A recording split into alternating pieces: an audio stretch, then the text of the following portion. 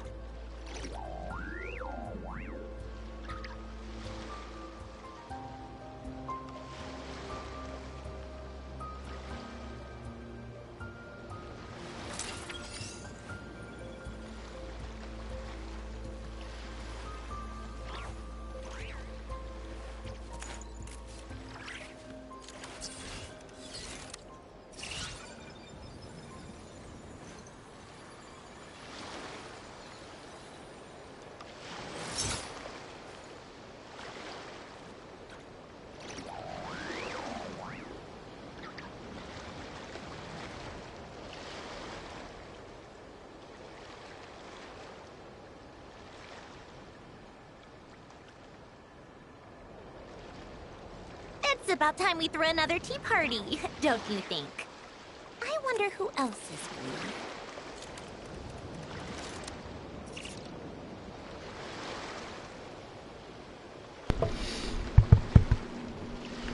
Alright. I think my shit is good now. I think now we can get started.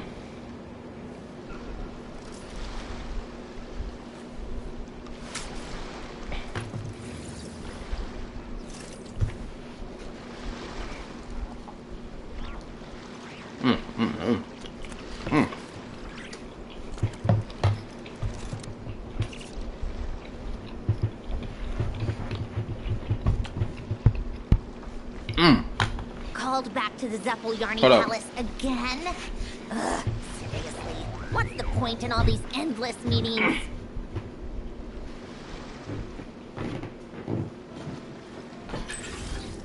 Alright. Got my container.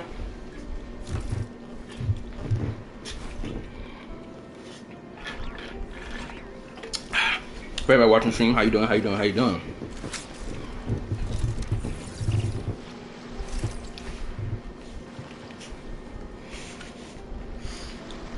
Anyway, pretty sure this mic is on, right? I'm sure my mic is on. But this is what's gonna happen, right? I'm not going to jump right back into the event just yet. What I'm gonna do is I'm going to finish unlocking the moon, because I reached the highest, I think, level for it. Let me look at this again. Okay, 76%, 100%, 96%. I finished the exploration thing of it. Where is it? I made it to 84%. So surely this should be high enough for me to unlock the latter end of the information of this quest. Because homeboy Tripwire was like, yo bro, you gotta unlock this shit. Be quick, blah blah blah blah blah. So that's what your boy is gonna do before we even get back to this fucking story. And I've already like kind of initiated it. You'll see what I'm talking about when I get over here.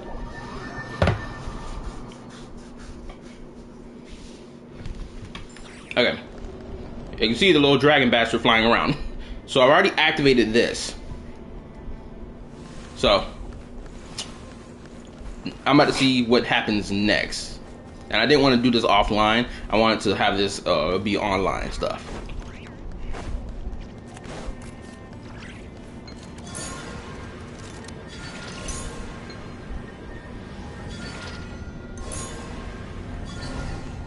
All right.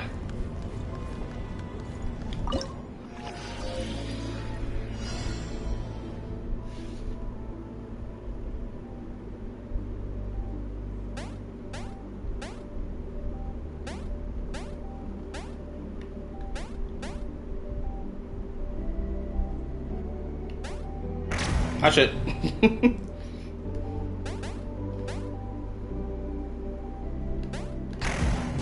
Ah, shit. Over here fucking up my mojo. Let's go around. Anyway, how was everyone's day today? Hopefully you had a good day today.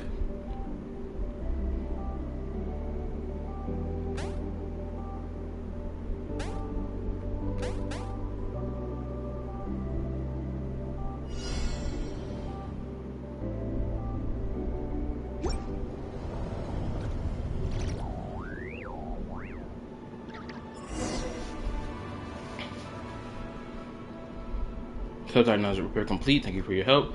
Deactivating lockdown.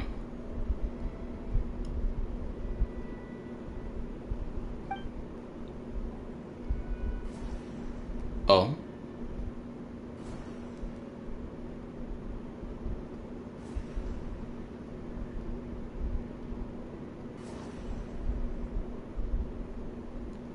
Okay. Primary engine system cannot connect. Please contact Nin Kika for assistance or provide an auxiliary power source.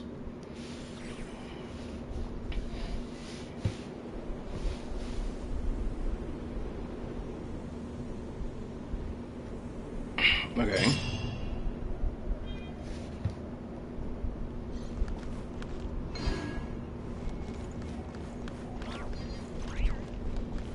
So what happens by...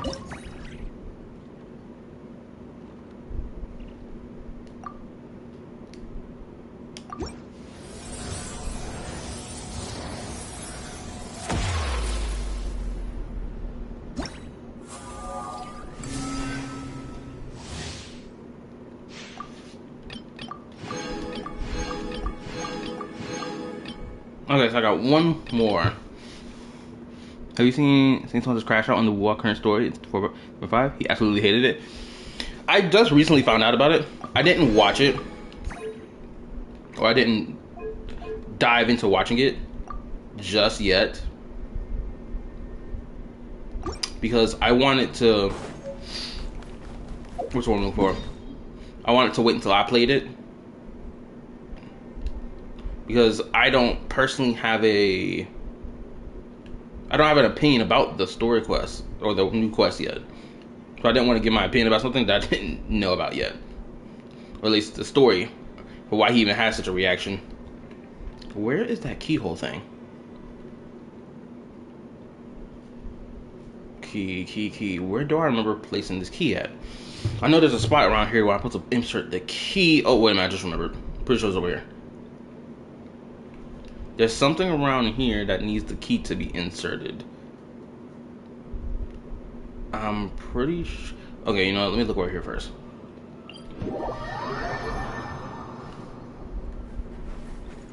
There it is.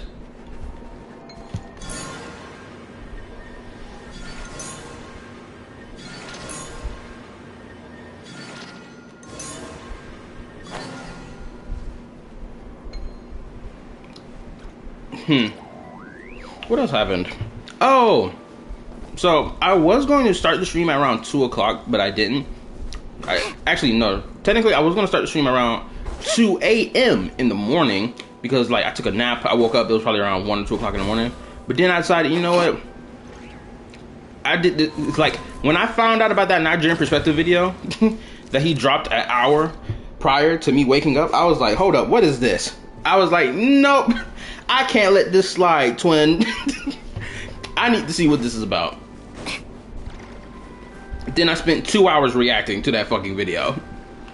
Even though I was only going to react, I thought my reaction to it would be like rather short, but then as soon as I start getting into it, I was like, ah, shit, I can't stream. So, you know what, I'm going to spin the block back on this stream later. I was going to stream at 8 o'clock in the morning instead.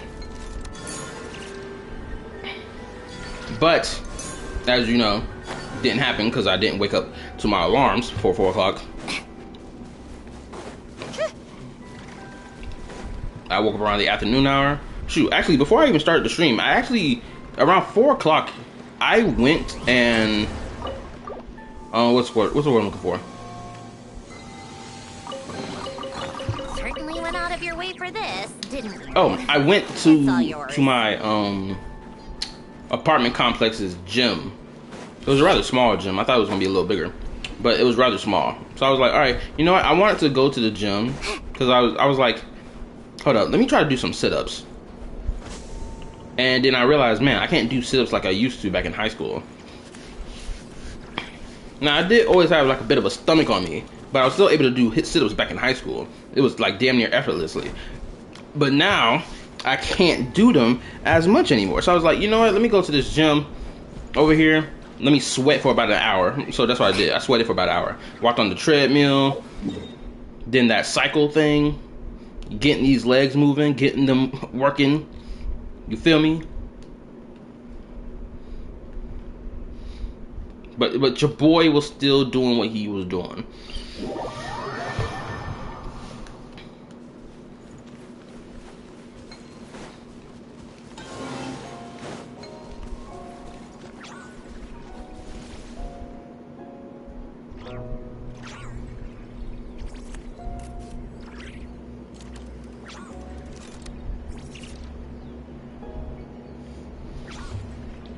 Oh, damn.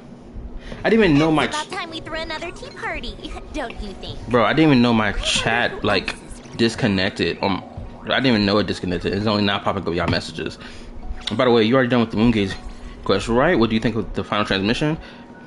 Terminal received but somehow the traveling Columbia missed it. I fucking loved it. It was so much better than what the fuck Withering Waves did. With the whole, oh, this is this transmitted signal from deep space that this thing recorded. Let me play it for you. I was so pissed at that shit. And I was like, bro, what the fuck is this? Y'all hype up this shit of like the rover coming from like a different civilization, this, that, and the third.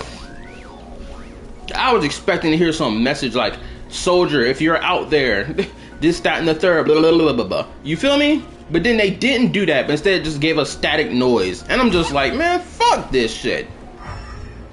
Then when Genshin did theirs, I'm like, this is how you're supposed to do it. This is what we should have gotten.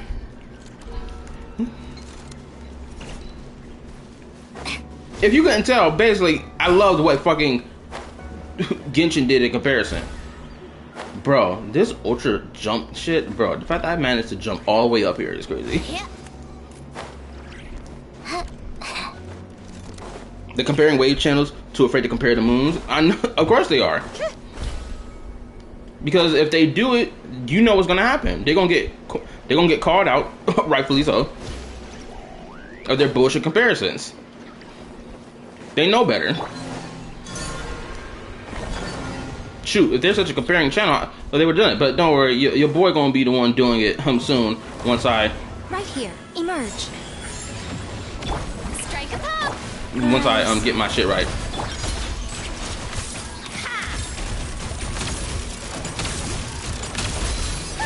What a joke. Right here. Emerge. Come on, keep up.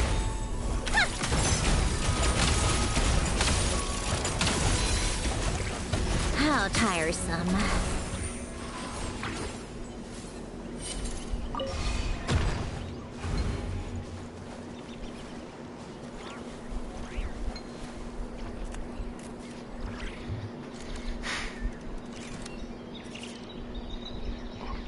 Also, I think my Stellar Conduct team is gonna be crazy, personally. Oh, wait a minute. Oh, look at that. I didn't even notice that down there.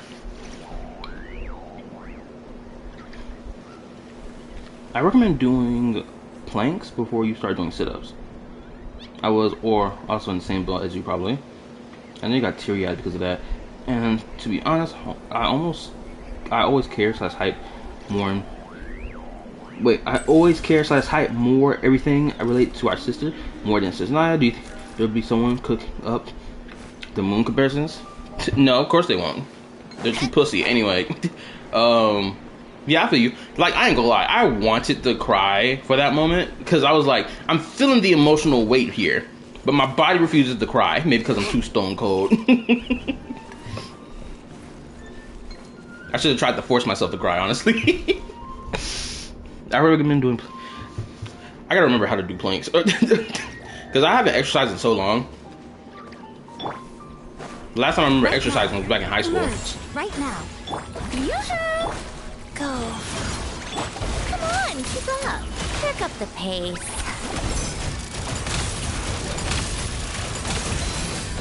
Every battle has its twists. Take a break.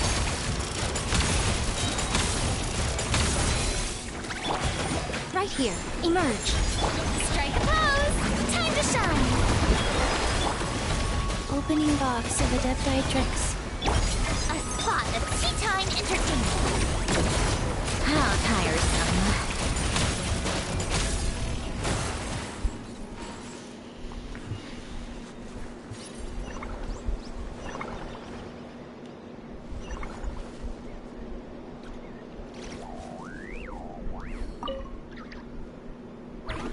Oh.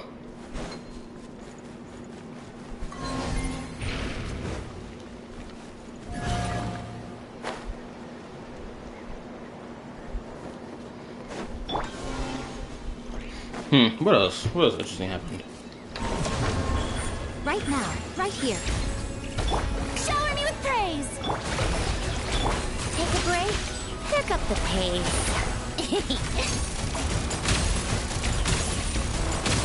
I ain't gonna lie, bro. The amount of damage Sandrone does is so crazy.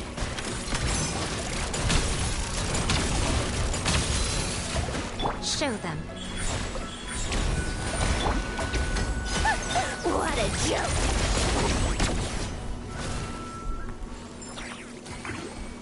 Also, I'm not gonna lie. This sword right here, it feels like it just matches her color scheme. Well, obviously it feels like it matches because like it's crimson red, for crying out loud. It feels like it's such a perfect match. It just goes well, even though this is not her signature weapon. Also, I know I gotta build more fucking. I need to. Actually, you know, someone can try to help me with this. Actually, went out of your way for this, didn't you? Someone could try to help me with this. It's all yours. What character could I put on Sandrone's team that would give the team rather more elemental mastery so that she can do more damage with her stellar conduct reaction? Which character should I put on the team?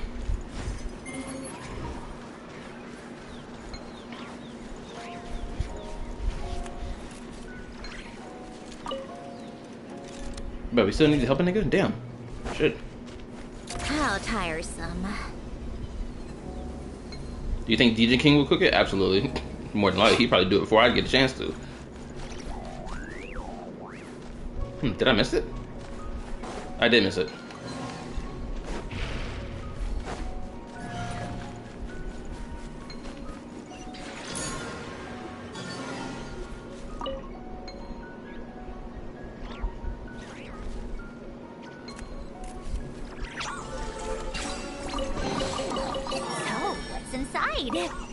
Not that I care.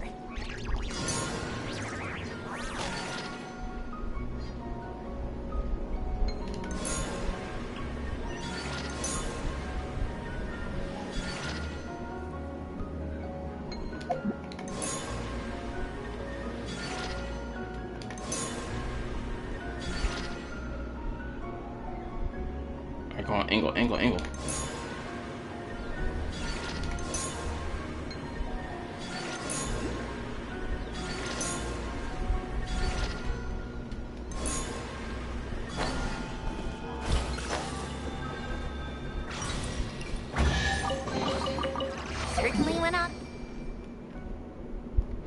Damn, only 78%? Bullshit. Anyway. It's all yours. Alright. Just make sure your posture is actually correct when doing planks, or you'll mess up your back. Use a mirror or a phone camera to correct your posture. Alright, cool. I'll take note of that. Definitely replace for another first step. As for who, I'm not sure. You went for Sandrone? Be guaranteed? No, I lost a 50-50 trying to get Sandrone. Did not swipe my card. Unfortunately.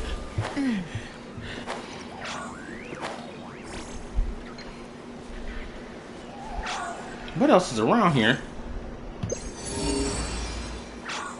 What's underneath me?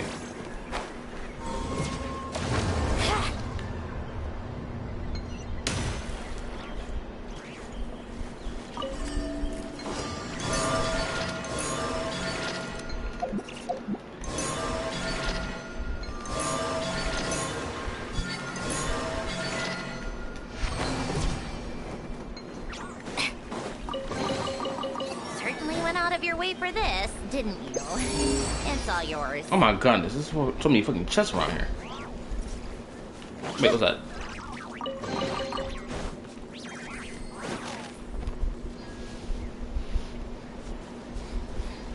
Where is it? Is it underneath me? Oh, okay, what's up?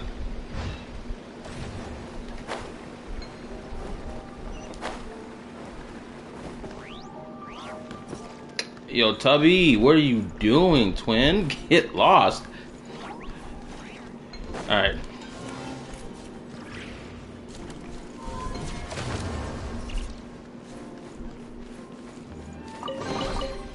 So, what's inside?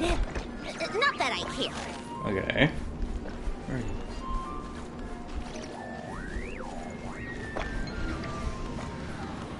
I don't know what this is gonna do. I mean, besides that.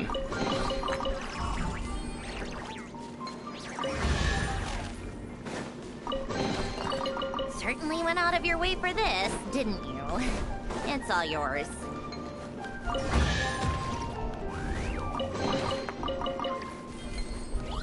It's like I'm missing something.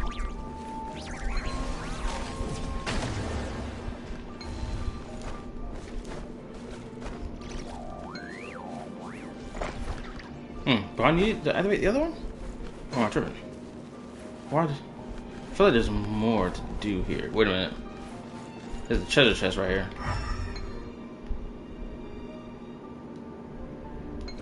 It says it's right here. I must be missing something.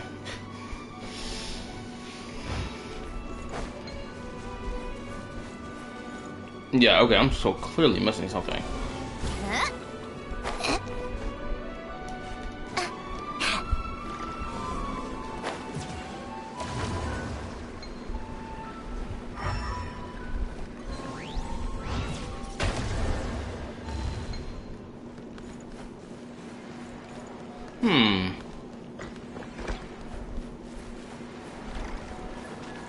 What do I do with you? Clearly something's activated, and I don't know if I've done it at all. Or maybe what I'm looking for is up there? Nope, not up there. It says right, hold up. Okay, so something is right here. Wait, is it behind the shit? Because usually there's stuff behind corners and crap.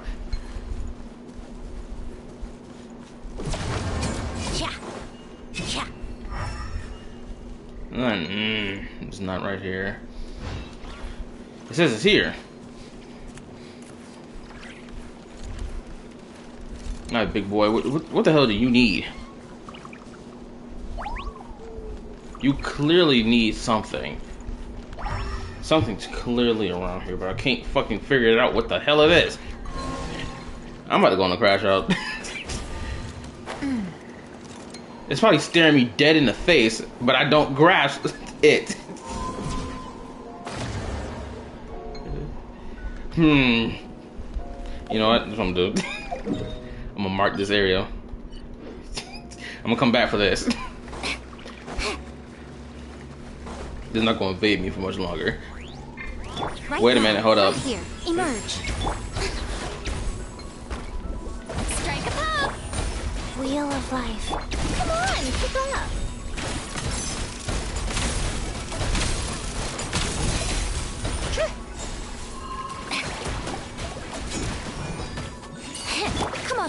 right now. Emerge.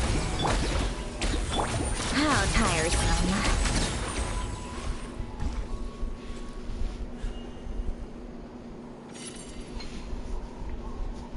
The only reason I didn't go chase that damn slime the first time was because I thought there was a chest over there. So I was like, you know what? Oh, that's probably the next chest spot. So I'm gonna leave that alone. Let me figure out this area right here. That was my mindset. All right, Tubby, get your ass on over there. Get the moving.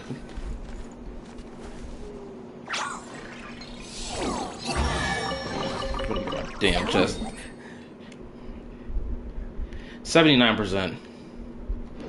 Side. Not that I care.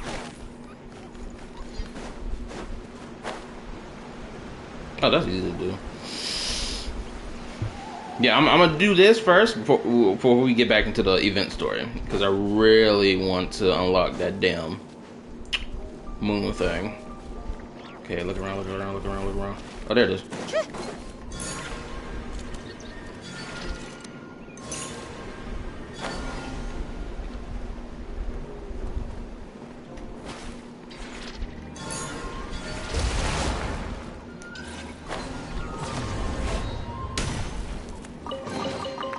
Certainly went out of your way for this, didn't you?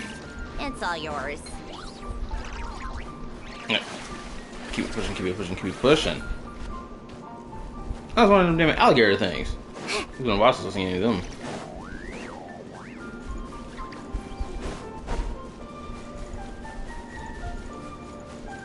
This is like this might be a fight right now. No, it is. Yep, like I thought. Right here, right now. Come on, keep up.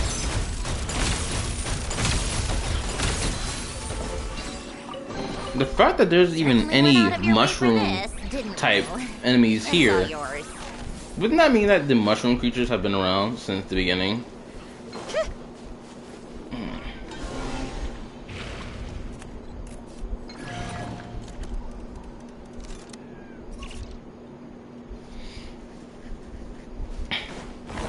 Oh man, I was gonna say something related to like Emerge.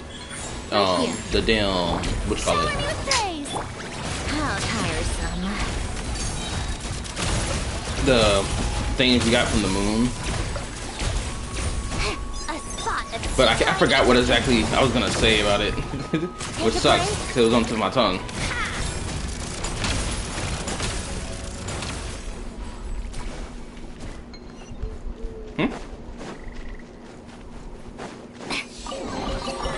So, what's inside? Not that I care.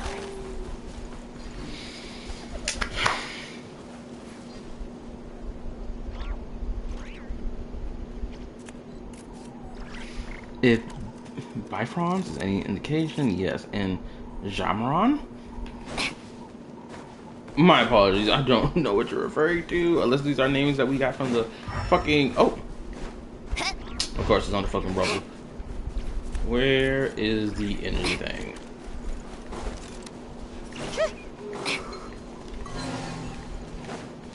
Man! Shit, I had such a thought process on the fucking moon thing.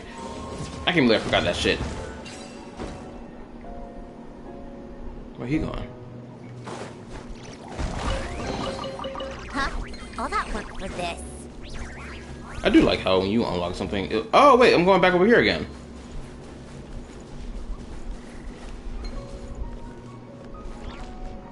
Okay. I'm going to assume something is supposed to activate.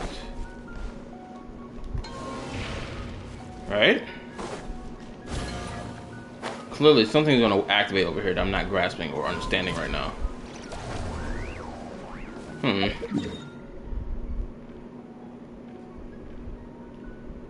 80%. Well, I'm sitting at 80%. Mushroom Archon and... Oh!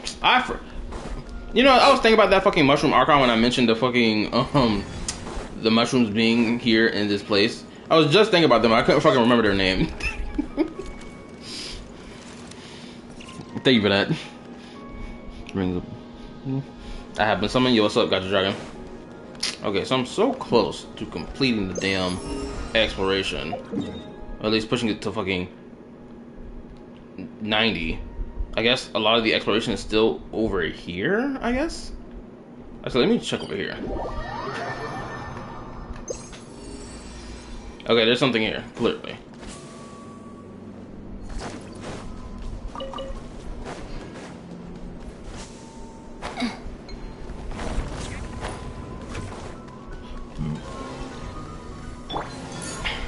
No, why I do that?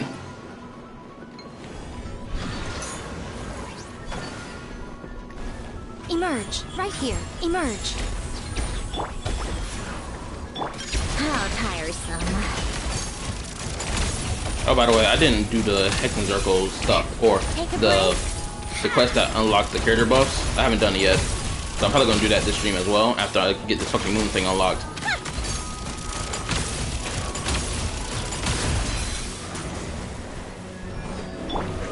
Right here. Come on, keep up.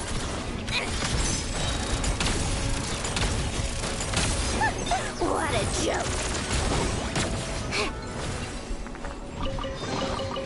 Huh? All that work for this.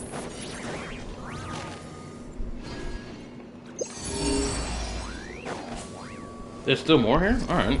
I'm glad I came and checked over here, because I thought I got everything from over here. Alright, remove them legs. Huh? Okay, the ground is lifting up over here. Oh, I think this is a really bad idea. I gotta go back. Gotta go back.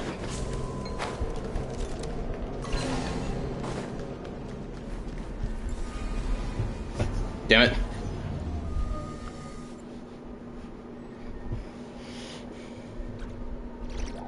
The quest is a lot behind the story. How do you feel about that?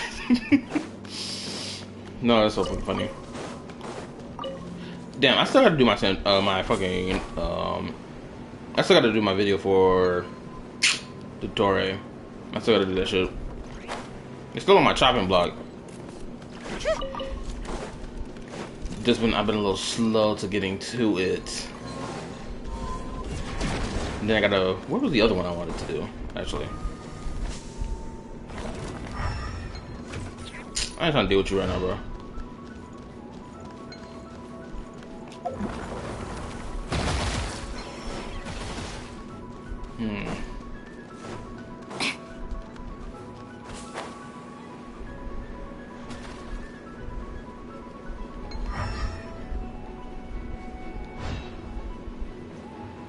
It's saying that the chest is here. Okay, so it's the platform. Or it's underneath this area. Wait, how did I get downstairs last time? Oh, let me sit this way then. Huh?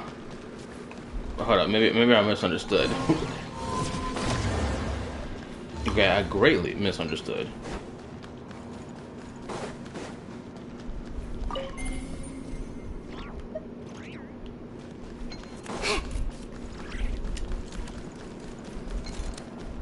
Don't know why it's not opening for me. Maybe I forgot something? Shit, how did I get through this door last time? Can't move these bitches out of the way. Yeah, I can't move them once they locked in. How is it I forgot how to get through this door? I'm pretty sure I just throw the ball at it and it passes through, no? Wait a minute, hold on, I'm probably forgetting something.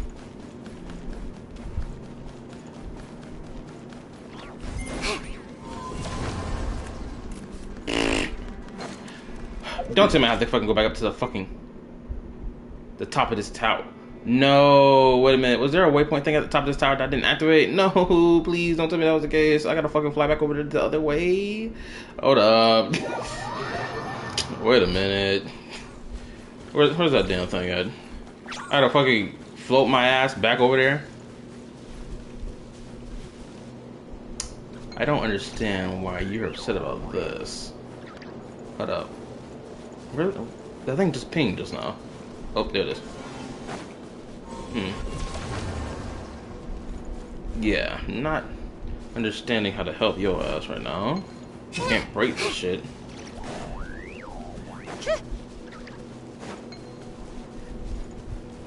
Okay, so where's the gate thing? It's supposed to traverse my ass. Where is it? Where is it? Where is it? Where is it? Take a break. Pick up the pace. Bro, seriously, where the hell is this thing at? Oh my god, did I? Hold up.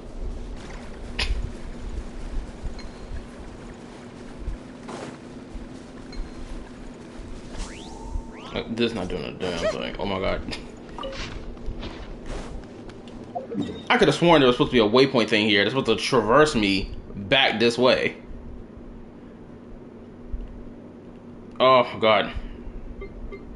Okay, so I wasn't tripping. Yeah, that door was supposed to lead me downstairs, but the damn thing is closed. And I don't remember the reason why it's fucking closed.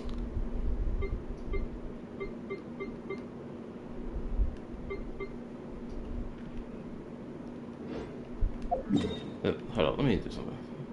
Let me try this. It's clearly up there. There's no way I can run across this shit to get over there. Okay, you go back this way. There doesn't seem to be another gateway over here, so I gotta literally find a way to get back up there. Oh my god. I can't believe I'm dealing with this bullshit right now.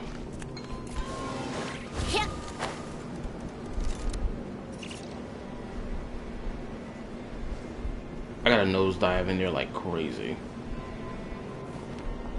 Shit. Cut that time in half. Come on, let me make it, let me make it.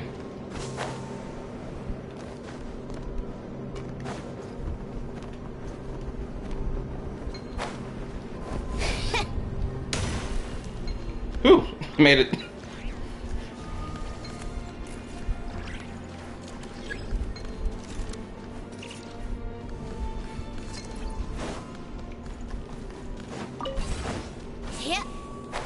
It's so crazy how this fucking door closed. Hold up, can I run back over there? I can.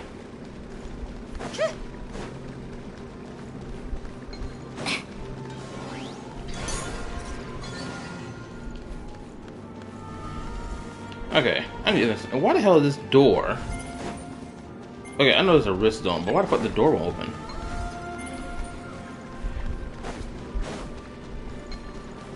Anywho, I'm gonna go get that fucking chest and just keep it pushing.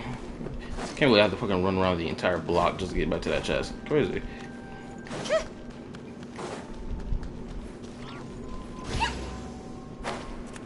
Get the chest I left behind instead of grabbing it the first time.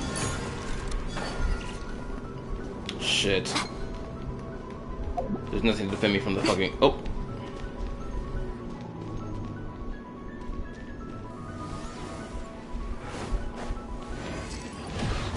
Emerge, right now. Emerge. How tiresome. Fast price. Orders given. Orders received.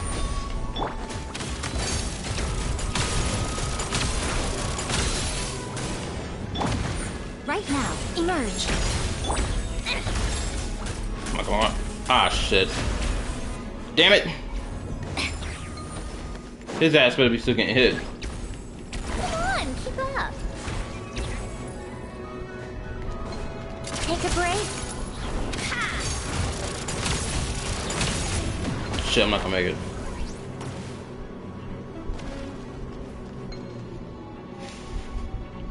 And his ass not gonna roll over here either. That's the worst part. I had to wait till they let me change my team. Oh, okay. So I'm glad you decided to bring your ass over here. So I ain't gotta chase you. Right now. Emerge.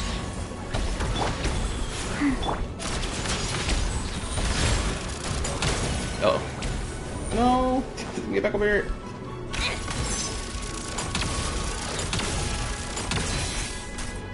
How tiresome.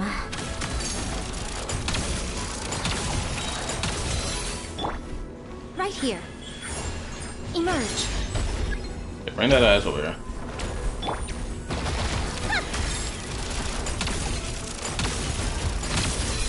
A spot of tea time in tricky.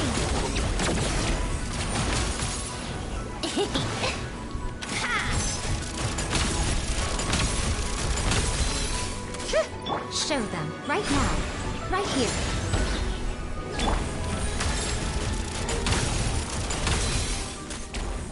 Oh. Alright, awesome.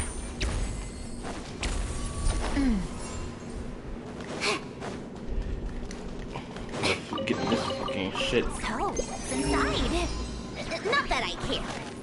Alright. Now, I can leave this area. Actually, no, I gotta go back up to the top of this fucking tower. I need to see if I missed something. Or failed to do something.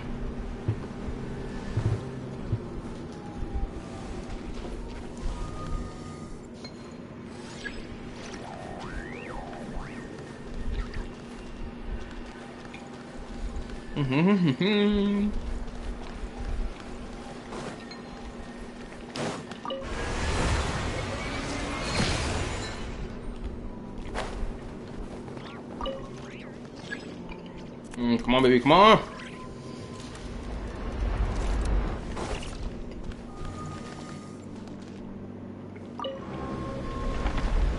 I almost forgot to do something up here. I had to.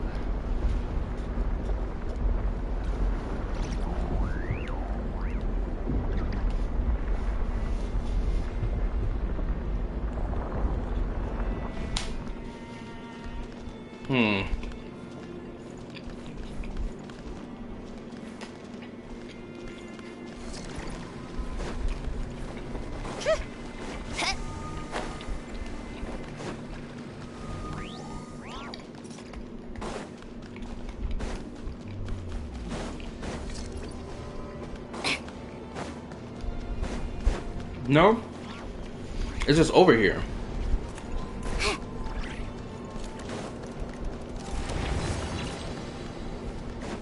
So there's no thing to activate at all because ain't not a damn thing over here. Unless I create a craftable waypoint. Which, do I have one? Hold on, let me go through my shit real quick. Hold up. I should have a craftable waypoint, no? Oh, here we go. I got about 40 of them bitches. Let me go ahead and just set that bitch up over there. Actually, you know what? It's better to set up here. At least about right here. I didn't remember I crafted this many.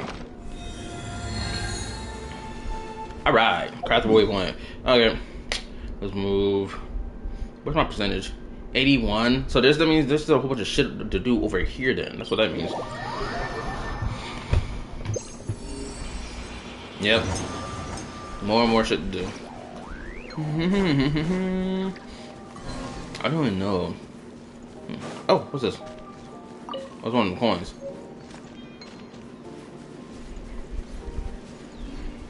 It said look for Tubby.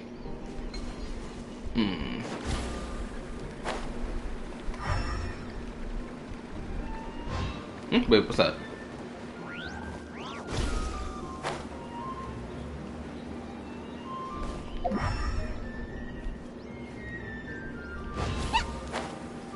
Unless is that over there? No. Maybe it's up the hill. But she ain't gonna tell me where the fucking bastard at. Let me run around over here. Oh, I guess I can ask this. What other interesting thing has happened in the gacha space that's worth yapping about?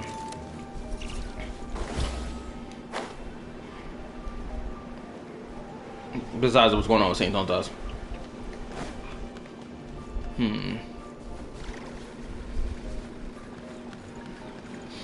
No way they would have the little bastards beat. Oh, wait a minute, what's that? Never mind. Maybe some quest marker or something.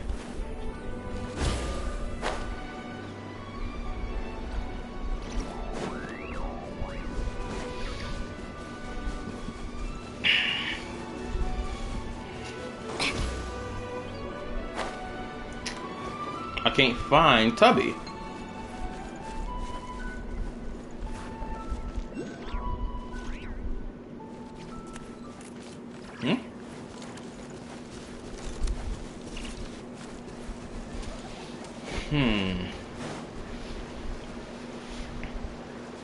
We're going to see something. Is he there?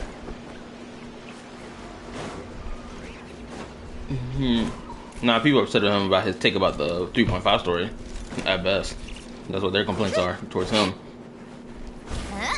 And the only reason them fools upset about his story take, because I don't even know what's going on in the story to even give an opinion. But like, he's fostered his community to be like that, or he's helped groom the war community to be like that, to be hostile towards someone who has a critical take of the story. We already saw that with Genocide when he gave his take about the Forlova story, saying that it's a 7 out of 10. People had an issue with that. Despite the fact that was just his opinion, people took issue with it. You better tell me where your tubby boy at.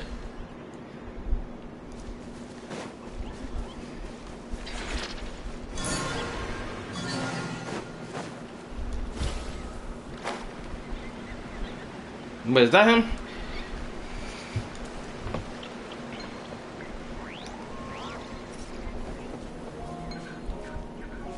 You looking at something?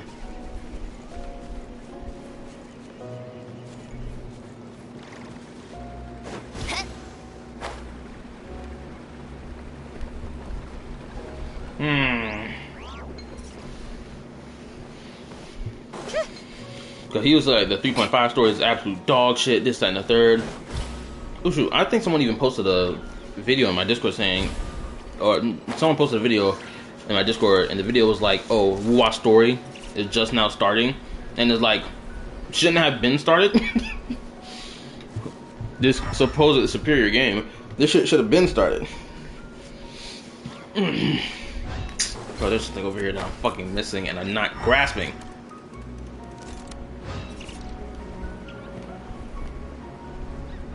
He over here, but he don't look like he's interested to get across the fucking water. I already climbed up to the highest height of this place before. Wait, was I missing something up there?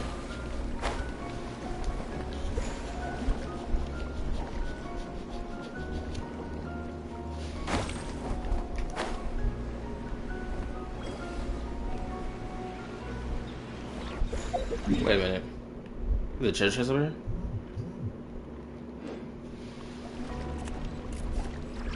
What's goody? My fellow bozos? Nothing much. You check the boulder?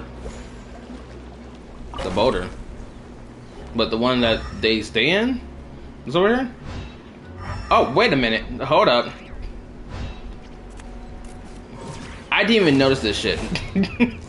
Bro, I swear, I hate it. Shit be staring me dead in the face and I don't even be peeping it. I didn't even see this shit. I probably done turned on this elemental sight about 10 different times in this same area and I didn't even perceive this. And it was staring me dead in the face. Bro, I swear I hate this shit. So, what's inside? Not that I care. Emerge. Right now.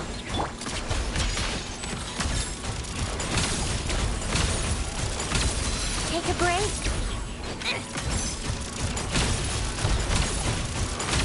How tiresome.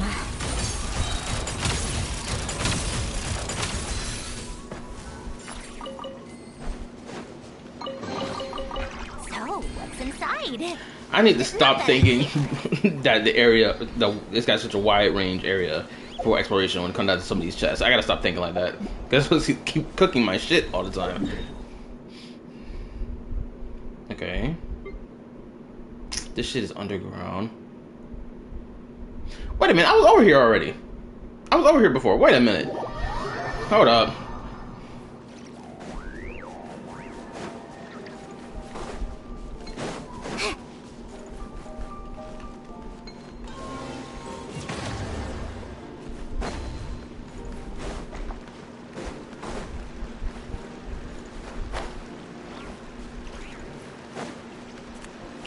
Bro, the water's so thick I can't even fucking run through it.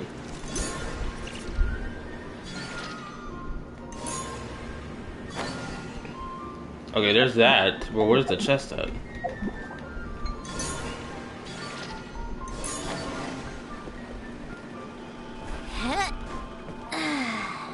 Oh, so these cheats are hella crazy.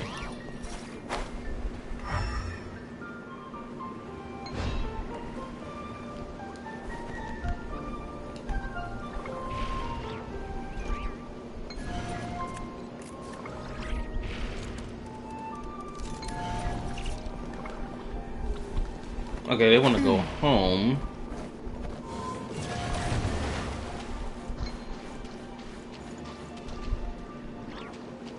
Oh, come on.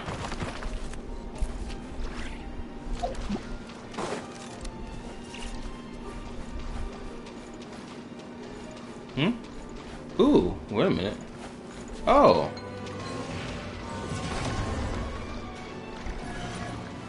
This cage does something. I'm not understanding what it does. Maybe I'm supposed to put something in it. Okay. Hold up.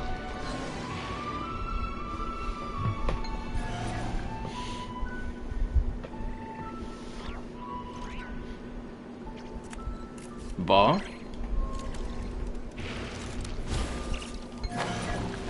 Oh.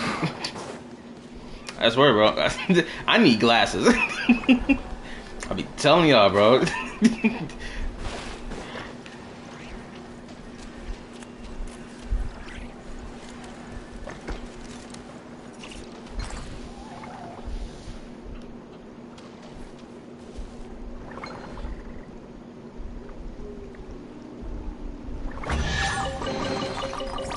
what's inside?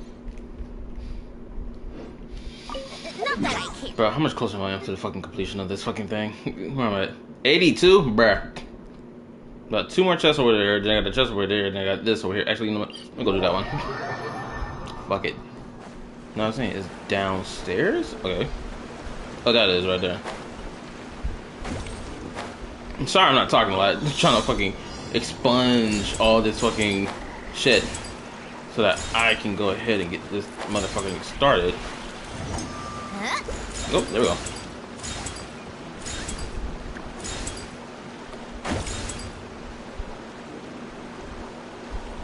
Oh. Shit, I missed it. Gotta climb. Come on, climb.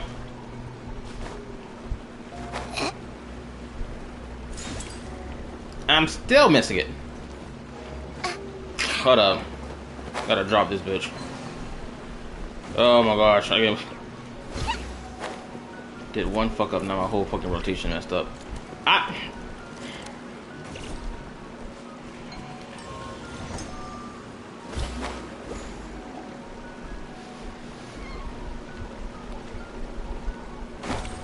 Did you explore the spaceship by any chance? Yeah, I ran around the spaceship where our spaceship is, but like there was nothing.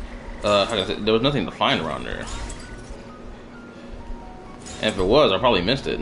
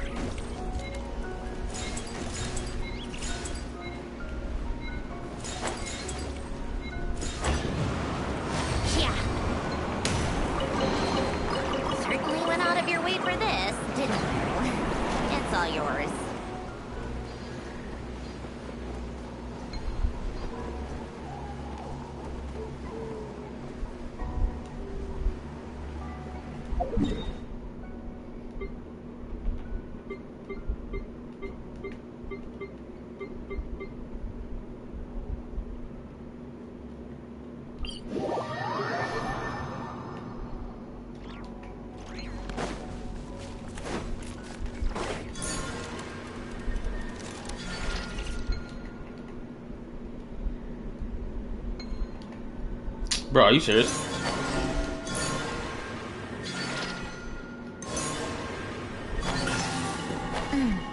Alright, now this chest over here.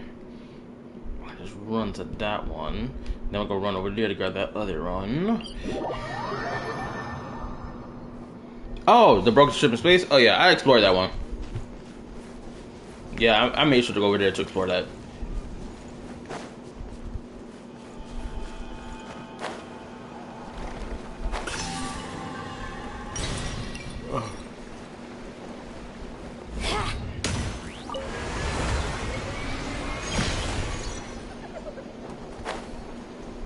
Oh, the poor bastard being chased.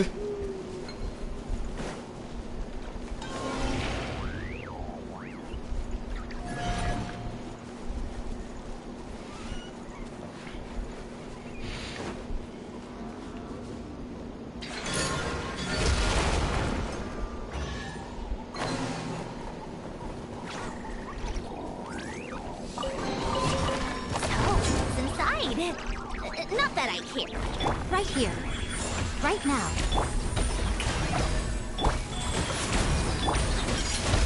Man, I really hope we get that Rhyme Grass reaction that they put in the fucking Imagine Theater a couple years ago. What was it, about 2 years ago at this point?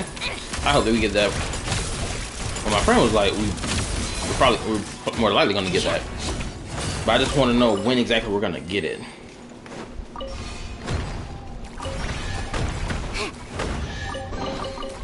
Certainly went out of your way for this, didn't you? It's all yours. I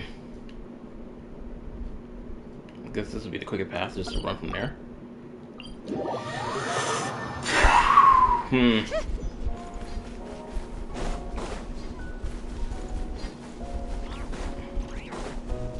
Okay, I gotta get up there. What was that?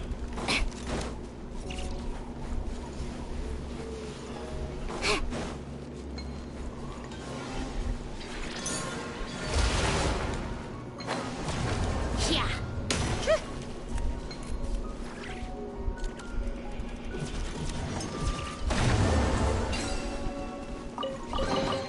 So, what's inside?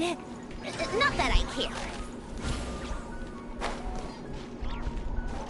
Alright, come on, climb, baby, climb.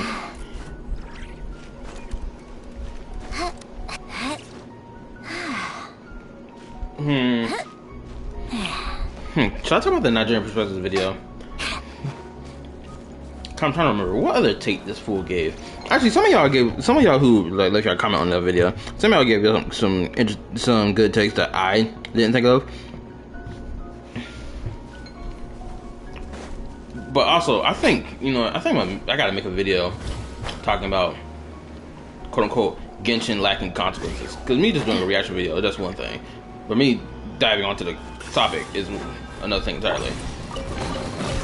Well, what do we have here? Hold up. Wait a minute, I can't leave without getting my get back. Hold up. Emerge, right here. Strike a pose! Wheel of life. Now, I can ask y'all, because I don't know even some of y'all even made it to the end of the fucking video of that reaction. But I'm gonna ask y'all this here. Who here expects the Sarita to be punished for her allowing the Harbingers to do whatever they want as long as they get her the Gnosis? Who do y'all think is going to enact said punishment onto her? I would like to know. Because I asked the same question in my reaction video to Nigerian's video. Right? But if I'm being honest, I don't see anybody enacting any punishment on her, regardless if they're someone from Mondstadt, Leeway, Inazuma, this, that, and the third. Like, genuinely, who the fuck is going to actually do that? It can't be the Traveler, because the Traveler ain't some, yo, I'm a hero of justice, I go and enact punishments on the wicked, this, that, and the third. Like, the Traveler don't even move like that, so it can't be the Traveler. It doesn't make sense for Zhongli to do it. It don't make sense for, more so, what I meant to say, not Zhongli, but Nouvelet. It don't make sense for him to do it. Oh, wait a minute, I can break through the... Oh, nah. They trying to get a brother jumped.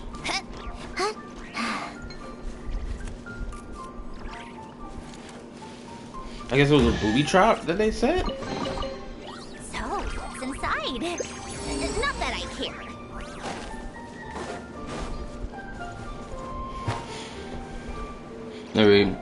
There's no punishment. That's not really severe enough to warrant punishment. It's part of her plan, all according to Cake. Yeah, because like, I think people, okay, for a lot of these pieces of media, these shows or stories that we read and watch, right? A lot of characters, mainly human characters, they face punishment because it's like, well, we got human laws, this, that, and the third, what's allowed, what's not allowed. So it's easier to give punishment to a human character, right? But like, when it comes to a character that's a literal god, how do you punish that character? But do you just strip them of their power? How are you gonna do that? You strip them of their title being a god? I mean, cool, but like, is that really gonna change anything? Not really. Oh, is the Cryo Archon going to cease to exist if people stop worshiping her? No. Yeah. Right? You see what I'm saying? Like, the idea of punishment for some of these characters just doesn't make sense in context to what we've gotten from the story.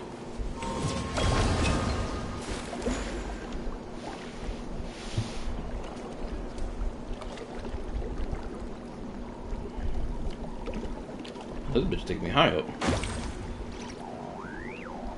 Okay, well, I'm high up now. What happens now?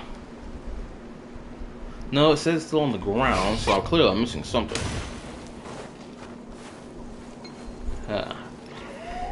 Yeah, I did this thing again. Lead me. Okay, so it's right here.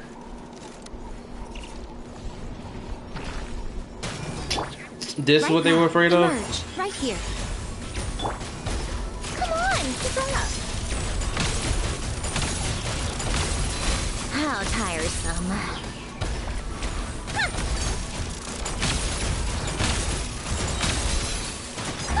What a joke. So, what's inside? Not that I care. Okay, what percentage am I on now? 86. So my percentage is getting higher. Almost there. Just gotta keep pushing, baby. Oh damn, I've been streaming for like the last hour. Damn, I've been streaming in absolute silence for the most part. Anyway, let me read. What even is a consequence? A bad end? What really is the punishment? Strip them of their ability to walk straight. There are no consequences. Celestia in the corner. What? It's the plot of what she's planning against the heavenly principles. The punishment is another celestial nail. And I like right? music. What y'all just said about the heavenly principles being the punishment, I even mentioned it at the end of my reaction to that video, because like that's the only thing, realistically that could give her a punishment for daring to stand up or daring to like defy the heavenly principles, right? It's the only thing that actually makes sense, as opposed to the traveler dishing out a punishment for her or whatnot, right?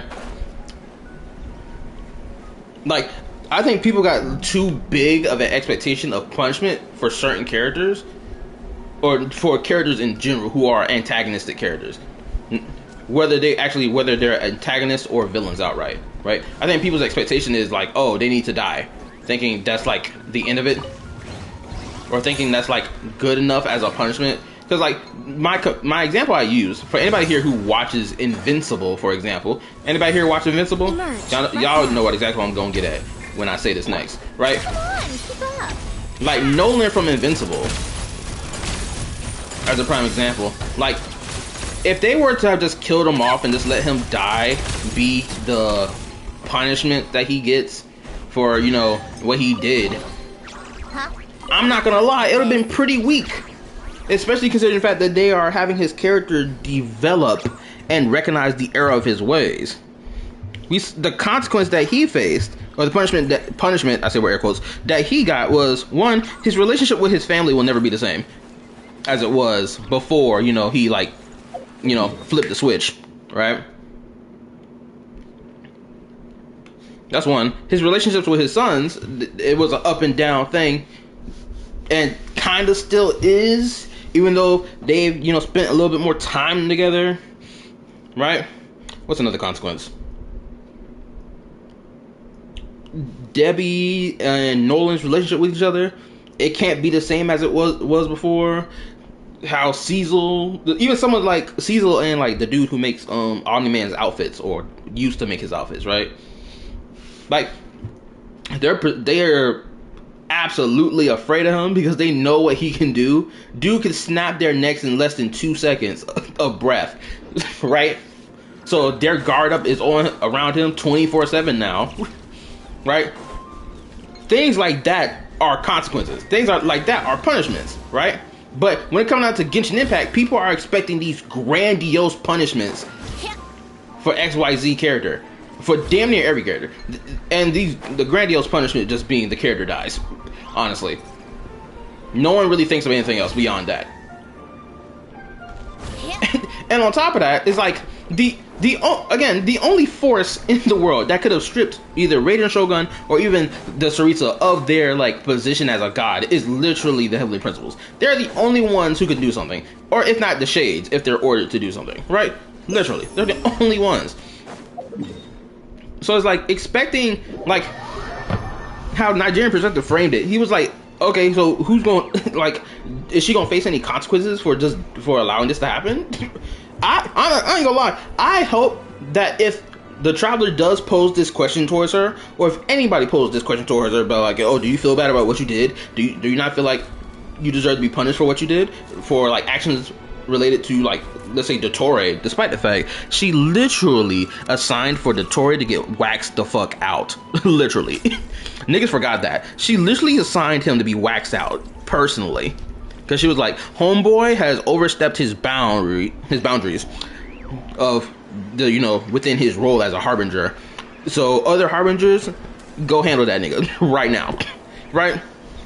It makes sense for her to dish out a punishment to, you know, Dottore, because he is underneath her.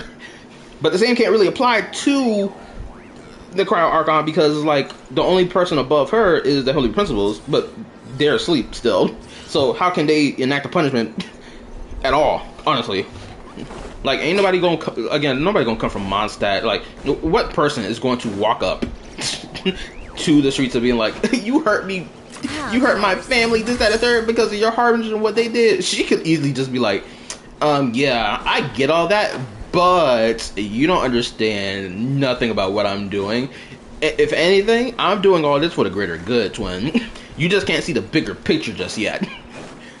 Right? She'll probably say some shit along them lines. They'd be like, well, even if I did apologize, it's not going to do anything for you, is it? You're still going to complain about what the fuck I'm doing. And if I did do an action to help, you bitch, get your fucking nose. Anyway, even if I were to like go around to that with an apology tour, it's not going to change shit, because people still going to have beef with the Fatui regardless. Pick up the pace.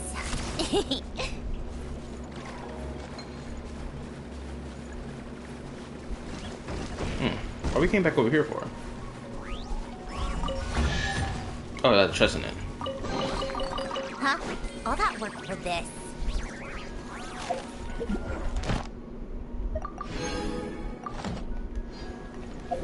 Okay, what's my exploration percentage now? 87? I'm so close to fucking 90, for crying out loud. Okay, so there's still more shit here. And the scene is underground. No, it's not underground, it's right there.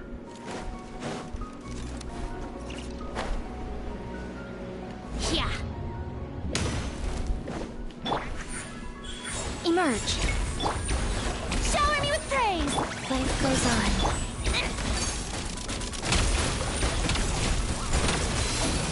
Come on, keep up. Ha.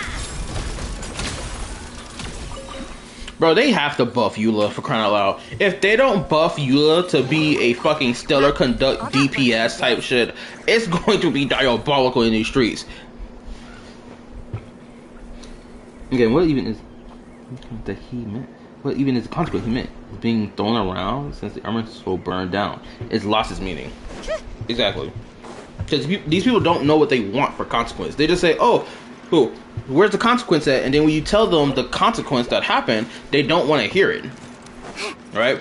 You'll be like, oh, well, the consequence of burning down Irmin's soul is that now the information in Irmin's soul, or rather, the control over fate, essentially, is no longer in the hands of the Heavenly Principles. That's the fucking consequence, right? They'll hear that and they'll be like, but nothing happened. Nothing physically happened to the world. And it's like, brother, it's called a ripple effect. It's not going to be something that happens right here and now. It's going to be something that happens as we move forward. Anyway. But again, people don't grasp it. It is so true what niggas say about gacha players not knowing how to fucking read. Not knowing how to understand shit. And they wonder why Paimon keeps having to repeat information to niggas. They wonder why, because they still can't grab shit even when it's told to them blatantly in their face. Oh, it's right here. Where's the energy thing I can use to blow this bitch up? Unless I just break it. Oh, wait a minute, it's you. So, what's inside? Not that I care. Hold Tencent Crow and their cronies accountable, and we'll talk. All that consequence stuff with Wuwa. Shoot, speaking of Wuwa, bruh. It is like, I hate the fact that I did not mention that shit in the moment of me in my reaction, because I should have done it. Withering Ways has also skirted characters from being punished as well. Prime example was Furlova. She did not get punished at all. Shoot, I even went into Nigerian Perspective's comment section just scrolling through. I found one comment, or about one or two comments. I responded to the second one, I believe, that I came across. And I was like, well, just like Withering Ways, you know, Furlova avoids consequences as well. The person told me that Furlova did face a consequence because the rover was seeking to, what's the word I'm looking for? To kill them? Seeking to kill Furlova for what she did. And I was like, wait a minute, that's not what happened. What happened was, Homegirl was trying to get that fucking jewel. The rover was trying to stop her from getting it. This was he was trying to punish her by killing her. Nor did she die. So, like how the story was kind of setting it up that she would die, she didn't die at all. So we have a character that didn't face any punishment for her crimes that she's done, but we're complaining about Genshin not doing that for its Harbinger characters. And it's like, excuse you? I mean, what? I need to go to that thing to, what's it called? Should I go back over here? That one? Actually, let me go back over here to the moon one over here. No, I maxed this bitch out. Hold on, let's go back over here. No, I can't. I need the key. But I don't have another key on me.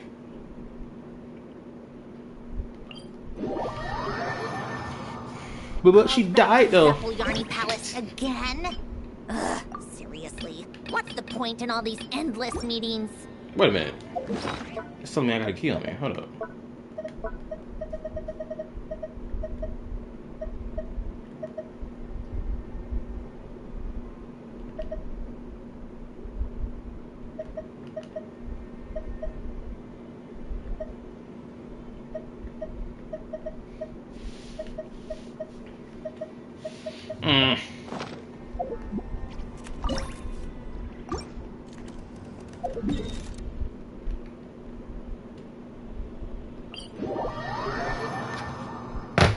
I mean, all fight and mission that we did was to avoid consequence, right? Did they really ask for a bad? Did they really ask for a bad ending? No, I don't think the player base asked for a bad ending for Furlova. I think they were just expecting it. But even the bad ending that she got wasn't even a bad ending. And that's the worst part about it. The niggas was really gassing it. Why can't I get this door open? Maybe I gotta be missing something. I got to. Let me go back to the other spot. Let me go back to this one. Let me see if there's anything else I can offer to you, or is that it? Nope, that's it.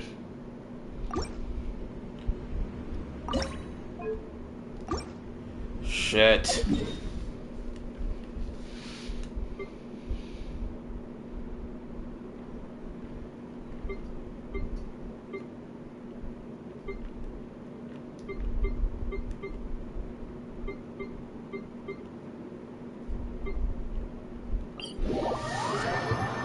Are there chests around here?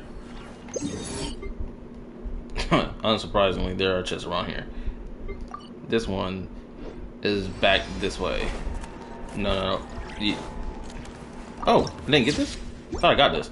Okay, so it's down this way.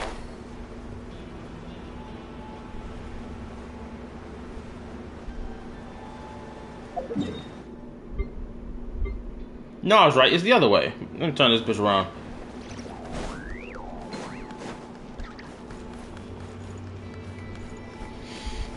Bro, I do this clinker the worst way. Anyway, back on topic. These head cannons are basically a buzz. The people that always want a character to die, put your favorite character on the line. I was about to make a hilarious joke just from here seeing that.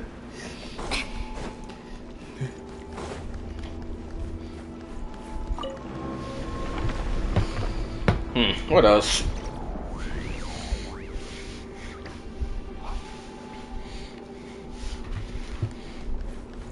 Oh, another consequence that did happen that niggas don't want to talk about apparently because it doesn't fit their narrative. Like, we literally had the fucking whatchamacallit, the Certainly went out of your way for this. shit, the Hydro Archon throne get destroyed and whatever, right?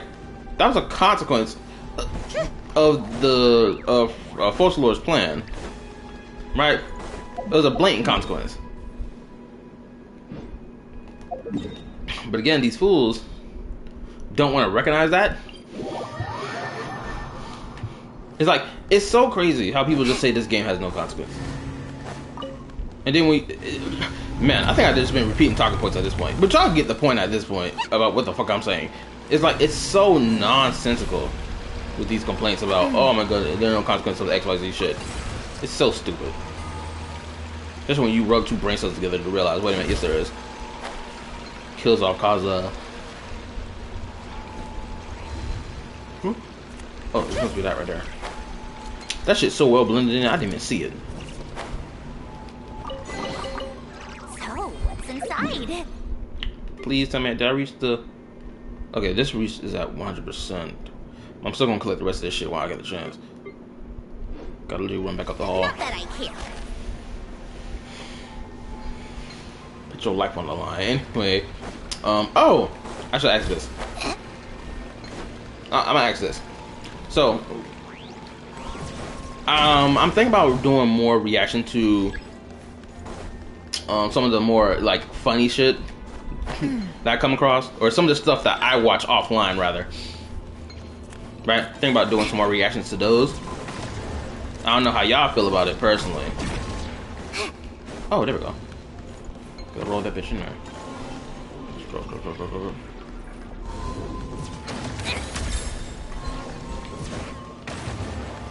Ah, shit. Get in there. Roll, baby. Roll. Get the fuck out the way. Alright. Squeeze. Squeeze in there. Squeeze in there. Come on. Squeeze, baby. Squeeze.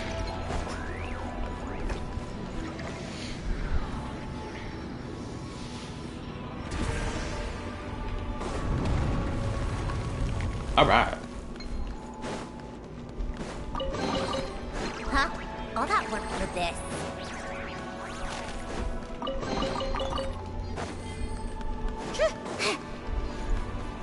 Really? These things count as well?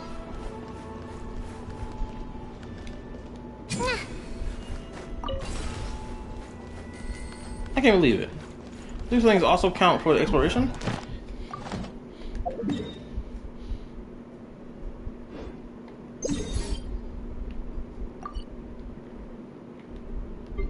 No way, there was one up here.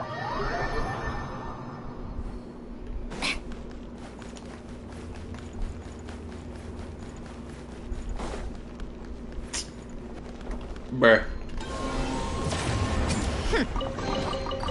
So, what's inside? Not that I care. Alright. Should have everything from this spot, but let's activate this thing one more time. Okay, absolutely fucking nothing. Awesome. So, let me go. Let me traverse back over here. Let's see if I can offer the rest of this shit. I'm so fucking close, damn it. What could I possibly be missing?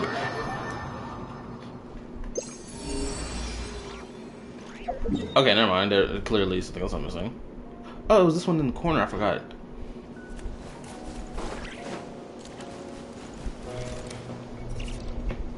Do it make your dreams come true? Not a lot of people watch those funny content you make, but sure, I watch it. Like there's circles and Gamerverse reaction. Yeah, I'm because like there's another reaction I want to do, but I'm thinking maybe I should start from the first episode and then go to the 17th episode that this person has made instead of just like dropping like the final episode like I did with Made in Digital Circus. But but the only reason I even did that for Digital Circus was because I already watched this shit offline for every episode that came out. Huh? All that work for this.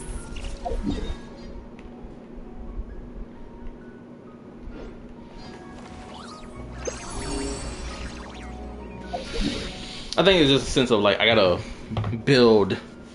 start doing more content like that to see who's gonna mess with it for real. Shit. What's another one? Like if someone could find me some Genshin fan animations, I'll react to that as well. Higher progress on War Story going? Shoot, I haven't touched it yet. I played everything up to the Dina story quest. Or Dinia story quest? Still blown away by how Dinia was like, yo, Rover, you're the only person I can confine in, despite the fact she had a homegirl that she knew for 2 fucking years. Still blown away by that.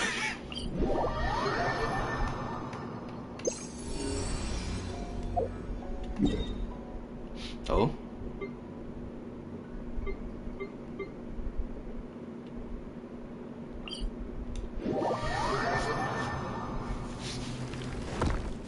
How tiresome.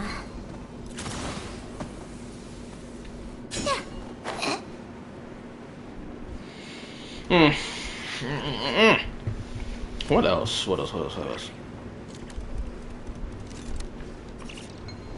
Oh, I was also thinking about probably getting back into watching or probably reacting to more theory videos. It's been a while since the last time I reacted to a theory video. And shoot, it's even been a while since the last time I watched a theory video. Granted, the last one I recently just watched was the Ashikai theory video. Offline, I really did enjoy it. But she posted another one about Paimon. So I'm thinking, you know what? Ooh, let me do a reaction to that. I think that'd be some good content to watch.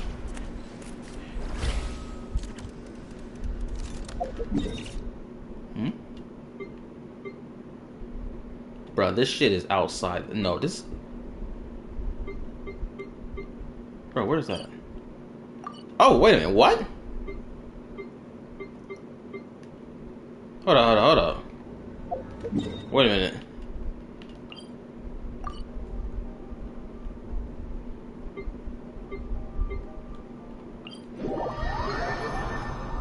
Wait, was this the pathway I didn't go down last time? Oh, it is this pathway. This pathway I said I was gonna come back to later.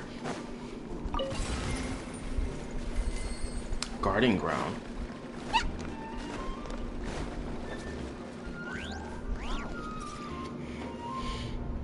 What is the minimum and maximum duration of the videos would you post on your channel? Wait, what is the minimum and maximum duration of the videos would you post on your channel? Are you talking about how long the video is that I would react to? Or at least the video that I want to react to, how long it is? I mean, it don't really matter how long the video is that I'm reacting to. But it don't matter how long the video that I'm reacting to is, right? It can be an hour long, 2 hours long. I'll still watch it. When it comes to reacting to Genshin, I know for the Hoyo Fair, every time there was a Hoyo Fair, there was some really good and cool fan animations. That was like, man, this shit is awesome.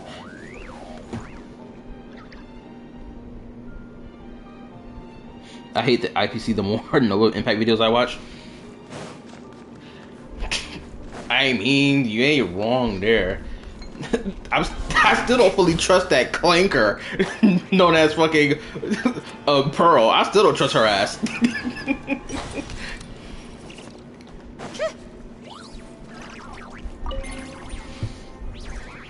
Defeater? Hopefully I can switch my team around before the bosses just drop in here.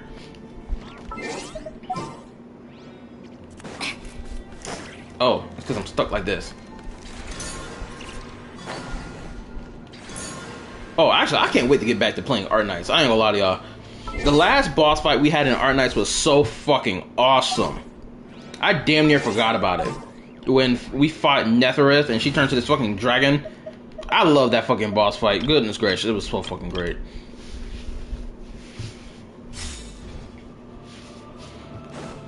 So when I see, oh my goodness, even when Nigerian Perspective fucking tried to mention the Inman in that fucking video that I reacted to before, the one I just recently posted, right? I was like, bro, you ain't even played this bitch. You can't fathom the enjoyment I have of this game. Now it's been a while since I logged into Infield. Absolutely, it's been a little minute. Transfiguration, cryo incarnate. I still got characters I need to build. I still haven't really done the in-game.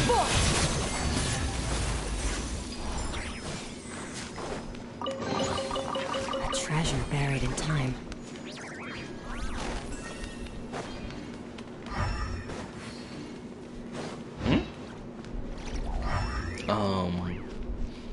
It says that it's here. Am I tripping?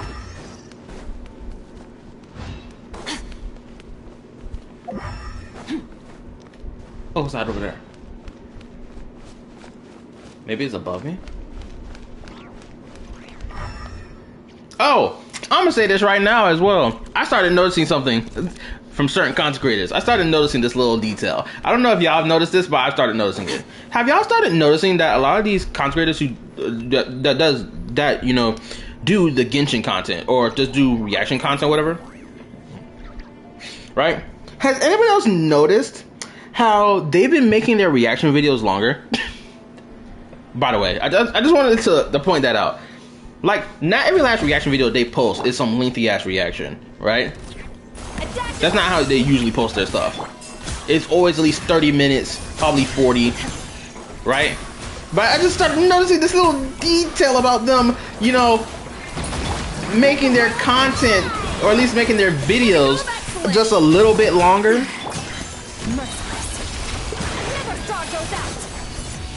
Going on for about an hour and 30 minutes. So I was like, where are they getting this idea from making their content longer? I wonder. Where are they getting this from?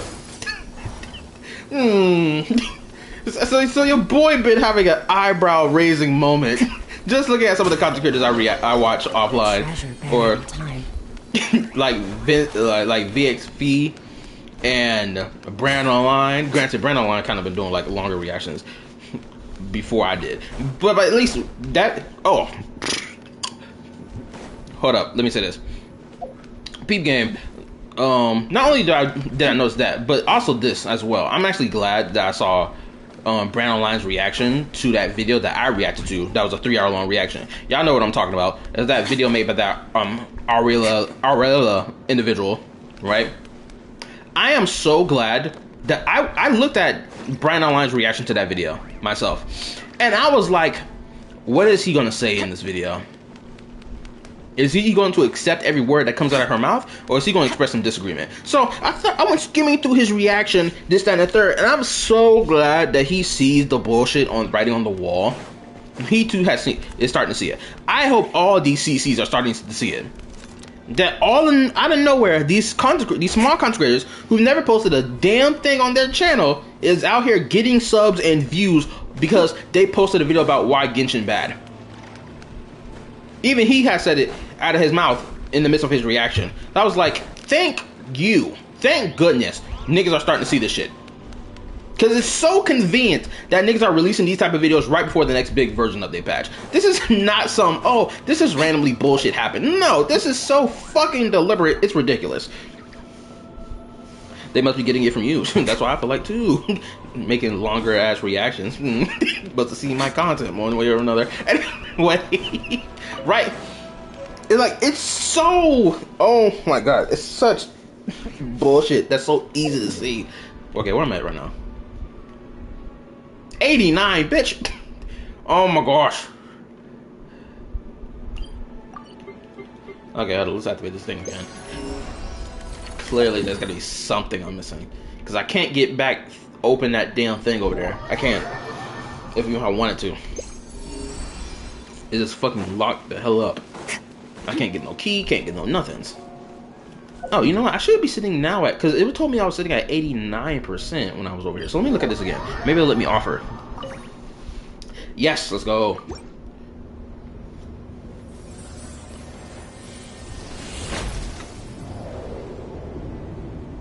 Oh shit, it opened the door.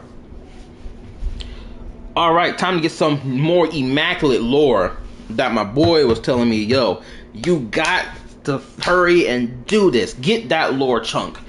And we about to get it now, damn it. Welcome back. Oh shit, hold up. Welcome back, Master of Flame and Wisdom, Your Majesty Shokotl, and your esteemed companion, the Sovereign Ruler, Your Excellency. I can't pronounce half the shit that's on my screen right now. Forgive me. I'm gonna call you Bolon or Bolon. I'm gonna call you Bolon. That's the name. Your Excellency, Bolon.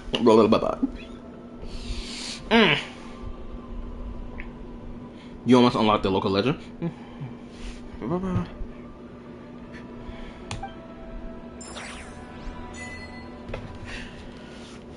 Ooh, I ain't gonna lie, my stomach kind of churning a little bit.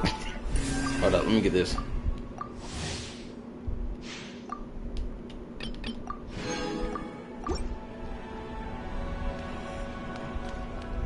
What immaculate lore I'm about to get from this. I feel like my brain's gonna fucking explode when I get what I'm about to get right now. Oh shit! Oh! Oh my, bro. Are we in Star Rail again? Is this the tomb of the Demiurge?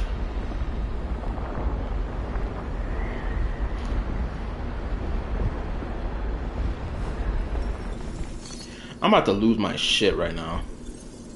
Hold up, I gotta turn this fucking fan off because I'm fucking freezing. So now my goosebumps is going on 200% right now.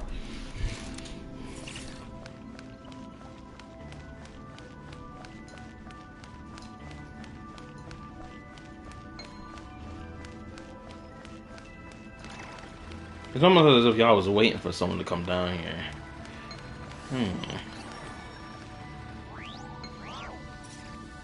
Well, that one disappeared. Where'd he go?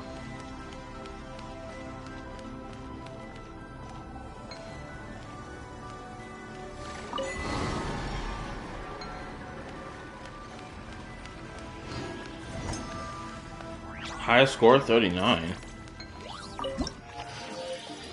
Start repair. Bro, this is a repair.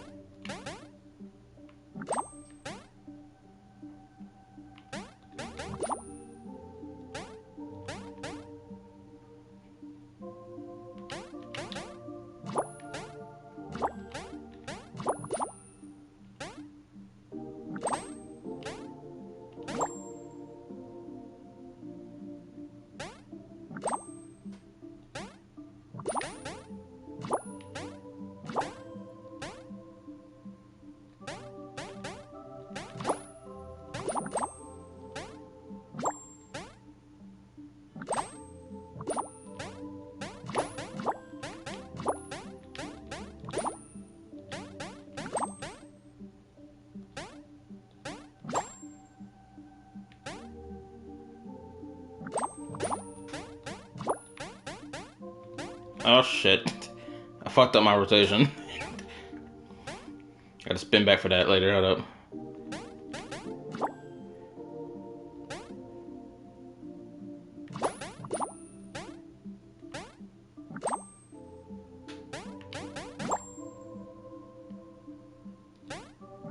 How much longer am I supposed to be doing this shit for?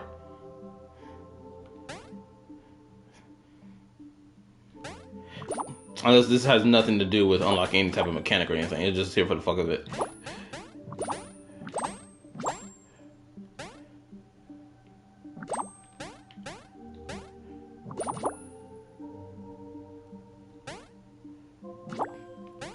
This can't go on forever, because eventually I'm gonna fucking fill up the whole space.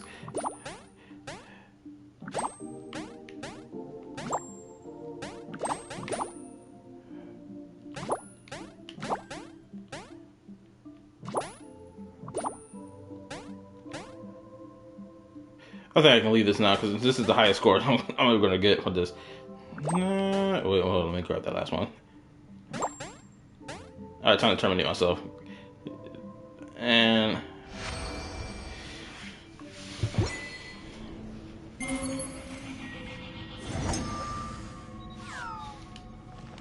cry about it, loser. Anyway, let's get back to this.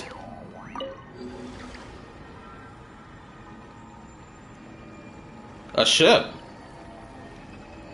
It's one of the moon ships again. Ah! Alright, I'm about to fucking lose it. I'm about to lose it. I'm gonna lose it. I'm gonna lose it.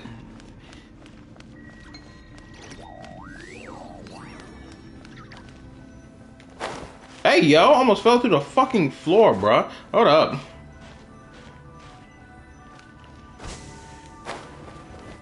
Alright. Time to soak in this immaculate lore. It better blow my fucking mind.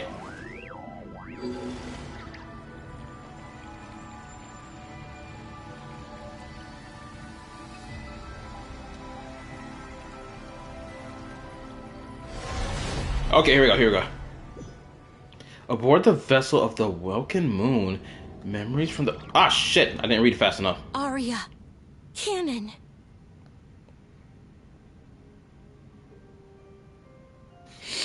Okay, lock in.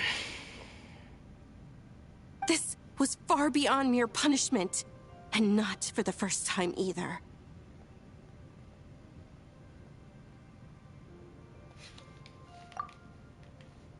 Is she referring to the Heavenly Principles? Be it the city of dragons our king entrusted to us, or the fragile yet beautiful homes built by those tiny humans.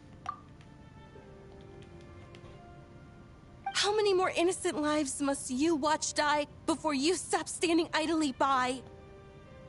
Okay, so this has to be the actions of the Heavenly Principles then, of him like murking the shit off, or this is the War of Funerary Flame, when the Dragon King came back and started beefing with the Heavenly Principles.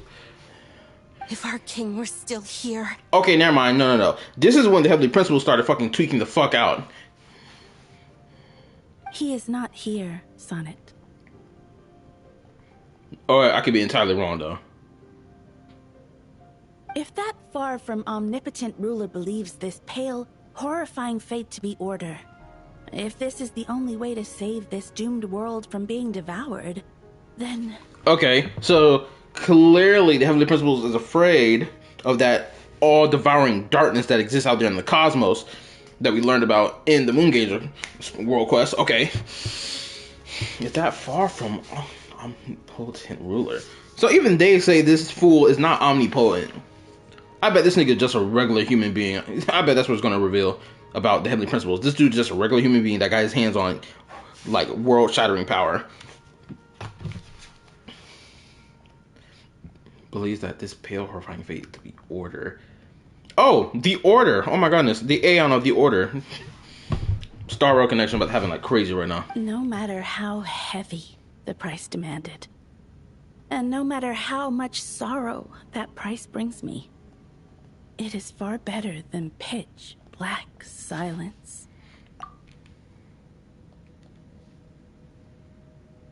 The world is destined for destruction. What's the point of fighting the darkness? Sonnet? Nothing, Sister Arya. Forget I said anything at all. Ooh. Okay, hold on. I'm probably gonna say what I want to say till after. I just think we shouldn't stand by and watch as that tyrant slaughters the living beings who put their faith in us. Whether they be dragons or those tiny humans.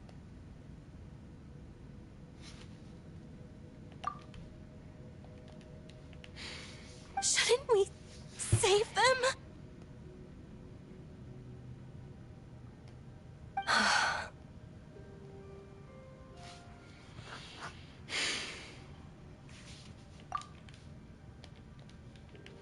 I can understand Sonnet's anger, Arya.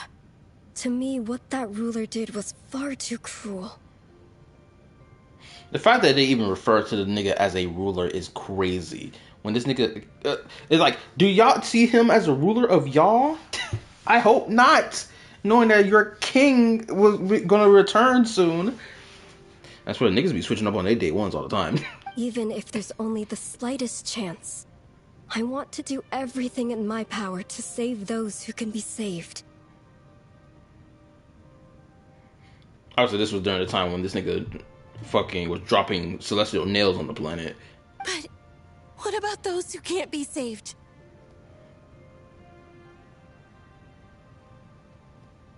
Ooh, wait, was this the thing that sparked the falling out between the Moon Sisters? Because weren't they like a human and a Seelie, or I forgot what the story was entirely, but a human married or fell in love with X thing, and it resulted in the cycle of the three moons falling apart and shattering, which caused the death of the Moon Sisters and this, that, and the third. Right? Is this what this moment right here is leading towards? Those for whom salvation does not come, whose lives were lost. Are their blood, tears, and wails of agony simply meant to vanish without a trace? No, that isn't how it should be. I wish for everyone to be saved, and for none to fall. I like how Sonnet was 10 toes on her shit. She was like, man, fuck this dude. He came out of nowhere seeking refuge on our planet, and then now he started tweaking the fuck out, killing humans and dragons alike? What the fuck? If it's order, who would perish alongside it? Sonnet, do not forget the reason for our birth. Our mission is solely to preserve this world until our king, who granted us life, returns from afar.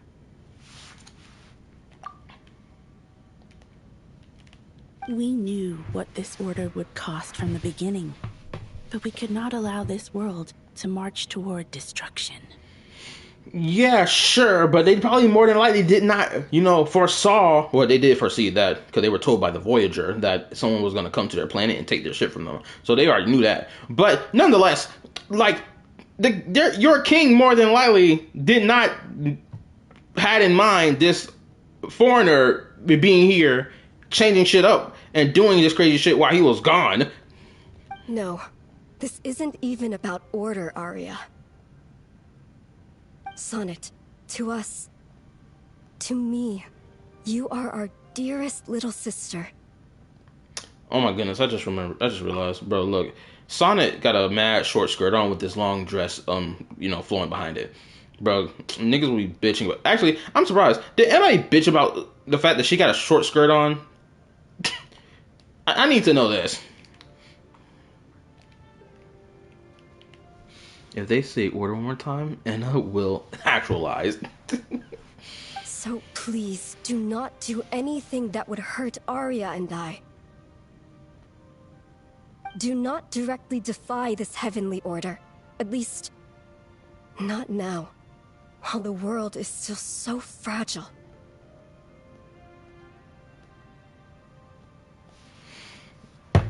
Oh my goodness, Canon. I understand your position. You're trying to be more reserved. But at the same time, this motherfucker does not own this planet. Y'all let this nigga in willy-nilly. And then he just started doing shit. Talking about some heavenly order. This is not a heavenly order. You have a foreigner who came into your shit and started changing shit for his better well-being. For what he wants. Your king oh my goodness, Nibelung's crash out was immaculate. Canon,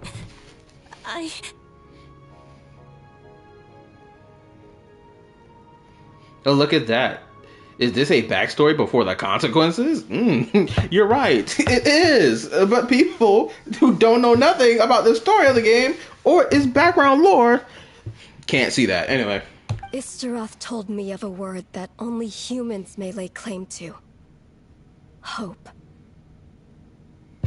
Oh? As long as there is life, there is hope. There will always be hope.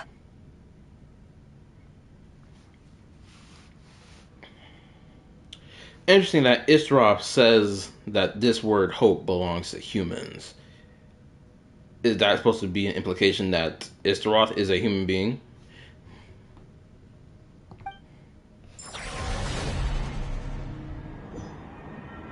Please don't tell me that was it. No, that was all of it?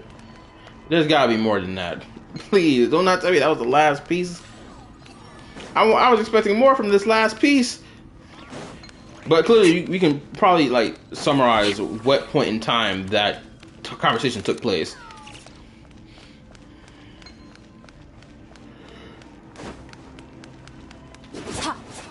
Like, bruh.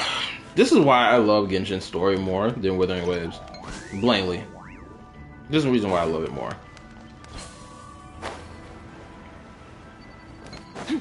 And it's so crazy how niggas don't want to acknowledge how the story has gotten better, especially with its presentation. Back during version 1, I would have never thought we would have gotten, like, to see the Moon Sisters conversate at all. Not gonna lie, I'm hoping that the hope she was referring to is the Traveler. Now that could be it, because we know that the Traveler was on their spaceship traversing space with a genetic data bank bolt or whatever on their ship, which technically carried life on it. Man, I can't wait to get... Bro, this bitch about to turn into fucking Star Rail once we get to the end of this fucking story. That's what's gonna happen. Genshin Impact will turn into Star Rail. It just blatantly makes sense. It's going to turn into Star Rail, and we're gonna be the Aeon of Trailblazing, connecting all the planets across the cosmos together. This, that, and the third. I promise you, that's exactly what's gonna happen. I can't wait to actually see what Akavili looks like in Star Rail, because if I so much as see their silhouette looking anything like the Traveler, I'm gonna be like, niggas called this shit from the jump.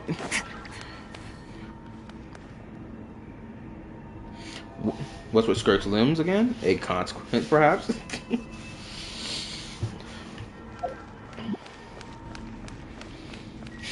It's so... Oh my goodness gracious. Anyway, I've gotten the last piece of lore from this now. Took a little minute to get it, but your boy got it done. So now we can... with the weekend whip... Okay, let me see if I can open this door now. I don't think I can, honestly.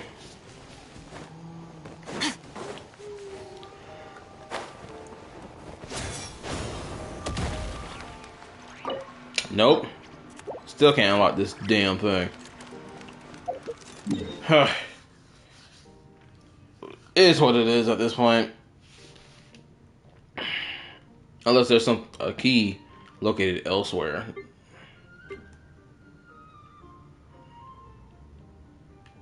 Oh, this area right here pisses me the fuck off. No, I think it was over here. Actually, let me travel to it before we even move forward. Oh, these things are active now. Adaptive from Shower me. Take your true form by ordinance divine. You wasn't active last time. Into the void.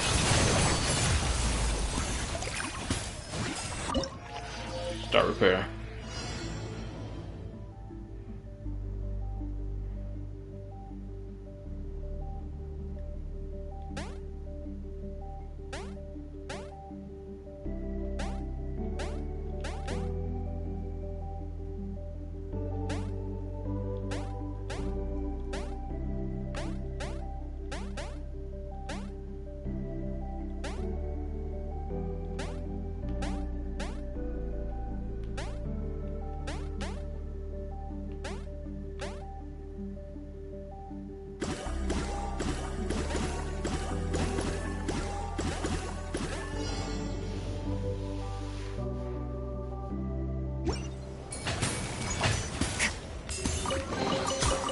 hard work is paying off, as it should. Now, where is that damn thing? It's around here somewhere. There's a puzzle that's been pissing me off for the last couple of days. Where is it? It was in the ground somewhere. I think that's it over there.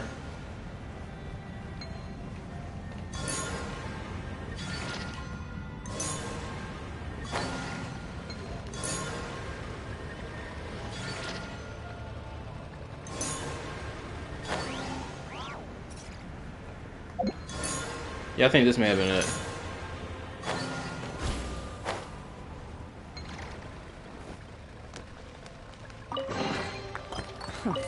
You've earned yourself a reward.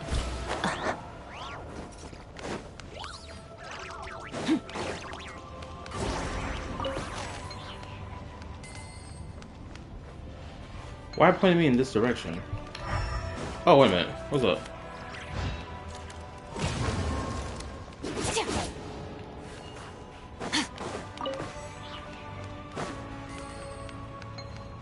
Not pointing me over here.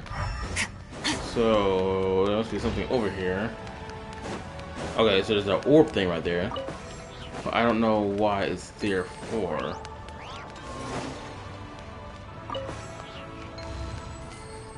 Clearly, there should be more to this that I'm not understanding or I'm not grasping for it to lead me this way.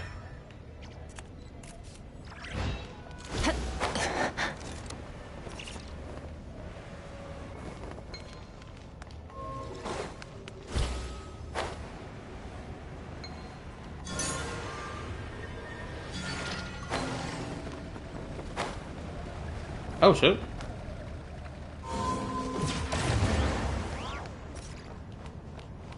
Okay.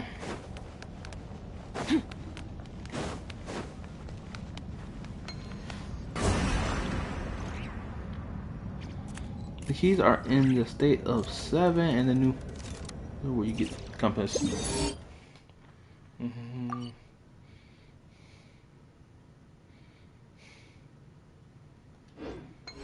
Why does that mean 3 chests behind? No, those 3 chests are downstairs, but I can't get down there. It's clearly I'm missing something. Unless I need the orb. Did they want me to throw the orb down there? Unless I'm going to destroy something. No. Wait a minute. Just realized something. Hold up.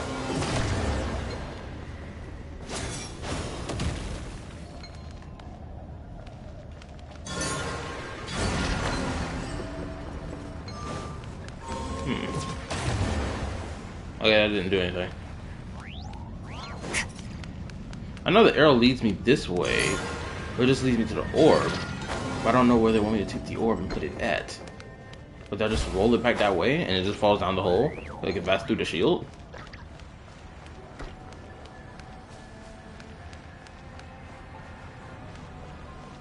Where's the other way? Okay, nothing happened.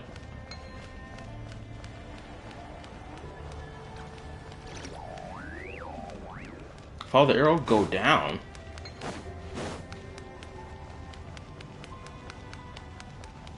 What, down there?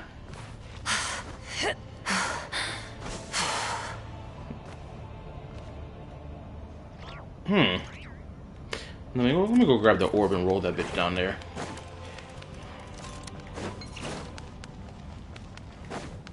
So here's this orb not going to be needed for. Actually, hold on, let me check. Let me check and see. Just see if this orb is going to be needed down here. Is there anything down here that requires the orb to slide in? Nope. So I can take that orb. Alright, let's roll. Alright, come on. Come on. Move, baby, move.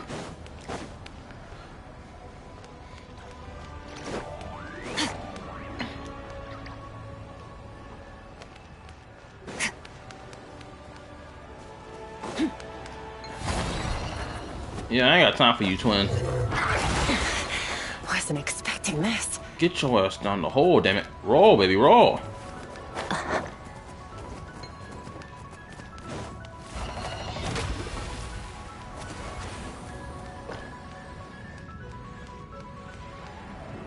I'm not even sure I'm supposed to be even doing this in the first place of rolling this bitch down here. I'm just doing it just because this way. Hopefully it doesn't get stuck down somewhere.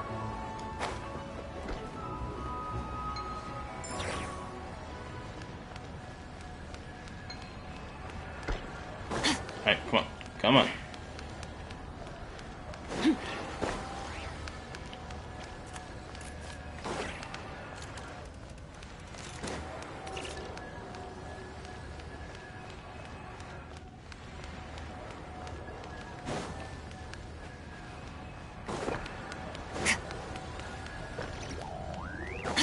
Oh, this wasn't active last time.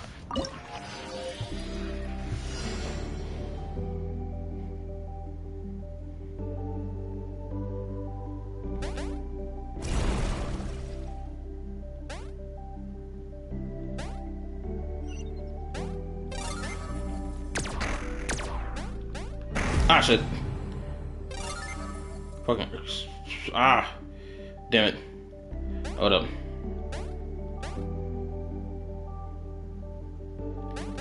Ooh. Shit, I can't even see an overview of the map either, so it's gonna be hard for me to... Okay, let's go back up.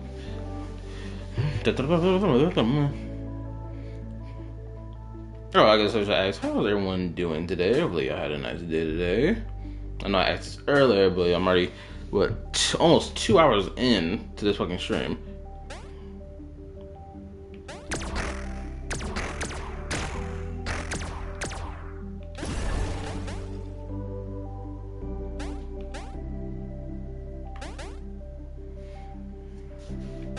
Ah, shit.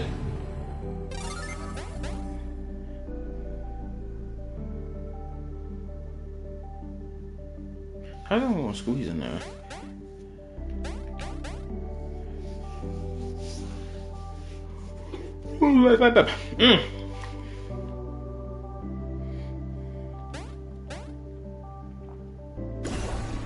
I still gotta react to that, what you call it?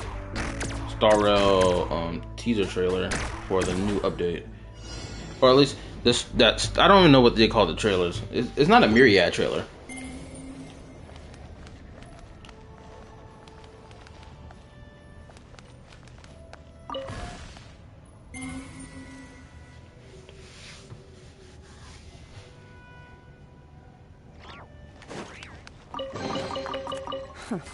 You've earned yourself a reward.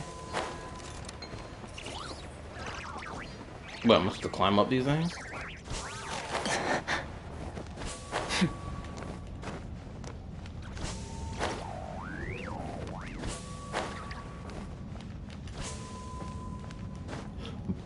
Okay. A treasure buried in time. Oh, wait a minute. This gonna pass through the shield that's above me. Or it teleported me up here?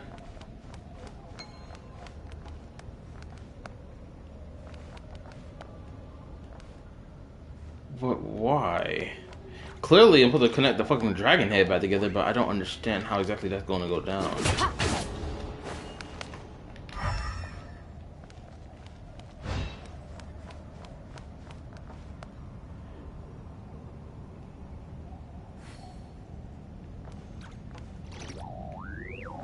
I thought the thing was gonna pass through the shield, not fucking just leave me here. Okay, well clearly I'm on the right path on how to handle this. But I'm gonna come back to this. I'm gonna come back to this later to handle that myself. Anyway, we're gonna get back to this limited time event and get this bitch done. Or at least start part 3. Because it's probably gonna be, I'm probably gonna do a part 6 of this entire playthrough. But as long as I get like a good chunk of this story done, it doesn't really matter. Wally sure drank a lot last night, huh? Wonder if she's even awake. Of course she's not. Good morning. Calabina! Oh, you sure know how to make an entrance. What are you doing here? We just finished filming a last-minute scene, so I came up to get some fresh air. The others are still down below discussing what the final scene should be. You mean, how it should end? Yes, they're torn between whether the heroine should reunite with her old friend or not. Ah, Because the whole point is that she came to her friend's homeland to search for her, right? Oh, Paimon almost forgot the plot! Yes. Director Farina and Miss Chiori think a tragic ending where the two never meet would be more poignant. But Director Xavier thinks having the two reunite would make for a more touching and heartwarming ending. What do you think? Me? I'm not sure. You better get sure. On a personal level, of course I want to see her again. Of course I want to experience that moment where we reunite. Even if it's just for the cameras. Hold up, something just popped up on my timeline. Apparently, C-Dog VA from Trash Taste, if anybody knows what Trash Taste is, or who the group is, apparently he rants about anime being problematic media. About anime being problematic media. There's no way in hell that man really sat there and said that shit. I may do the reaction to this. Because it's no way in hell somebody who's made a profit off of anime is now being like... Actually, I'm not surprised by this, actually. Because this happens so many times. From voice actors to so on. Of people being like, yo, I made my money off of anime. But like, yeah, it's problematic content, though. It's like, then why the fuck did you make money off it? If it's problematic content or media that apparently doesn't align with your morals. You spent a decade... damn near 2 decades making money off this shit. But that means an actor would have to take her place. And that makes me feel... Oh. Quick. No. I'm pretty sure y'all could hear me yap this entire time, right? Someone correct me if I'm wrong. If y'all heard or didn't hear me this entire time. Because I have my headphones plugged into my mic. And I got a mic on my headphones. As a part of the headset piece. But I'm pretty sure y'all heard me this entire time. If y'all did not hear me, let me know right now. Because if not, that's going to piss me off. Kind of like, bruh, these headphones just be throwing nigga for a loop. Yes, I did? Okay, cool. Huh? Yeah, don't look so worried. Making a film is supposed to be fun. Besides, it's all gonna work out. You can trust Paimon on that. Work out? How? Well, you know. Let me read. I saw the app. Okay, cool. Hey, Kala. How's the stream going? I was watching the Norway and England game. Oh, the stream going fine. I just got that last piece of moon lore. Or conversation between the Moon Sisters. I just got that last one. Probably like a couple minutes ago. So I just got that. And now I'm continuing the fucking story now. Or at least for the Limit Time event. I didn't like what CWVA's take on Manga Sensei. He hates lollies even though Iron Mouse is one. I never really thought about whether or not if Iron Mouse would, or at least her character model, would be considered that lolly. I never really sat there and thought about it. Oh my god, now my dog at my door. I gotta get my brother to go walk his ass. I'll be right back. BRB.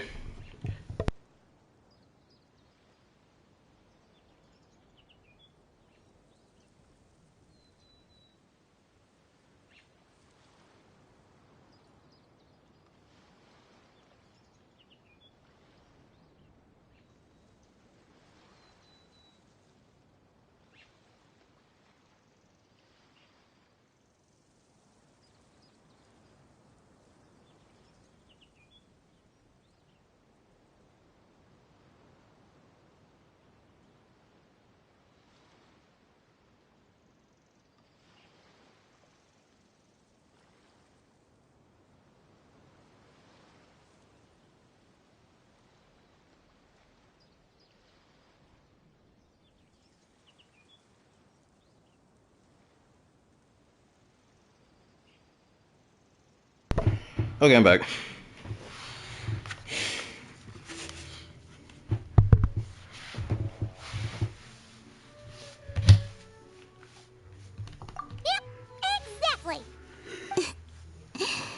Okay, I trust you.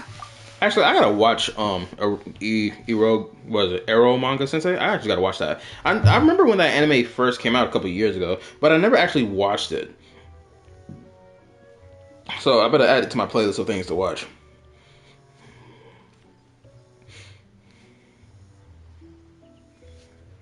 I'll just focus on having fun for now. Well, well, look who we have here. Traveler and Paimon. Oh, the lighting specialist and clapper loader that never were.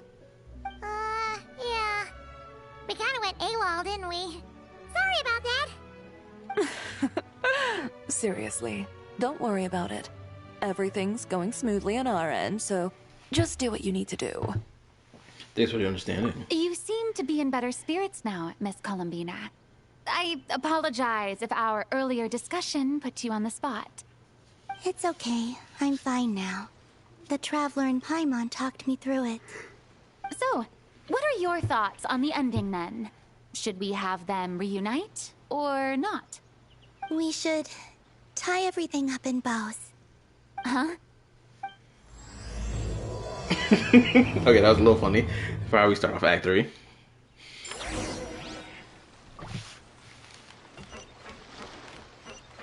Bro, see, Lolly about to fucking... Her blood pressure about to go the fuck up. Pressure. I said pressure. Blood pressure. Damn, my tongue be twisting all the damn time every time I speak. Hey, Lolly! We're here! Oh, right on time. Well, yeah. We weren't the ones who drank our weight in alcohol yesterday. What? Are you suggesting Granny can't handle her liquor? It takes a lot more than that to get me drunk. Really? 'Cause, you stopped making sense after a while.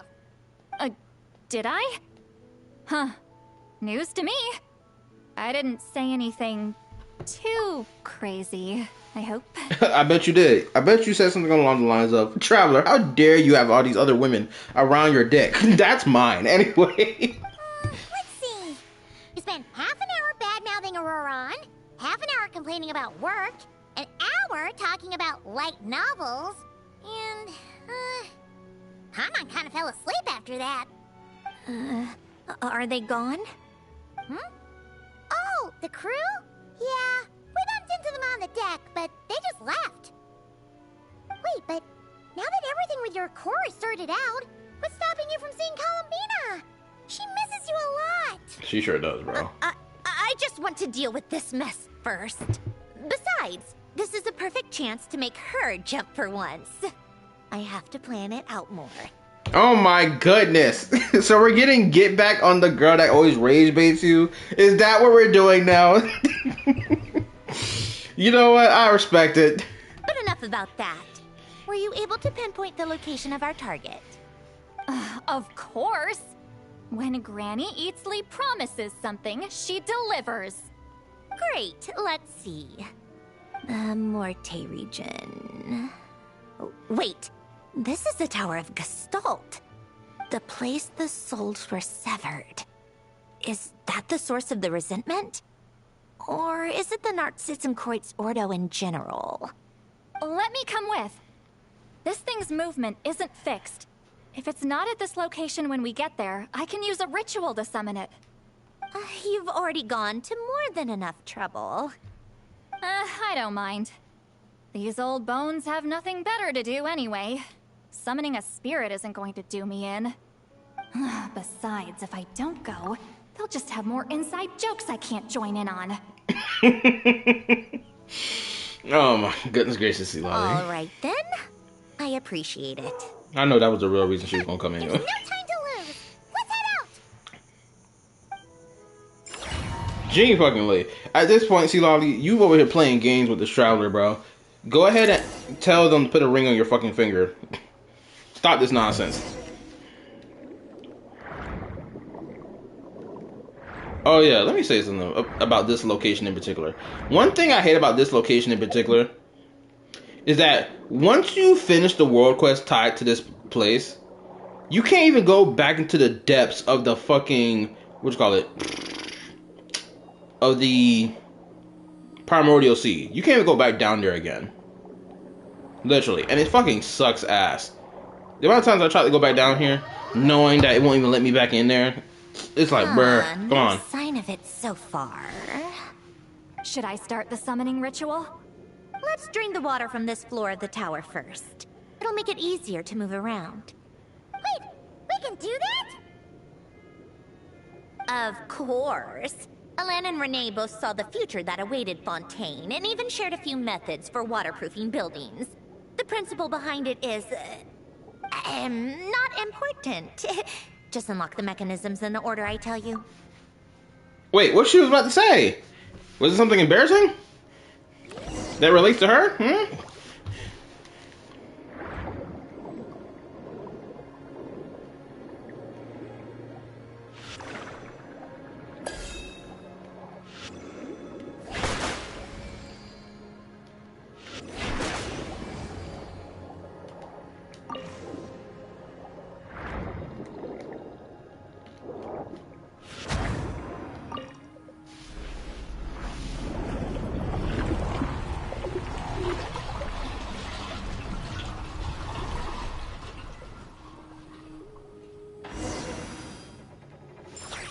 I hope this stays permanent, that this place has been drained of its water.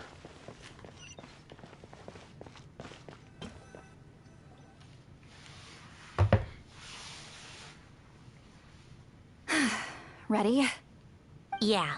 When this thing appears, I'll try talking to the souls inside. But more than likely, they've already been driven to madness. If communication fails, we'll have a battle on our hands. In that case, Paimon better find a hiding spot. If a fight does break out, I should be the one to deliver the final blow. Trust me on that. Understood.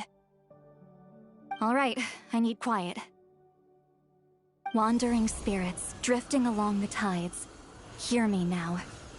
Broken souls, silenced, torn apart, and forsaken. Follow the traces of the past, and return to us. What an interesting shape for this ritual. I think this is my first time seeing her, or at least have this shape here when she does this. This is my first time seeing this, I think. Let resentment recognize resentment. Let vile entities be drawn together. And in this place, take form once more.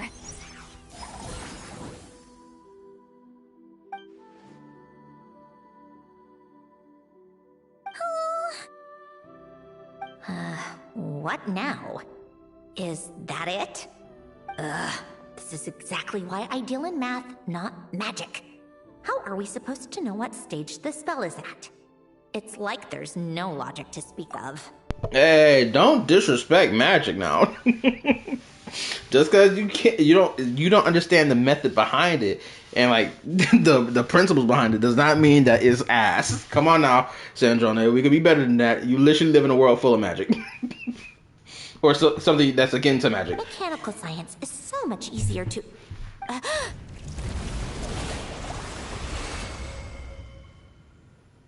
Watch out! Hey, yo. Oh, shit, nigga. Hey, you! Or whoever's inside of you. I need you to listen to me. I'm a descendant of Fontaine's Lord Artificer, Alain Guillotin. I can make you whole again and return you to the ley lines. You just need to work with me here. That nigga crash out demon. He don't want to listen. Sandrone! Looks like talking this out is off the table. All right, plan B. Time to blow off some steam.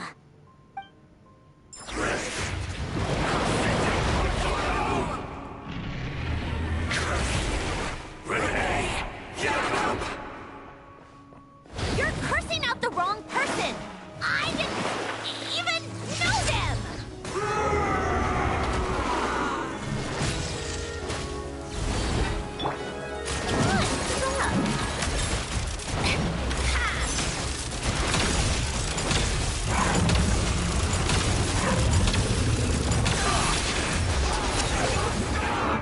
Bro, what? C3? Good lord, nigga. I was wondering why this damage is fucking destroying this health bar right now.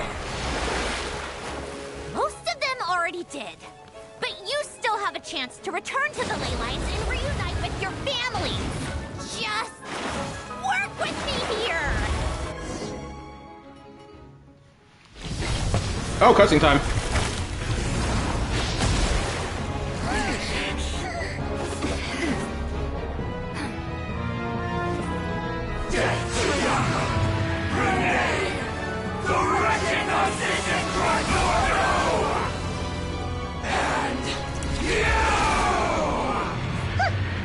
I told you I'm not like them.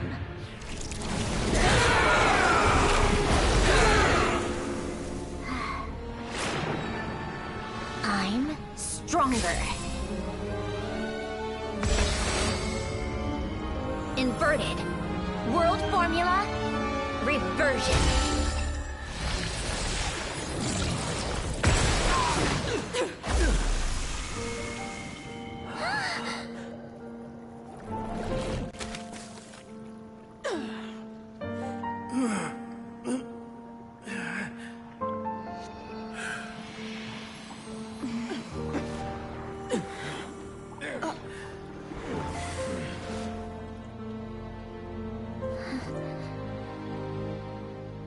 Be at peace among the tides. Lost souls.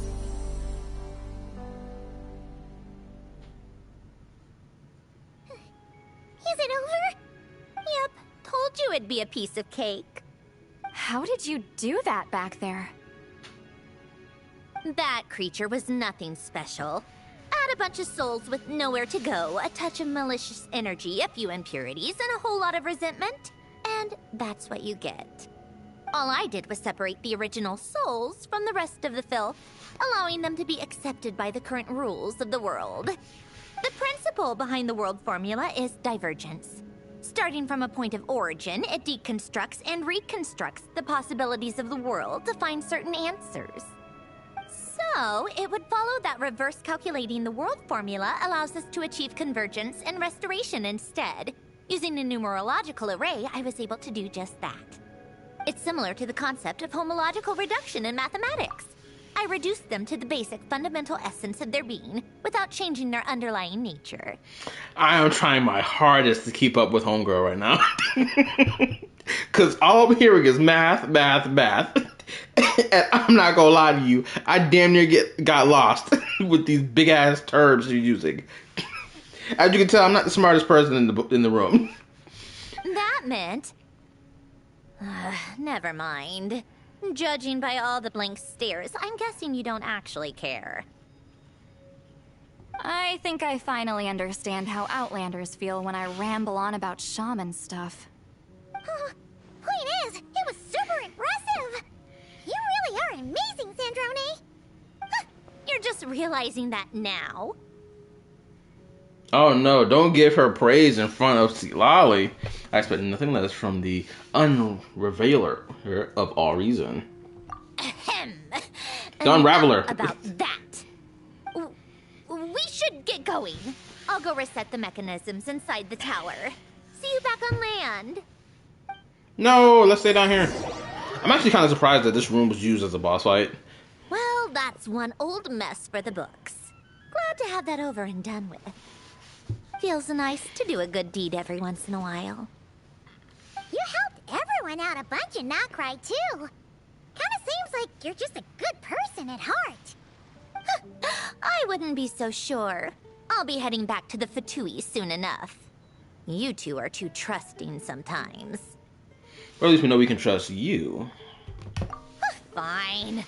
Just don't say I didn't warn you when it comes back to bite you. And when it does, I hope it does bite us. And we were like, yeah, we know you're just doing your job, twin. We understand for real. Right? This is not the same as the Fraxidus from fucking Wuthering Waves. Because literally, people have such a grand misunderstanding about the Fatui in Genshin and think the Fatui are like the Fraxidus in Wuthering Waves. Literally, oh, blatantly evil organization just doing acts of terrorism for the fuck of it. Right?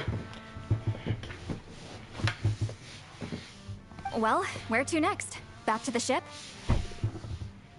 Yeah, your personal business, the Narcitsan Courage thing, it's all resolved.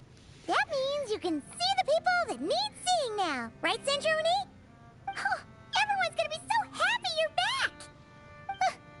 catch me dead admitting to this before, but... yeah, I really have missed everyone. Columbina's a special case, though. This time, I'm definitely getting her back for all her annoying antics over the years.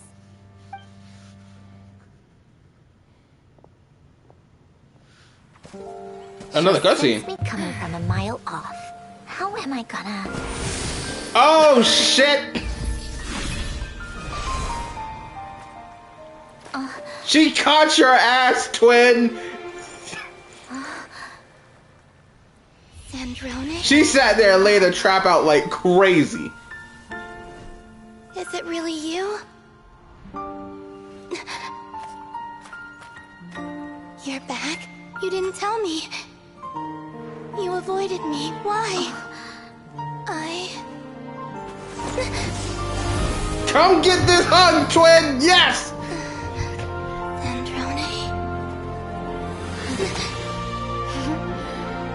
Now we're even. I missed you so much. That makes one of us, idiot. I'm here, Columbina.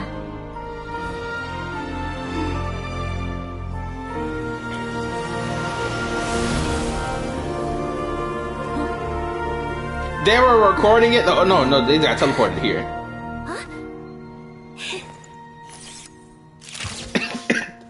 Take that flick, twin. Yes! Now post it on Instagram.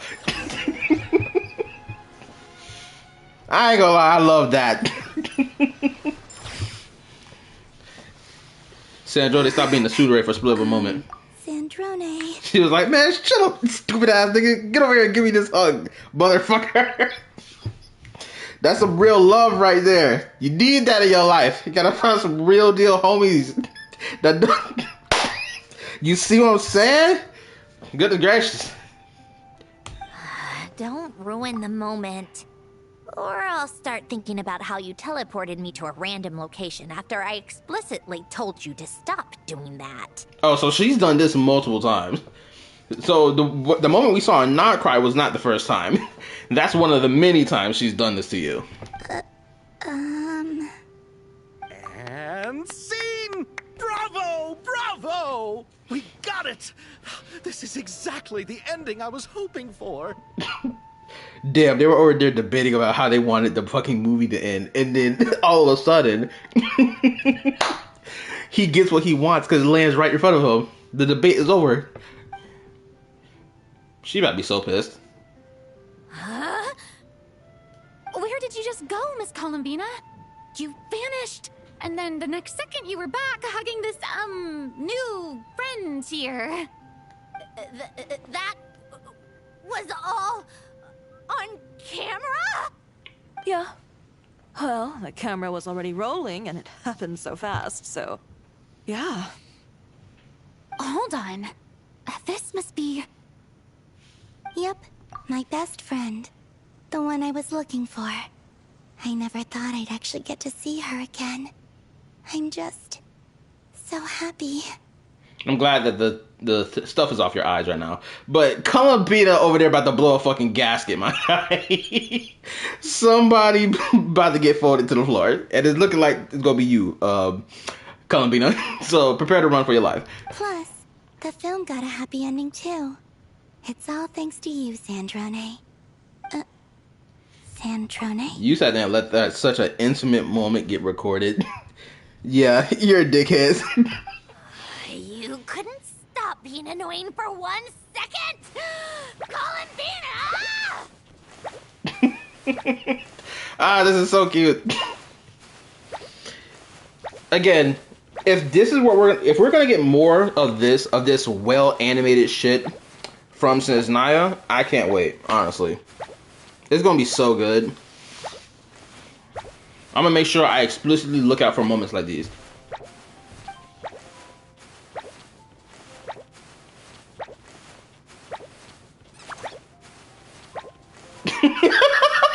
That's all, folks. Face ass.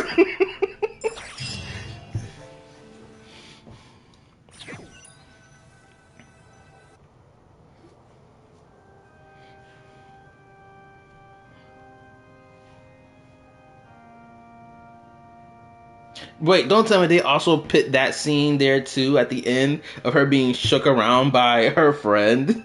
Don't tell me they also put that in the film.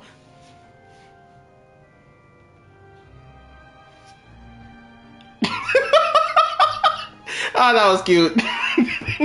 She over there poking her face.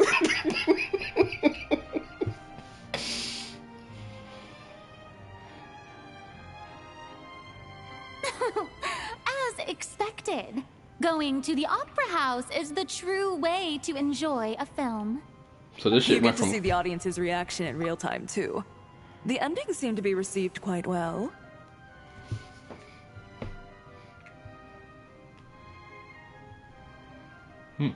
They probably did. I can't believe you let us include that in the final cut, Sandrone. You even agreed to help us reshoot a couple of shots. Thanks a million. Most of it was caught on camera already, so it's not like I had much of a choice. Besides, the film I'm in is going to be anything less than perfect. What are you laughing at? Nothing. It was just interesting to see us on screen together. Yeah, and now everyone in Fontaine gets to see Sandrone's crash out. Yeah, what a great moment that was. Can you imagine literally? Because like now the ending of the film is heartwarming, but at this, hold up, the ending of the film is now heartwarming, but it's also fucking hilarious now. Right? Because now you get to see her just shaking Columbina as she looks at the camera and be like, oh man. That's probably why it was received so well. I'm glad this moment is going to be preserved forever. I'm actually still shocked. Just a pity we didn't take home the Farina Award this time around. I mean, who cares? Your movie was good, but nonetheless, what was I about to say? Yeah, I'm shocked that the Opera House has become a movie theater now.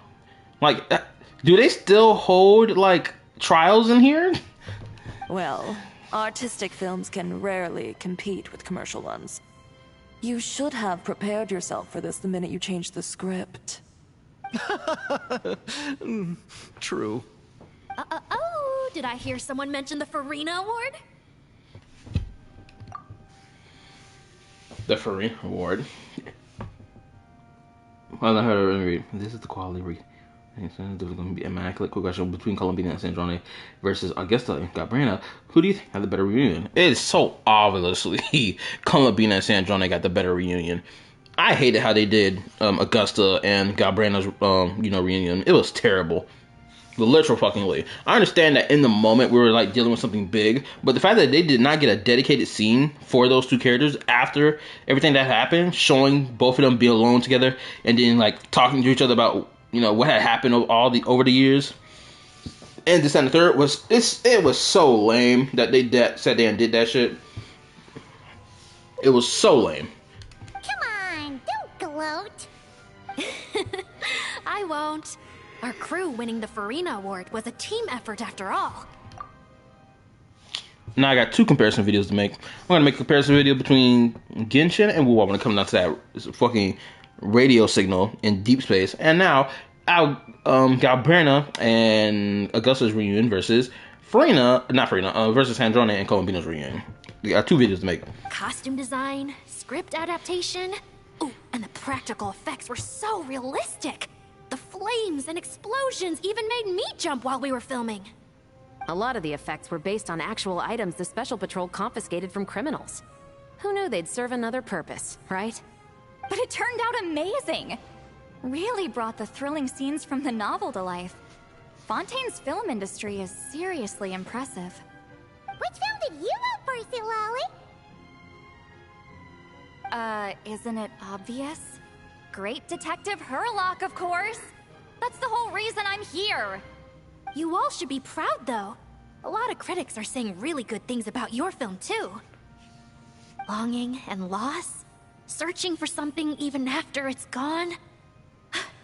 It's a film that makes you think about life, and how important it is to explore those themes. Well, that is what the art of storytelling is for.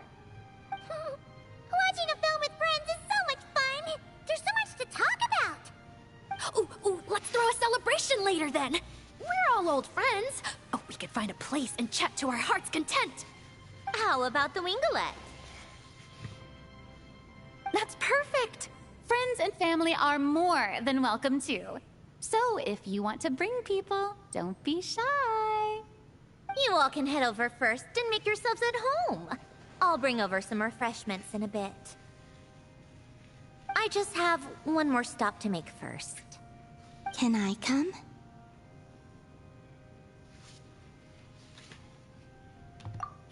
Fine. Not like you'd listen if I tried to stop you.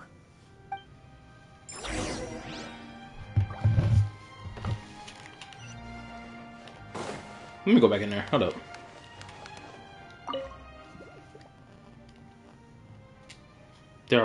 There are no ongoing performances or trial at present, so there's no need to stay for too long. Not at all. Many people come here. Crowded. At the time, it's just like now, empty as can be. Reminds you of the tides lapping against the shore. Tide company. I'm not lonesome at all. Thank you for the compliment, but don't just say that to me. Got my guard now, didn't you? You're not teasing me. That's good. I actually prefer when there is no tide. I used to live by the sea back then. I was up to the collect rosemary thyme flowers.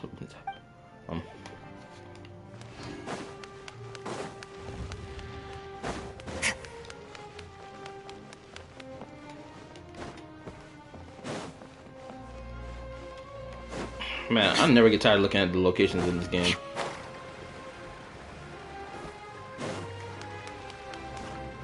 They can't even climb that. You gotta literally walk around to the top of the stage.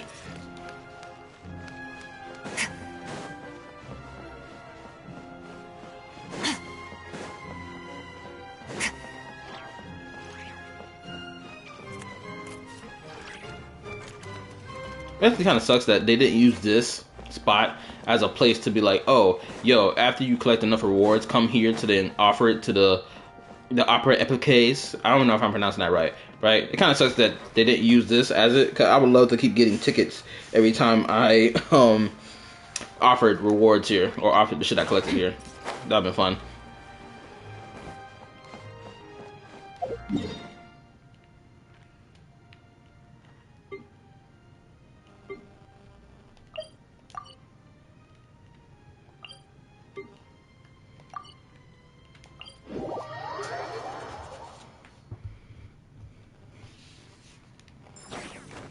I don't know how much longer I'm going to stream for, honestly.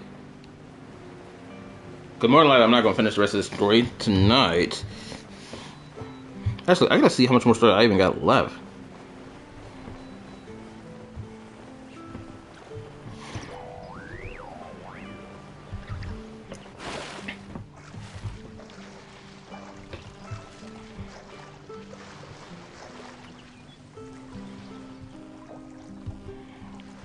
Event story search.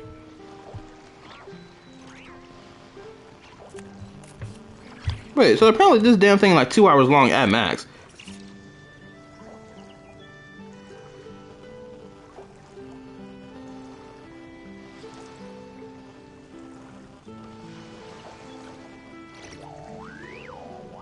Bro, I'm damn near to the end of this shit. I can't believe my homeboy sat there and told me that this shit was long. This shit is not long at all. Can't believe he lied to me straight to my face and I sat there and believed that shit.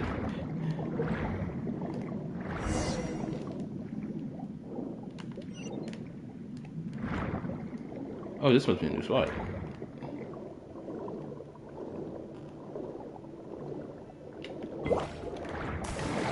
Sheesh.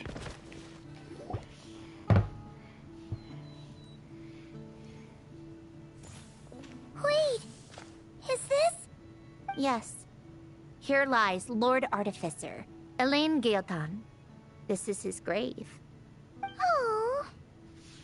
I'm sorry, Ellen. I'm sorry this is the first time I've been back since leaving Fontaine.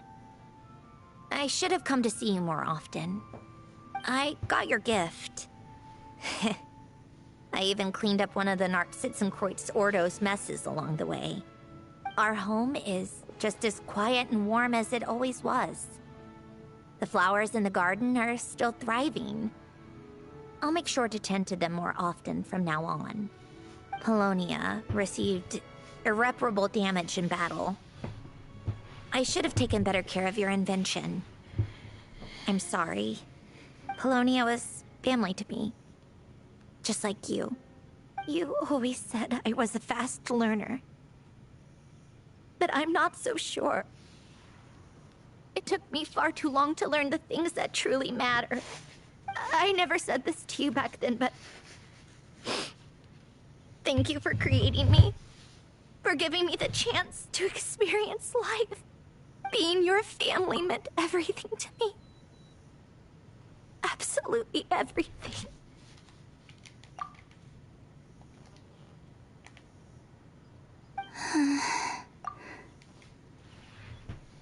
Can I say a few words as well, Sandrone? Don't need my permission. Hello, Mr. Guillotin. I'm Sandrone's friend. You don't need to worry. Sandrone is doing great. Not only is she a brilliant scholar, she's made a whole bunch of friends, too. And she takes great care of them. As if... She'll never admit it, but she's always there when her friends need it the most. I wouldn't even be here without her.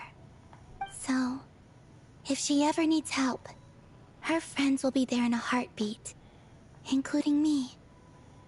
That's what best friends are for. Columbina. What else? Oh, she likes drinking bitter coffee, listening to piano music when she can't sleep. Turns out she even likes giving hugs. No, wait! Don't tell him all that! The rage bait continues. Look at her face. She's like, yeah, I know that shit was gonna make her upset, but I did it anyway. Huh? I don't understand. I didn't think you'd want to hide things from him. Well, yeah. But there are still things I don't want to say. Okay. I'll come by myself and tell him for you then. That's not what I meant. All right. Enough with the speeches. If no one has anything else to add, let's just leave it there. Should we say a few words too? Kinda seems like Columbina said it all. Let's leave a flower. Oh, great idea.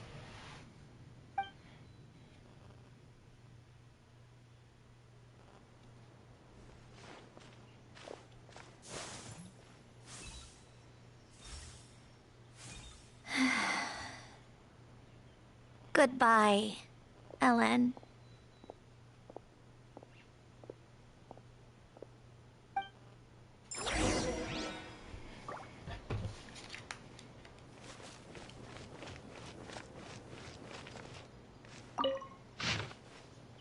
He was Guillotin, founder of the Research Institute Connect Engineering, white claim Cavalier of Protection, Lord of Fisher.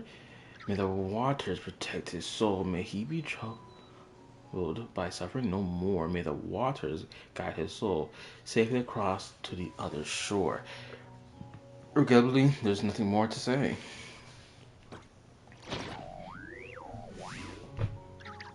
Speaking of Columbina's help, the interaction between her and Columbina after the moon gazing quest implies she will follow us to our homeland, whenever that is. Consequences.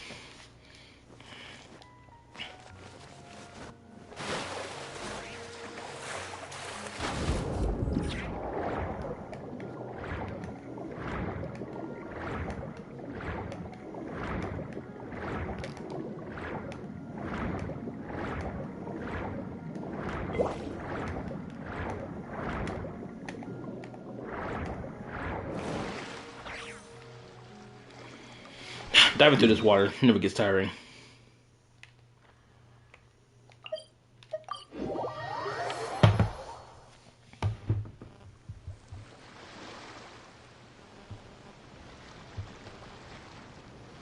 It's crazy how this story quest is about 2 to 3 hours long.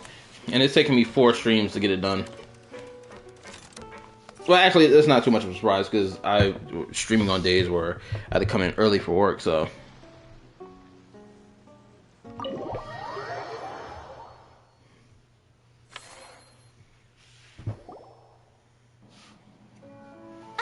You made it! The party's already started. Oh, but, you didn't bring anyone else along? I thought you headed out to invite some friends. Oh, We new did led. invite a friend, actually. She'll be here soon. She's even bringing some desserts to have over tea. You should join us later, Miss Farina. Please don't tell me it's I Arlecchino. love a tea party. Then don't mind if I do. If it's Arlecchino, it'll be so diabolical. Farina gonna be shaking in her boots if she sees Arlecchino. This seems like a fun occasion. Let's go talk with everyone. Good idea. We'll introduce you to all our old friends.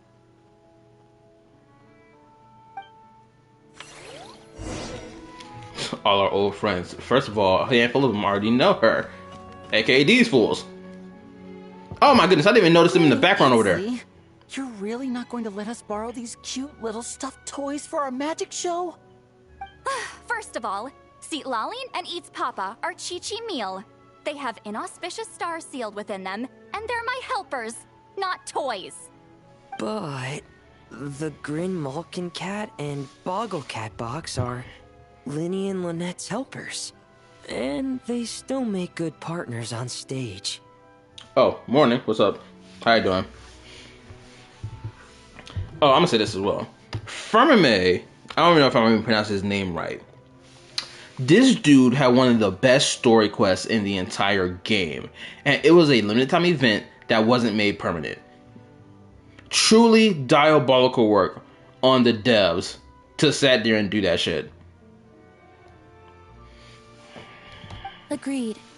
We've never had a Chi-Chi meal pop out of our hats before. It would be quite the surprise. I think the audience would love it.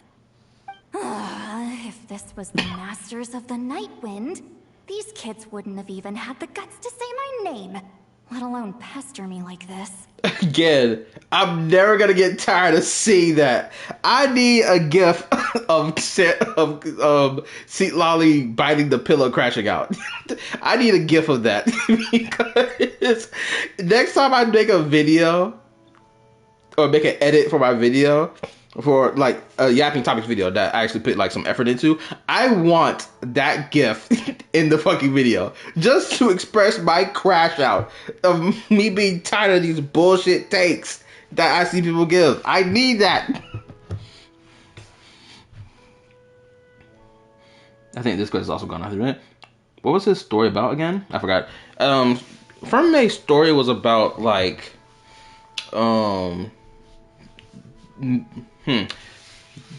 the mentally ill, or in the case of like Firmame, he was like his brain or like his mind doesn't really focus until like he put his helmet on,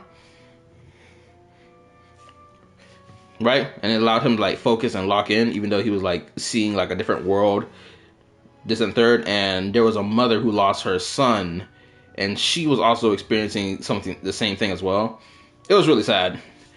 I'm terrible at dealing with requests like this. Oh, Traveler, quick, save me! That Granny easily made some new friends. You think you're so funny.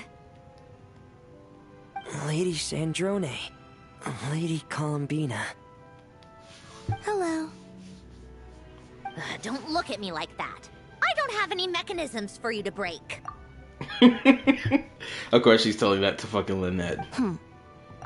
Oh my god, Lynette. So that means you purposely break her shit.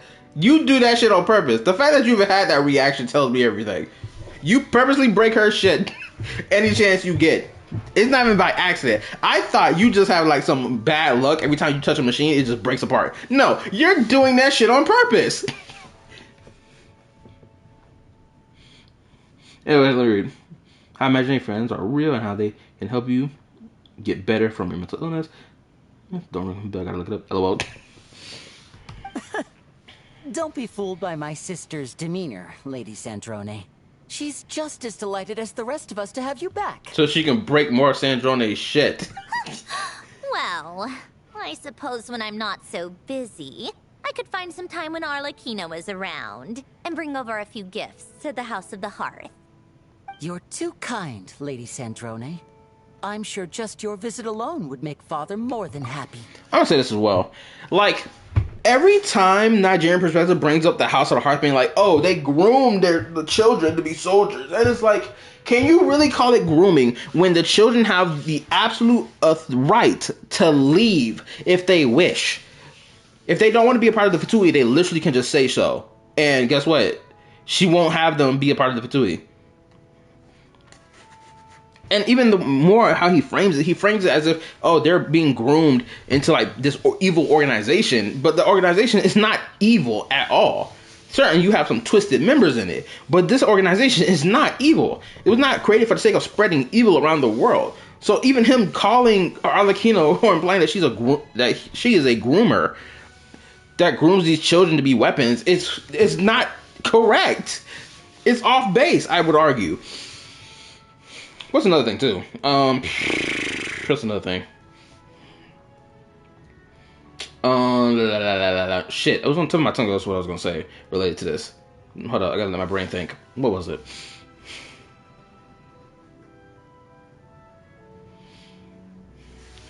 Groomers. Shit, there was another point that I wanted to bring up that's related to this, but I can't fucking remember what it was.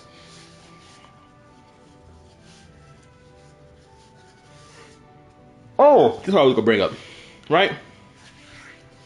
Like Nigerian Perspective of referring to Arlecchino as a groomer who grooms children to be soldiers for the House of Hearth or be soldiers for the Fatui is like, it's equivalent to being like, oh, well, when there is a mandatory draft, right? The people who have turned 18 have to be manually drafted into the military against their will. Well, it's against their will because the nation needs soldiers right now, and that's why the draft, is a thing. The mandatory draft is a thing for that very reason. So it's like, are we gonna say like a country's military is grooming their children to be soldiers because they had to be drafted into it? This, and the third. Oh shit! You know what? I got a better example to give than that. Literally, anybody here who's ever watched Naruto, right? Naruto's whole thing is that these children are trained at young ages to be ninja/shinobi, and then goes sent out on missions that could eventually end up in them dying, right? Like, are we going to say that the entirety of Konoha just grooms their children to be soldiers for the Hidden Leaf, knowing damn well those same children have the option to be shinobi or not? I just need to borrow them for a bit. I'll pull them out of my hat, give them a quick hug, then give them straight back. When did hugging become a part of it? Oh, I could lend you Pear, so you have something to hug in the meantime. He gives really good hugs. I don't need something to hug in the meantime. The issue was never the hugs. How about this? You can have 2 VIP tickets right next to each other. Excellent view. Right next to each other?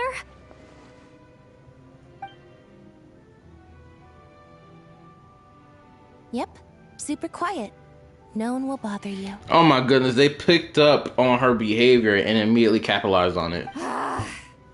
Don't look at me. I'm sure you'll have a great time. Fine. And look, she folded. What's up, Lilo? How you doing? They about to get all types of free shit now. What? Wait a second! Mr. Baptiste and Veronique! You're here! I do not know who Nika Friends is. of yours? Veronique is the prop manager for Musketeer Pictures. Oh, never mind. And Mr. Baptiste is the author of The 2 Musketeers. Yeah, former prop manager. Now we're just two criminals serving our time. Oh, that's right. If I remember correctly, these two were like siblings who wanted to get back at their dad, and they managed to like kill his ass. Because like, weren't they like the children of like one of their father's maids, and they were like disowned and shit like that? Someone correct me if I'm wrong if I got my timeline right for this little story of theirs. Thanks to Duke Risley and Nurse Sijwin looking out for us. Not too bad, actually. You make it sound like I'm giving you special treatment. I just think the method of justice you chose to pursue is one people can respect. Oh, so that sounds like, oh, I like to bend the rules a little bit if I align with your sense of justice.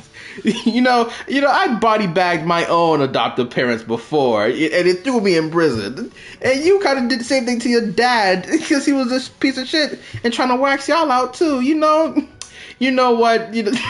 I can agree with what y'all got going on. You know, let me lighten that sentence a little bit.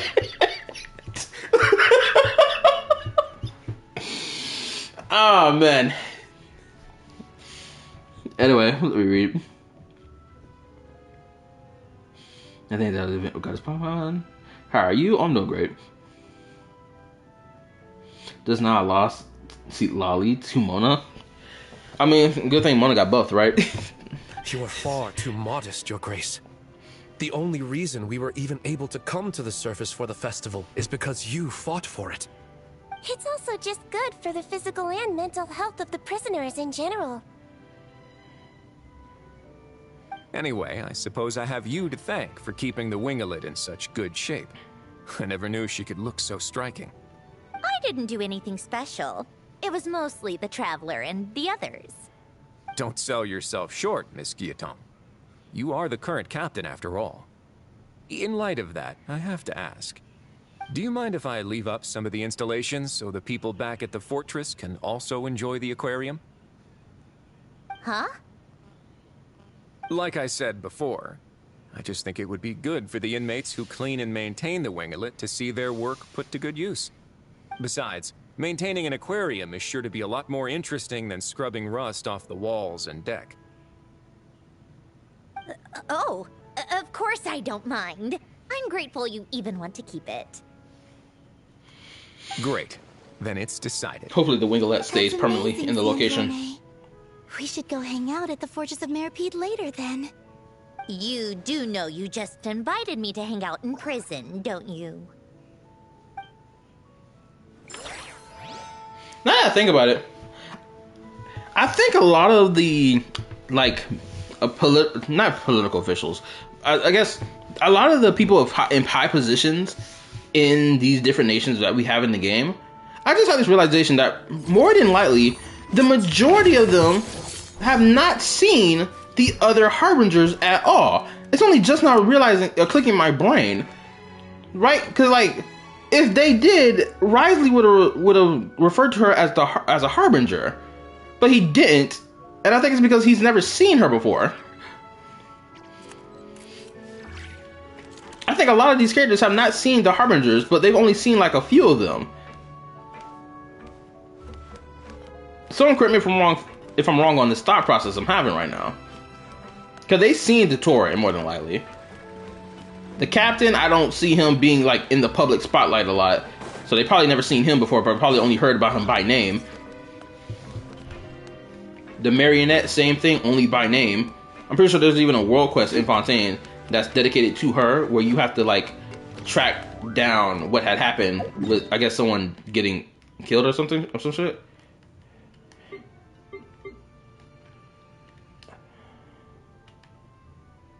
Also, someone correct me if I'm wrong, but I'm pretty sure there is something over here in the ground. There is something over here. Because I pulled up the map before, a couple years back, because like, where is this supposed to lead to? Apparently, I guess this ties to a world quest or something. There's something under the ground over here, but I've always tried to find it, but I can never find it. I'm going to assume that it's unlocked via a world quest that I have to complete. That unlocks this side over here.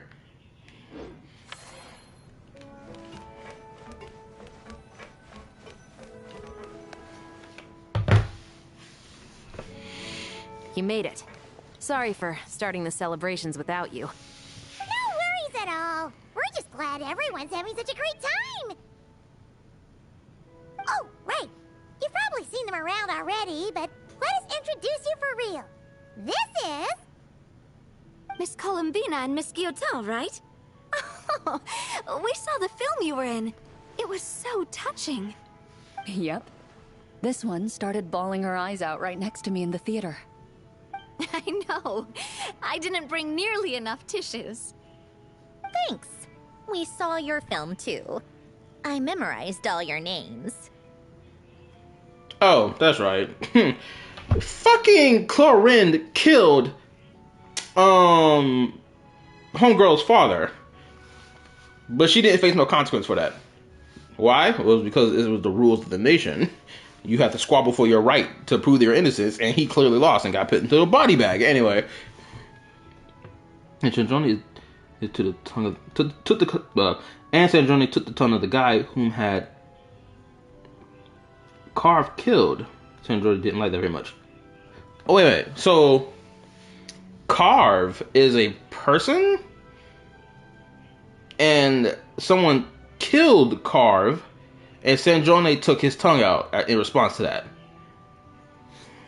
Oh, guess we can skip the introductions then. Our effects were pretty over the top, right? Some of the extras in the big scenes were actual members of the Spina di Rosula. So basically, your contribution was creating realistic-looking chaos. Oh, okay, so the bastard destroyed a robot that she liked, and he got his tongue ripped out in response for doing that. Okay, I understand. That wasn't the only realistic aspect. Miss Chevres and Miss Emily were also kind enough to lend their expertise on criminal investigations and forensics. Oh, it was nothing. I was just honored to take part and help out. Wow! No wonder your film turned out so good. You basically had an expert in every field. Talk about a stacked crew. Oh, speaking of, want to join in on a round of tabletop troupe later, Miss Columbina and Miss Guillotin? I mean, what better place for a party than a party? Here we go again. That sounds interesting. Yes! Persuasion successful! What about you, Miss Guillotin? I guess one round couldn't hurt. Critical success!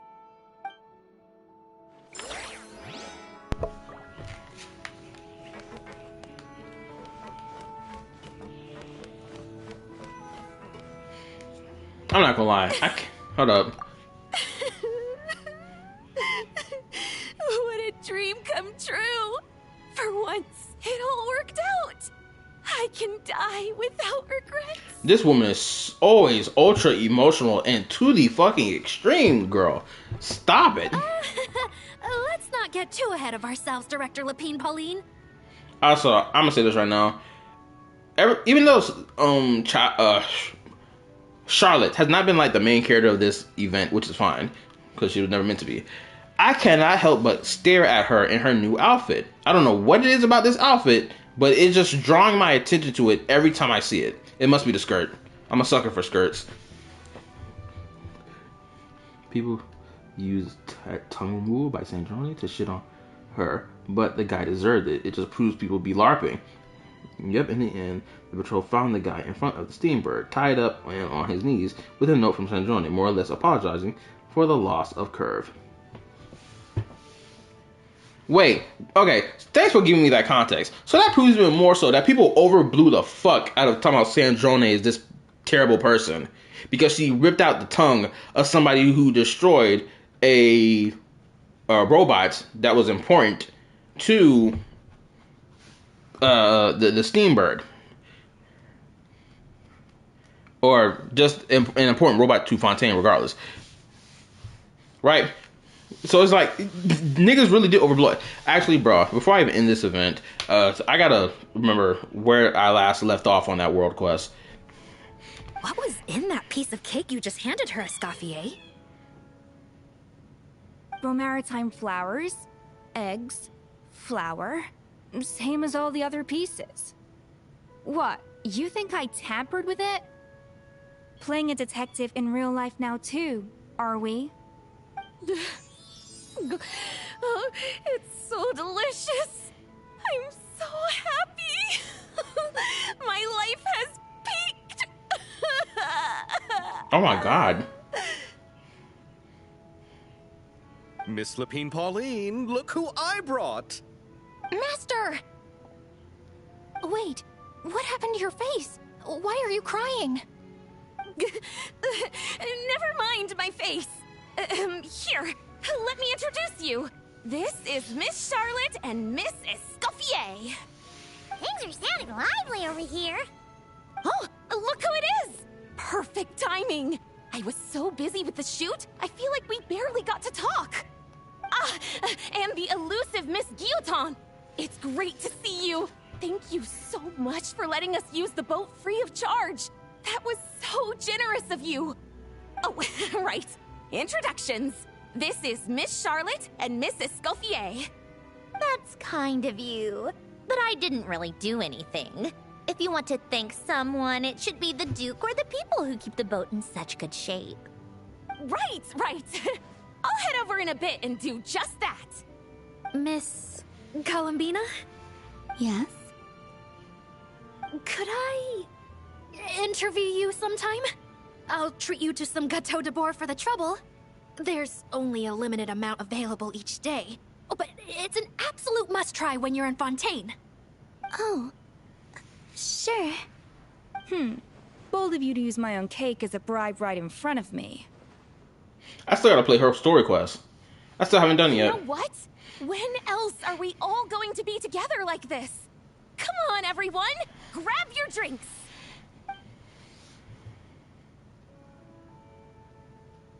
Are we going to toast? Yep! Come on! Come on! Okay, that was funny animation. She sped ran, clicking her her cup with everybody else's. Bro, this food looks so fucking good. Oh my gosh, I need to make me something to eat after I finish this stream. Some people call Sandrone a colonizer.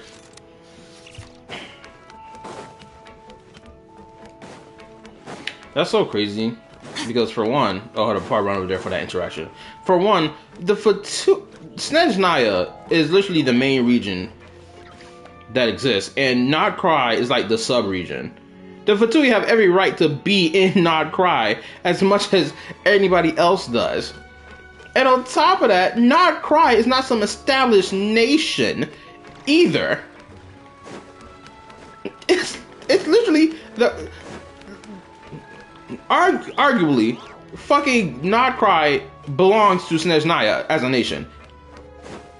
It's not colonizing if you are on your own land. Like, huh? I understand, like, she was trying to get her hands on the moon marrow that the Frost Moon Scions had because the Tory wanted it, right? So she was ordering, so the Fatui were ordered to be like, yo, give up that moon marrow thing or we gonna have some issues. Acting like some mobsters, right?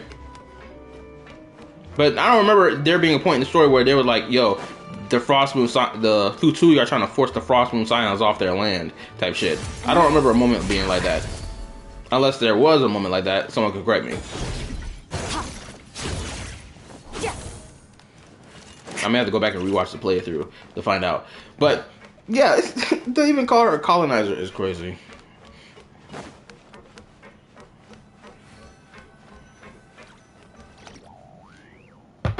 The Heavenly Principles is more of a colonizer in comparison. You came to the celebration too!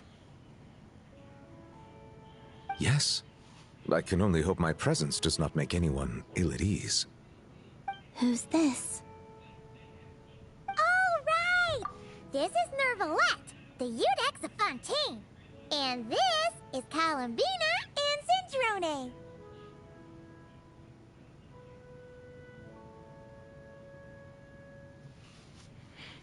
I wonder if Newlet is going to have a reaction to Columbina that's be like, something about you feels interesting. Just by looking at you. Greetings. Hello. These two must be the Fatus and former Fatus related to the recent incident in Nodkrai.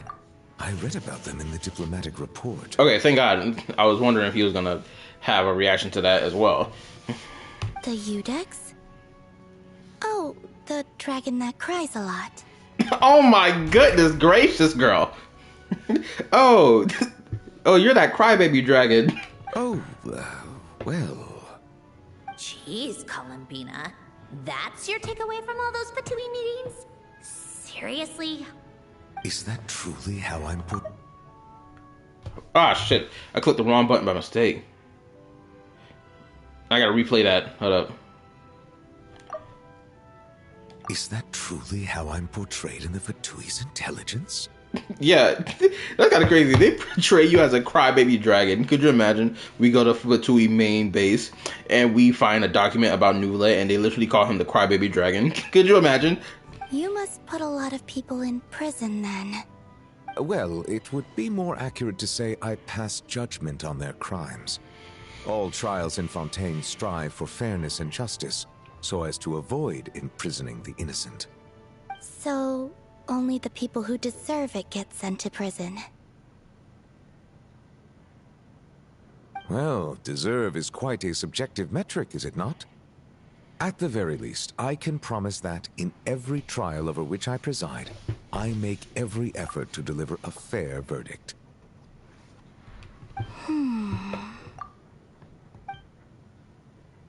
Oh, what's she about to ask? Yeah. Oh my god.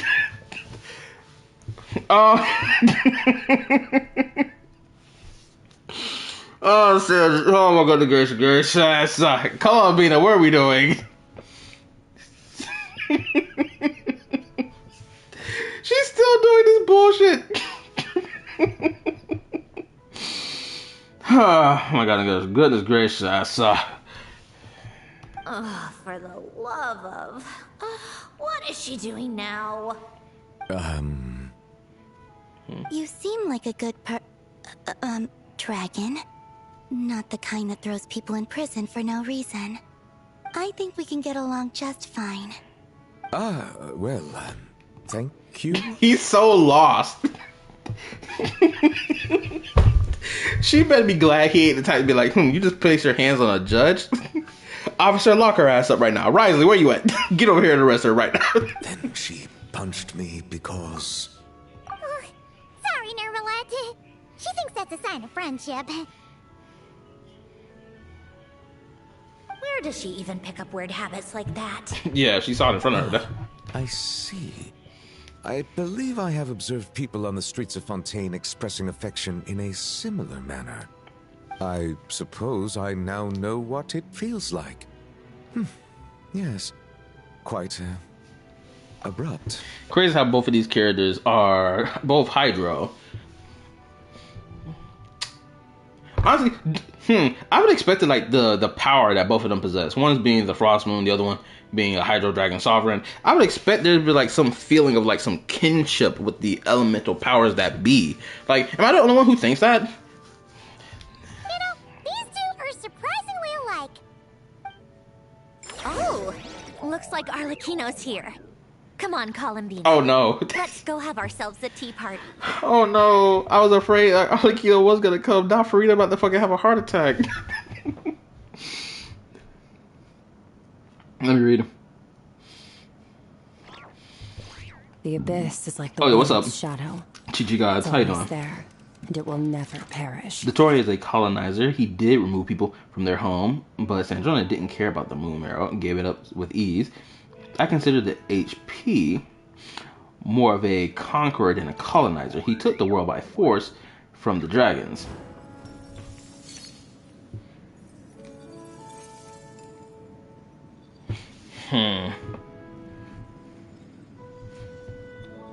Well, he didn't force the dragons off of Teyvat after he brought humans with him here. So there is that.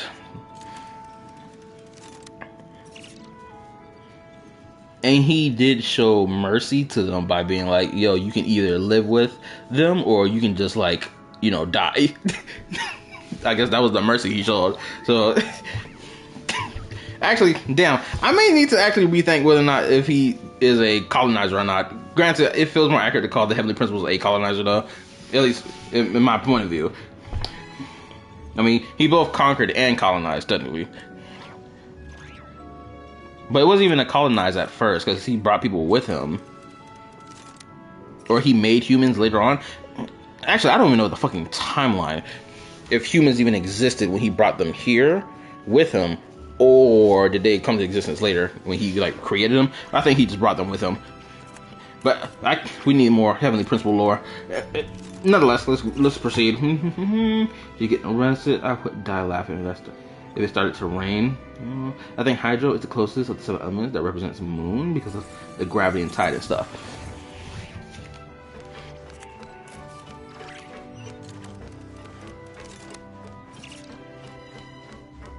It sucks that we can't interact with them again and see what else they have to say.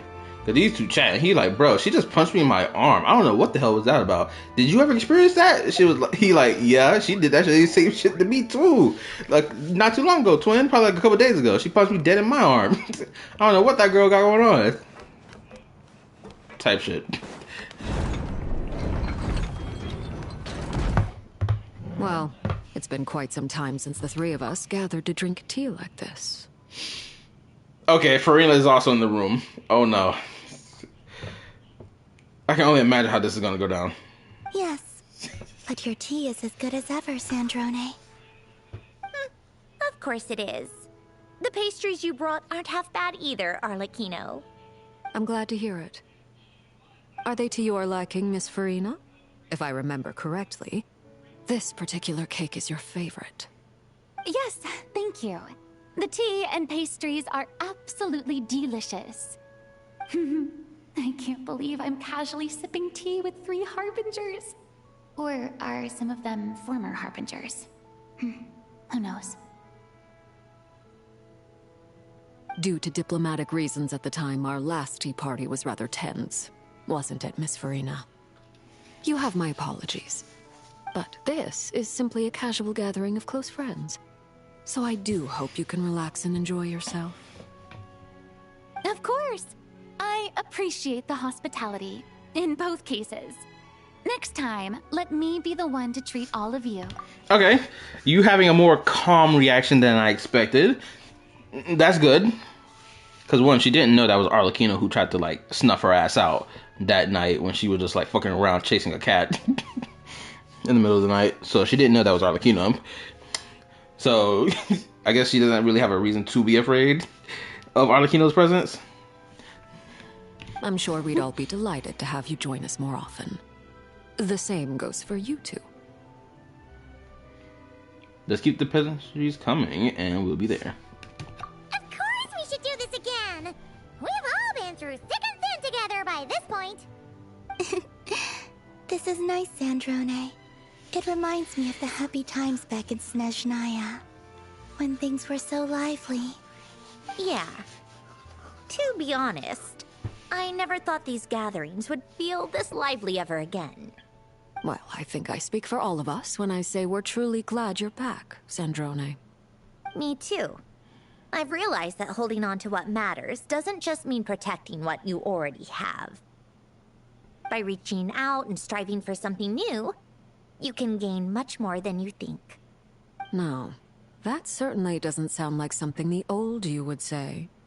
Oh, well, I'm only going to say it once, so don't get used to it. Let me read. Oh no, Arlecchino is not punished for making Farina scared with the consequences. Some people mad Arlecchino and Farina ain't got beef. I understand that, but at the same time, those fools forget that Farina does not know that Arlecchino was the one that was trying to like take her life during that one moment a couple years back in Fontaine, right? She doesn't know that. So again, like even if they wanted that to be the case for Arlecchino and Farina, they completely are stripping the context behind the scenes that they had together. Beyond that, you know, one where Arlecchino attempted to take Farina's life when she realized, wait a minute, this is not a god, this is a human being under a curse, right? She literally, like, their whole conversation was purely about, yo, how are you gonna save the people of Fontaine from the fucking flood, from the prophecy, Farina? How are you gonna do that? That's the only thing she pressed her on. Beyond that, but even in context to that, it makes no sense for these two characters to even have beef with each other. Like, oh, I hate you this, oh, I hate you that. Like, literally, there's no reason for them to have that. So even if some people are upset about that, it doesn't even make sense for them to have it in context to what those conversations was even about. Who knows? Perhaps your tea parties will only get livelier from here on out. Once you return to the Fatui, we'll have more opportunities to keep in touch in any case. I want to spend more time together too. But I don't want to go back to the Fatui. Well, Nodkrai isn't too far from Snezhnograd. It shouldn't be hard to find a place where we can all get together. Oh, and then I can sing for you. Or put on some of your favorite music. Just like the old days. Speaking of music, I spotted a mechanical piano below deck. Is it yours, Miss Guillotin? Yes. Reclaimed, I suppose you could say. Why don't you play something for us? Huh? In front of all these people? Yes, why not? You play so well. I'd also love to hear you play. Oh, let me read. I think Nuvie represents the life that water needs to survive, while Columbina represents the push and pull of the waves. That's why Kuvaki is like magnetism. The water that life needs to survive messed up the phrasing of the sentence. Oh, no problem. Yeah, come on! Just a little, please? For the love of... Fine! One piece, and that's it. One Piece? One Piece? Where's that at?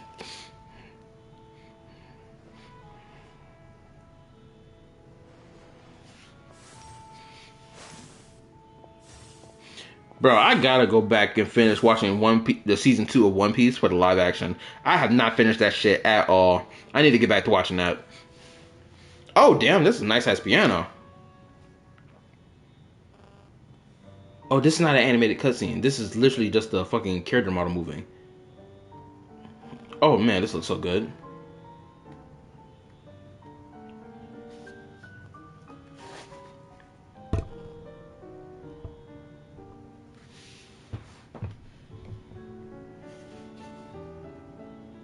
I forgot what they call this technique of animation. It's not ray tracing, it's something else.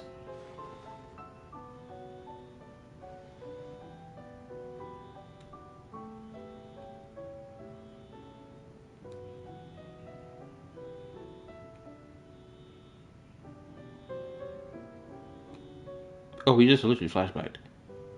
Mocap? Yeah, there we go. Thank you. Oh my goodness gracious, this piano scene is better than the one in Uwag. I'm just talking shit for no reason.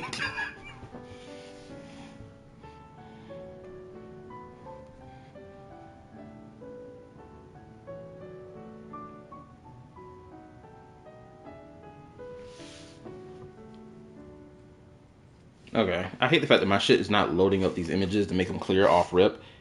So now they just like blurred images. I don't know why the fuck my PlayStation acting like this right now. The worst time possible to be fucking blurring shit up. All right, Musketeer Pictures. Everyone ready?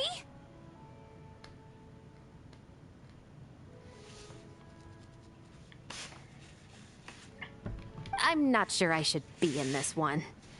Of course you should. You might have primarily helped out another crew this time, but you're still a member of Musketeer Pictures. All right, thanks. I'll still stand a bit off to the side, though. Can I be in the picture too? Of course, Miss Veronique. I would have loved to have you in the last one, too, if circumstances had allowed it. Thank you, Director Xavier. Do I really have to be front and center? You're one of the lead actors!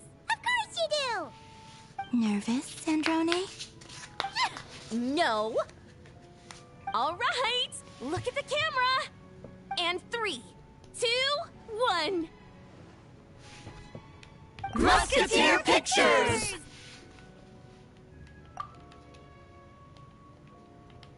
Traveler, bro, I'm tired of seeing you in your old outfit. They need to pre-render his shit in his new fit now. Look, I love his OG outfit. I fuck with the scarf heavy. That's probably my favorite piece of his clothing, right? But brother, you need to put your new fit on when you take these pics. Niggas getting tired of seeing the niggas are tired of seeing the crop top. Okay, your baggy pants, they're fine, but the crop top, put your jacket back on, bro.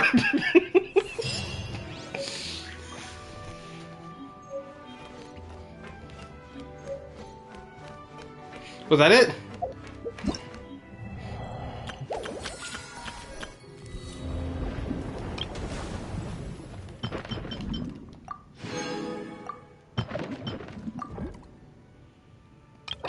Alright, now I gotta fucking play the game mode so I can get my hands on another copy of fucking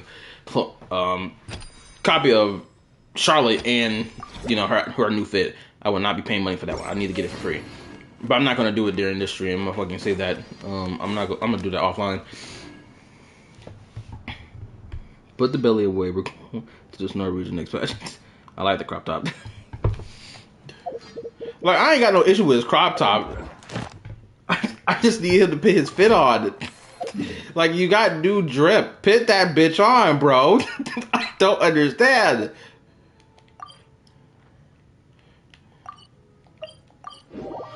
Get a whole new outfit and then you don't want to put it on and flex it in front of the hoes? Like, what type of nonsense? Put that shit on.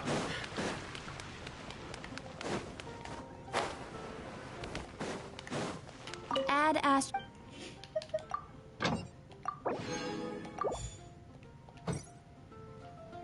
Add Ash. Have you done Sandrone Is Tea Party stuff? No, I haven't done it yet. I'm pretty sure I was told to do it now, or I was told to do it after I finished the event, right?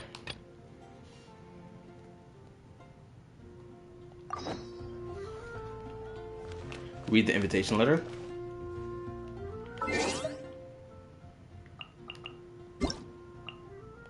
My dumbass is probably in my inventory.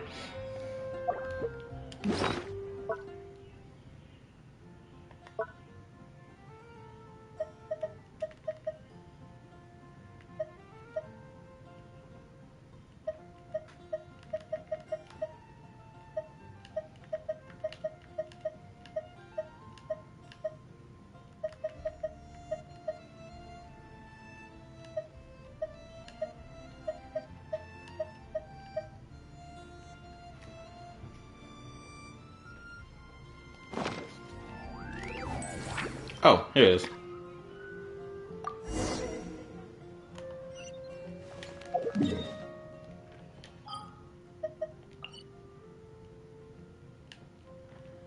Oh, going over here? Where should I?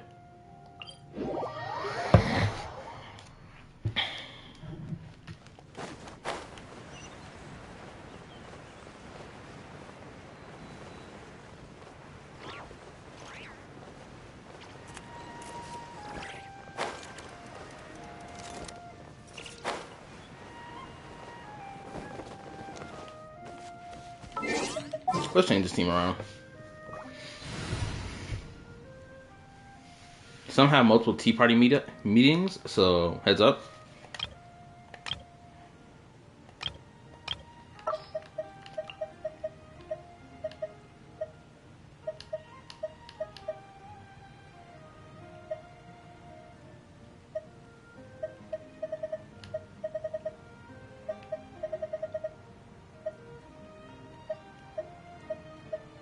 Wait, where's my girl at? Where's she? Oh, here you are. All right, let's go. I gotta put you on this team because apparently you work well with the starter conduct shit.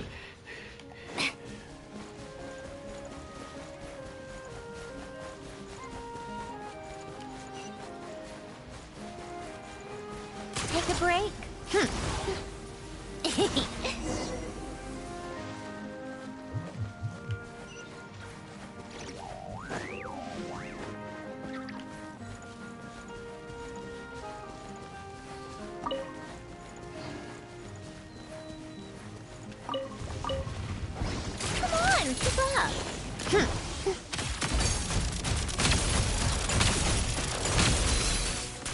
Right now. Oh, this should go over there. I didn't even notice her.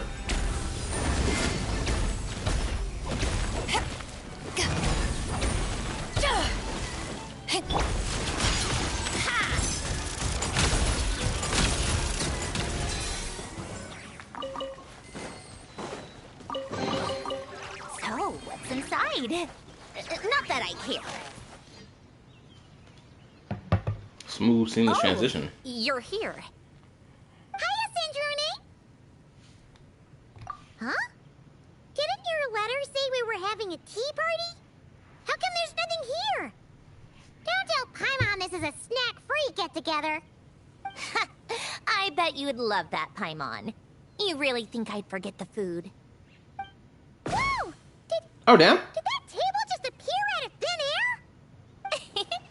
Impressive, right?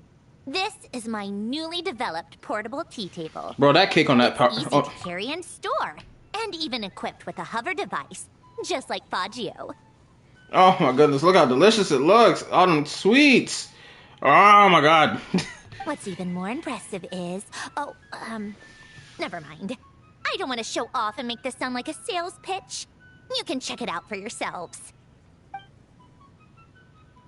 Here, I've prepared some tea and snacks. I'll help myself then. These are so delicious! You really are a great cook. You know, I'm gonna say this as well. I'm gonna say this. If the Traveler ends up joining the Fatui as a member, or if ends up becoming one of the new Harbingers for the Fatui, let's say that's the case, right? What? Hold up. Let me rephrase this. If the Traveler was always a member of the Fatui since Jump Street, let's say if they were at the start of the game, right? Without a shadow of a doubt, I think the Traveler would have been able to get his hands on all the Gnosis. Probably with the exception of probably like one of them, because the Traveler prefers to talk things out first before like getting straight to the squabble, right? Venti's Gnosis, he probably would have just asked for it after helping, Venti help, bring Dvalin back to the senses. Leeway, he would have helped the people of Leeway survive against Osara Overlord of the Vortex. He would have, things would have probably still played out the same way. Boom. Zhongli gives it up because of his contract. Inazuma. Okay, actually, Inazuma is just going to be a little difficult. Because you have to think of a reason why Yaimiko would give it up in exchange for something. Maybe Traveler helps Radio Shogun get out of this, bullshit viewpoint of eternity, which they eventually did help her do, beating her in battle or whatever. That happens. Boom. Gnosis gets handed over. Unless, the stuff still plays differently. But Wanderer / Skarmoose still gets the Gnosis and then dips off to Sumeru. We chase after him to Sumeru. Help Sumeru stop him. Get the Electro-Gnosis. Then put the Dendro-Gnosis. How would we get that one, though? If the Traveler was always a Fatui Harbinger member since Jump Street, how would they get that one? Would Nahida give it up? Purely because oh, I thank you for your help for doing XYZ thing, for helping me take back my position as the Dendro Archon. Then she gives it up. Then Fontaine would be, well, Nouvelle gave it up to Arlecchino because of what Skirk said, so probably the same thing would happen again. If the Traveler was a Harbinger, they would have got it from there.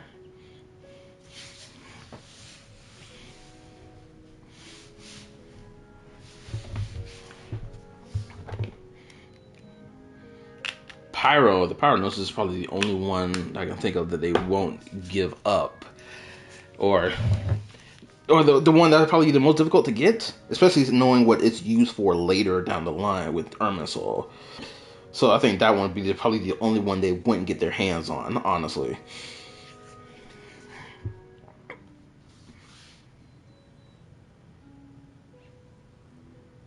Give me 1 second. Wait a minute, let me close that. Close all those. Excuse me.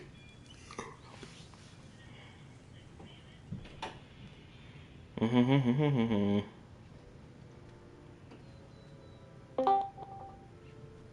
you hear me? Alright. So, a theory about the Pyro-Gnosis. 2 theories. So, the theory I thought of was Rick Grader has it. Somehow, whatever happened, Rick Grader got it through, I don't know how, but Greater has it. Second theory that someone brought my attention to was when Nahida prayed to the shades to burn the tree, they took the Gnosis. And then when they took the Gnosis, remember the cutscene when we saw the Tsaritsa approach Renova? That's why Renova has it, and the Tsaritsa is going to fight her and trying to kill her for it, or at least get it. Oh, now that's an interesting theory. Because Nahida did talk to the Shades, and then they said, okay, we will burn it. You are now the new, with Aru, the new tree. Leyline tree, yes. And so that was a theory that was brought to my attention. If that's the case, that's probably why Tsaritsa is going at Renova.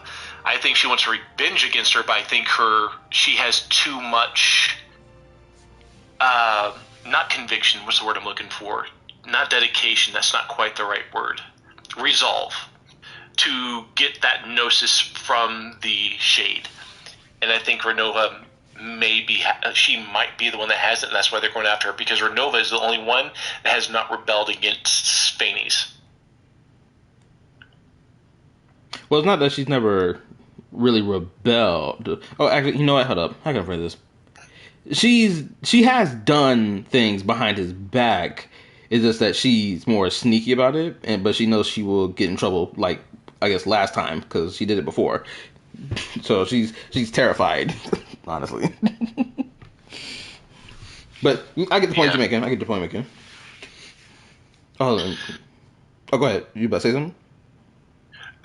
I'm not sure if you want the spoiler, but if you know the name of the Traveler's sword coming in 7.0, it is fucking crazy.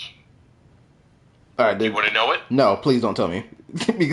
And don't tell everybody else who's also watching the stream right now, because they probably don't want to be spoiled by it either. There is.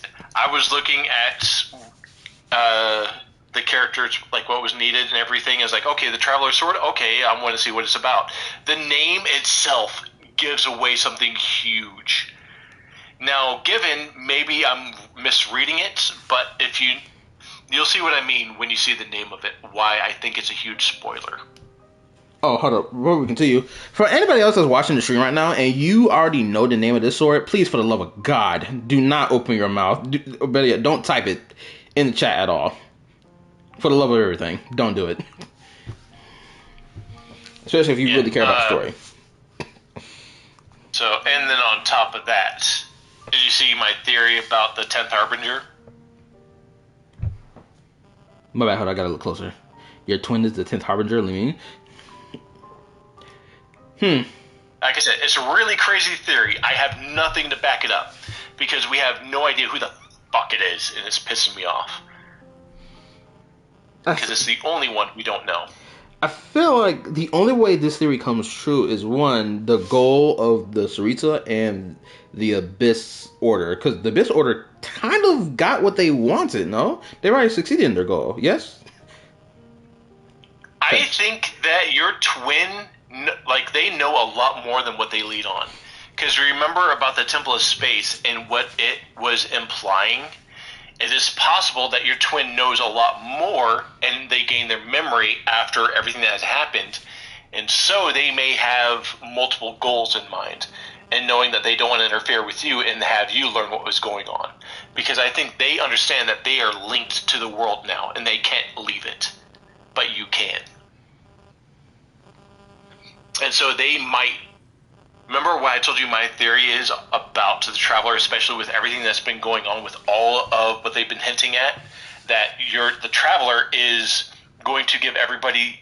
They're going to become the leader of this world, and then they're going to say, your fate is your own, and then leave.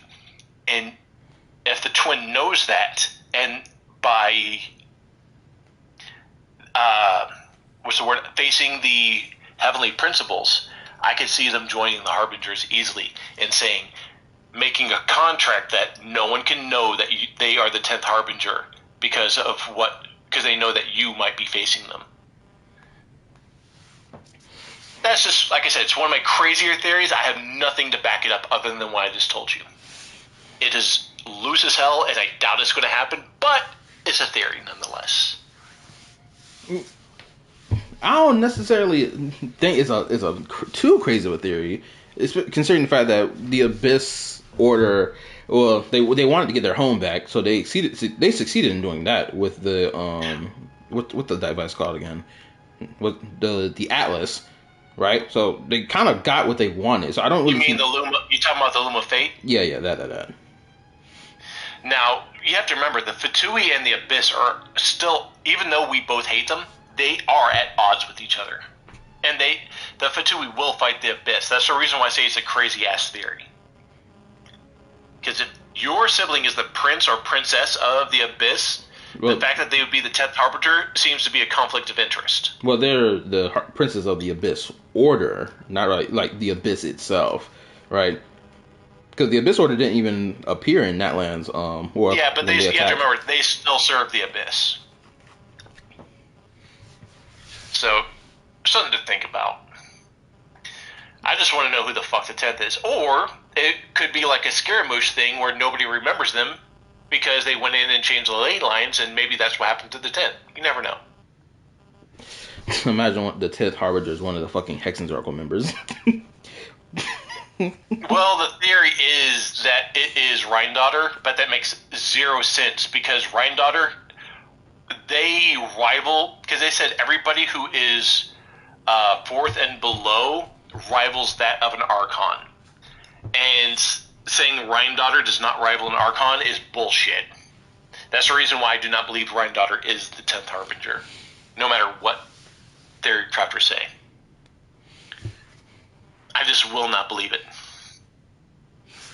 Because not only are you talking about Rheindotter, then you also have, who did Rheindotter merge with? A Shade. I doubt a Shade is any weaker than a freaking Archon. I just doubt it. Valid. So it's either going to be a new character entirely, or I'm still thinking it's probably going to be the Traveler themselves, because that would be fucking interesting. I don't know. I won't dismiss it out of hand, but I think we are too against the Fatui. We may have a lot of allies in the Fatui, but we do not like the Fatui. But again, the whole idea of the Fatui Harbingers are that they have a common goal, and they use each other for a similar goal. That's the reason why Arlecchino goes with the Fatui, and that's the reason why Columbina won't return to the Fatui. Sandrone likes the Fatui. And that's also another reason why Joker and the Captain went to the Fatui, as they served a similar purpose. And there is a theory that the Captain and Regrader are going to be weekly bosses in Snezhnaya. Well, that's good. I can't wait for it. Especially for the Captain. Hey, Captain's dead. Just deal with it. Captain's dead. It's gonna be a fun boss fight. I mean, if he does. The Captain? Yeah. Wait, didn't you say the Captain and some? Oh, unless I misheard you. I said the Joker. The Joker and Regrader. Okay, my bad. I misheard. Nonetheless. Joker is 0 of the Fatui. And then Regrader, of course, is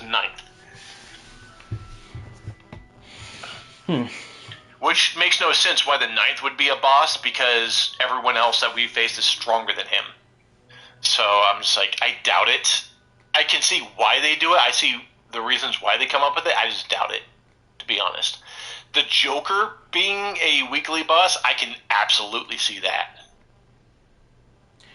I think the reason why Regrader would be a weekly boss is really because we haven't really seen him in combat at all. And they probably want to do it to flex his combat. Or what he can do. Because we haven't seen his combat at all. Or rather, we haven't seen the combat of like certain Fatui Harbinger members until either they became playable or until a boss fight, or just not at all, honestly.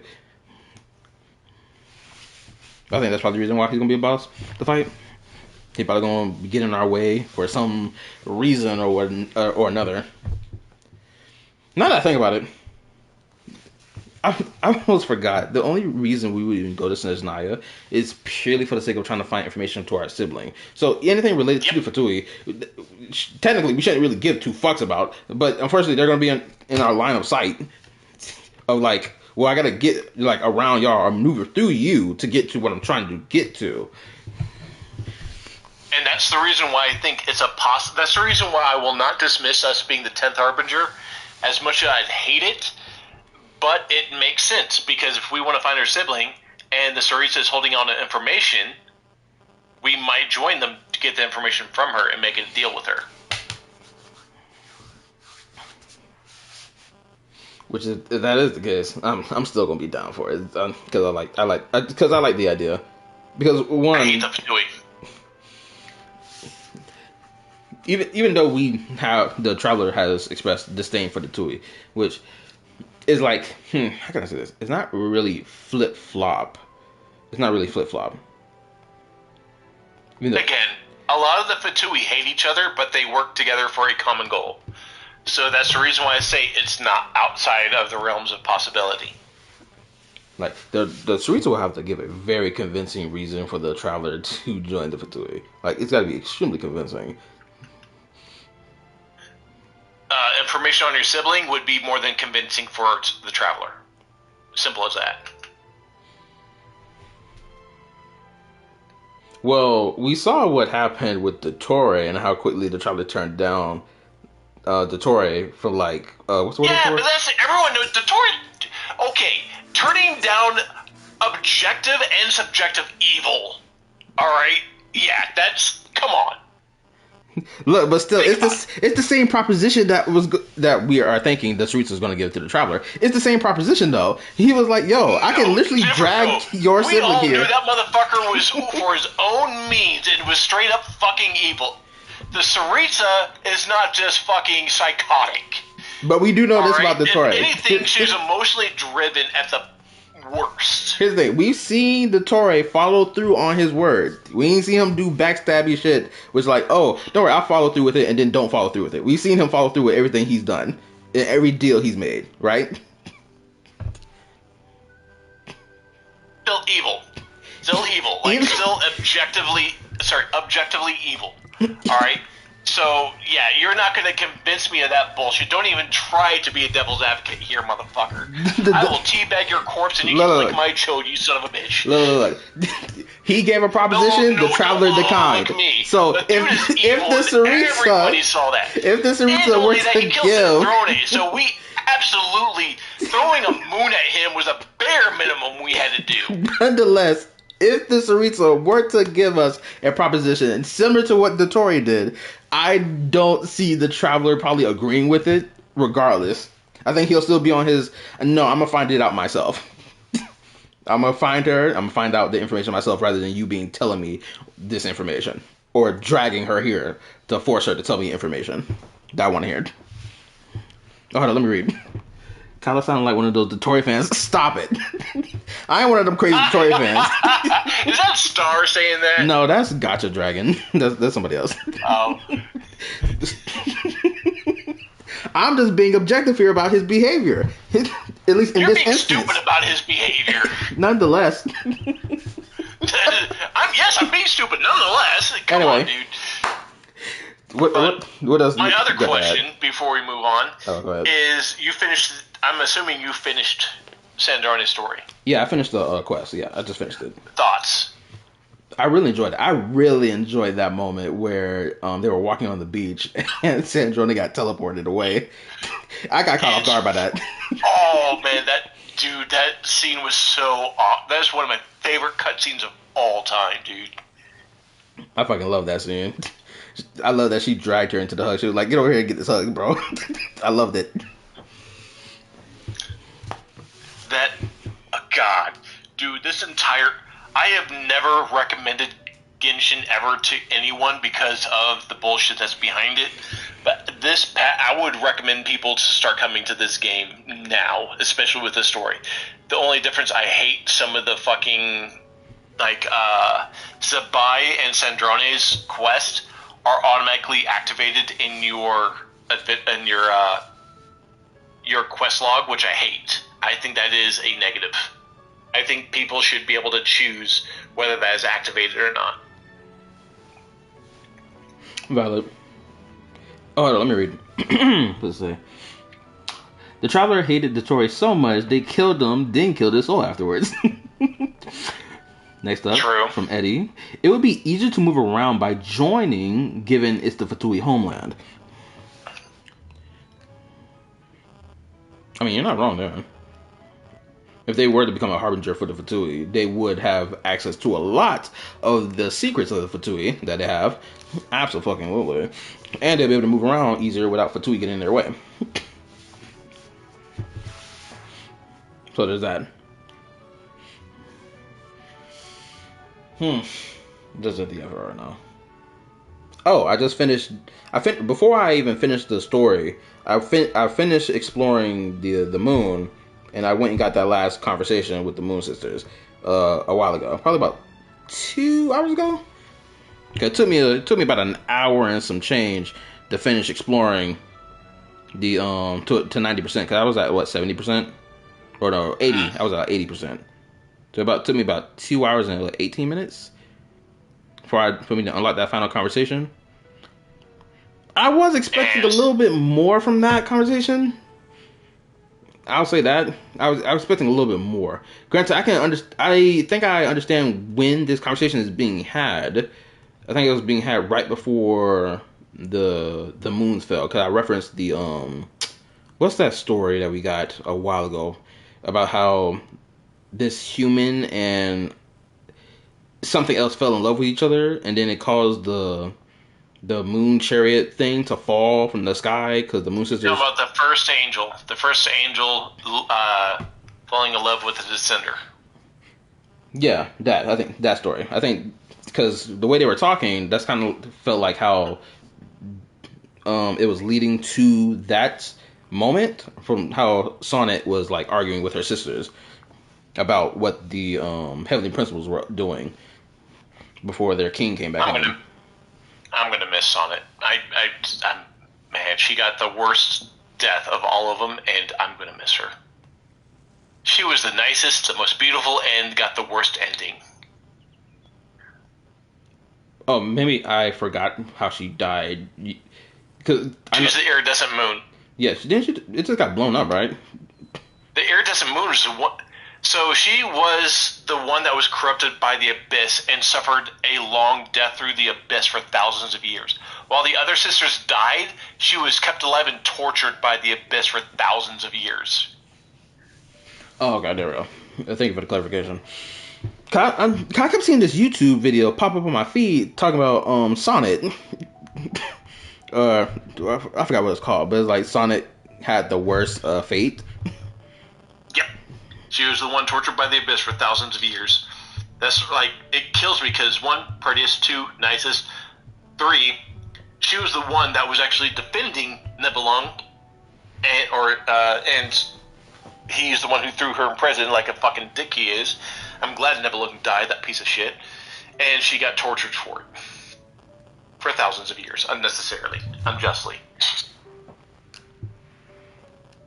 No, hold on. Let me play advocate for Nibelung real quick. I know in the past, even play devil's advocate. In the past, hold on. Let me salty hairy son of a bitch. If you want to play devil's advocate and say that she deserves listen. Let me have this. No, I'm not going to listen to shit. No, you can suck. Let me have this. Let me play a little devil's advocate. Okay, because in the past, back during Natlan's Archive quest, I was talking mad shit. Shit on her, I won't have that. Hold up. Devil's advocate. Back during Natlan's World Quest. Die in a lonely ditch. Back during Natlan's Archive quest, I was talking mad shit about Nibelung, about how he deserved to get his ass kicked and got his shit stolen from him. I was talking mad shit. But knowing more context after Natlan till now about how shit went down, hold on. And he jumped to conclusions. He absolutely all 3 in prison without any question, assuming that they went against him. No, he can kiss ass. He had a valid crash out. He was literally warned by the Voyager. By the abyss that was going insane. And then decided that they betrayed them without any questions on what the hell they were doing, and then turned their moons into weapons. Look, he is horrible, and I'm glad he died. He was literally warned by the Voyager that he was going to get his home taken from him if they decided to stay and try to defend their home. So when he and then came he back, got corrupted by the fucking abyss and came in and tried to destroy everything. when he saw shit got stolen That from is him, the same as if as you he went was out told. and 2 weeks later Look. you came back to your family, killed your twin, killed your mom, killed everyone of your family, went out, found your father and killed him too, and then said, fuck all you, I'm going to kill you all because I'm justified. Why? Because you all fucking betrayed me. That is the same equivalency right there. Homeboy Tell had that to your mom. Tell your mom that if had, you left for 2 weeks, you'd be willing to kill her because she betrayed you. Because she took away. Yeah, exactly. Shut the fuck up. No. First of all, he had everything stolen from him. He had everything blatantly stolen from him. He was warned that this shit was going to happen to him. Yes, and it was stolen from him. So but he when didn't he ask anything about the Moon Sisters. He just threw them straight into jail without asking, hey, why did you allow them to do this? Instead, he said, nope, straight to jail. Fuck you. Do not pass go. Do not collect $200. Straight to jail. He was a dickhole that needed to be kicked in the fucking nuts. It was justified for him to throw them in jail rightfully.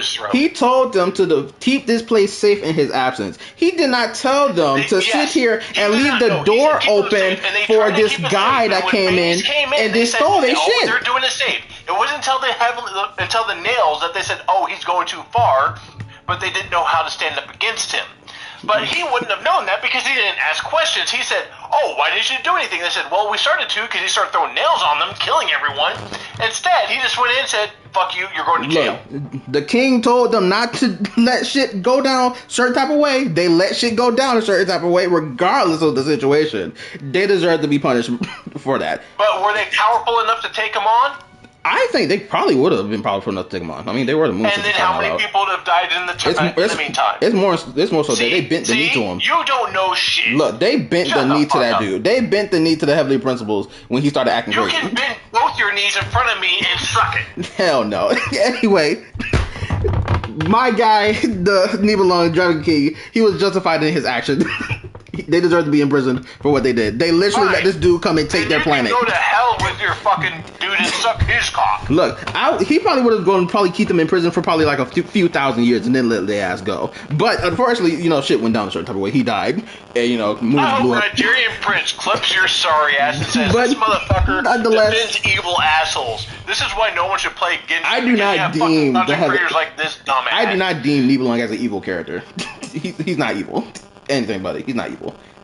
He tried to save his home, tried to keep it safe from this eventual conqueror / colonizer motherfucker. 1-inch penis. Would you fucking stop? He was justified in every action. He did. Absolutely. Now, did the Abyss probably twist his mind a little bit? Yeah, sure. But when you're in your crash out moment, everything turns red. So that's like the baseline for a lot of people. Shoot, my older brother told me that he felt that way one time when he was like beefing with somebody too. He said he was seeing all red. But nonetheless, Nibelung was justified. The Moon Sisters should have known better than just let some rando come in being like, oh, can you please give me some passage over the fuck on your planet, and then just let him get away with still doing crazy shit. Like, especially when he started tweaking the fuck out. It was like, okay, so he started tweaking out. Why didn't y'all like be like, oh, bro, what you doing? You good? None of that. You don't want to see the nuance in things. You can go plane traffic. Just say, go find the busiest intersection and go find it and land it. My boys don't stand. They should have never let him in to begin with. You know, you can stand 10 toes. I promise you. Your dead, corrupted if bro, they had, if the Moon Sisters had any type of backbone, on the way to hell. If the Moon Sisters had any type of backbone, they would have not have let that nigga in. I'll take the hot sisters. You go take the fucking corrupted big dick dragon. Look, the king is still justified. They shouldn't have let that motherfucker in. He should have never been allowed in. They let him in. You go take the dragon, and you can go take that lizard. The fall of the dragons is literally on the Moon Sisters' fault. Have fun.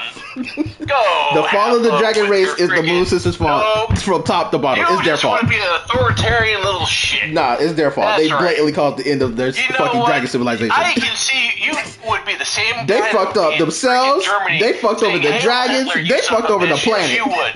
You were the same kind of guy. You're like, you know what? Hitler was freaking justified in everything that he did. Yeah, you're the same group. Same group right there. Mussolini, he did everything right in 40s Italy. in 30s Italy. He was the perfect guy. You know what, Stalin, what he did in Russia and Poland and Ukraine and what he tried to do into the Norwegian states, yeah, he was completely justified. Point still stands. My king deserved better.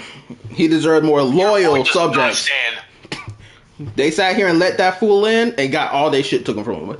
The Moon Sisters are to blame while we're in the position that we're in. Slaughtered, so you can go down with him. He can be slaughtered all. He can be slaughtered all he wants to be. You can slobber all over your king as much as you want. He deserves better. Be my guest. They should have never let that fool in. If they had any type of self-respect for their king, they would have never let that fool in. They would have been like, nah, you can't be on this planet, bro. Sorry. You just can't. And then when we let you by yourself and say, you know what, you need to save money, but you spend money on freaking Uber Eats delivery and then waste all your money on delivery fees, are you being, rational and making good decisions? Depends. Oh, depends. Yeah, now we see your skewed line of thinking. Got it. Noted. Anyway, you got anything else you want to add besides what we've been yapping out for like last, what? How long does this whole back and forth been going on for? Like, what, 5 minutes? Or whatever the fuck. We have at least 15 minutes of people understanding that you're a little bitch and no one wants to follow you no more with this bullshit. Mm-hmm. Okay, man, I'm gonna ask the chat right now. For anybody still watching the stream right now, if you are, tell me, who was justified? Who the hell would want to watch Was Nibelung the Dragon King not justified in his crash out when he came back home and found his home taken from him? Was he not justified? Let me hear y'all answers before we end this, before I continue this little event that I got with Sandrone. You're about to get a cancel campaign. You ain't even big enough to be canceled, and they still gonna cancel your ass. I'm gonna wait for their response. I'll wait. I got time. I ain't doing none of this anyway. Yeah, we know you got nothing but time. Thank God it's the weekend. Oh, also, my fucking driver license came in today. I was so happy. Oh, we're all fucked. I drive perfectly normal. I follow the rules. Yeah, that's a relative statement. Perfectly normal to what? Someone from frickin' Mongolia? I don't know how them people drive, but I know how I drive. Yeah, Mongolian drivers are nuts, dude. They'll drive up on the fucking sidewalk. They're crazy. Oh, you want to? Oh, hold on. Let me read. Let's see here. The dragon would have killed everyone anyway with the abyss corruption. Hold up, be right back. My dog out here doing what he doing. Give me a second.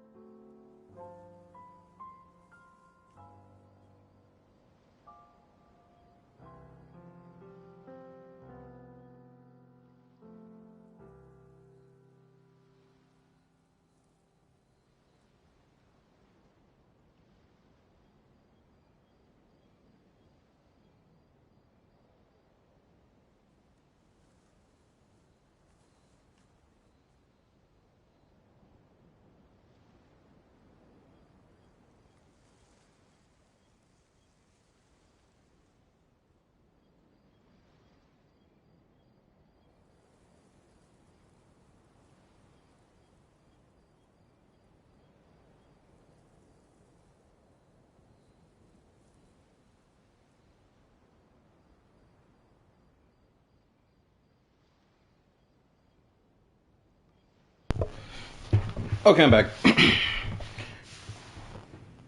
Damn. No, I ain't touching that topic with a 30-foot pole, my guy.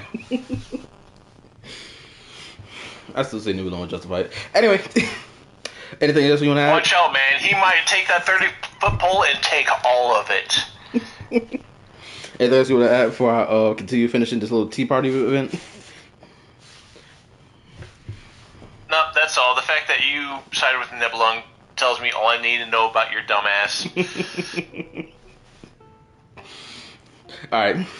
Chat with you later, bro. Peace. Suck my chode. Anyway, there's enough of that.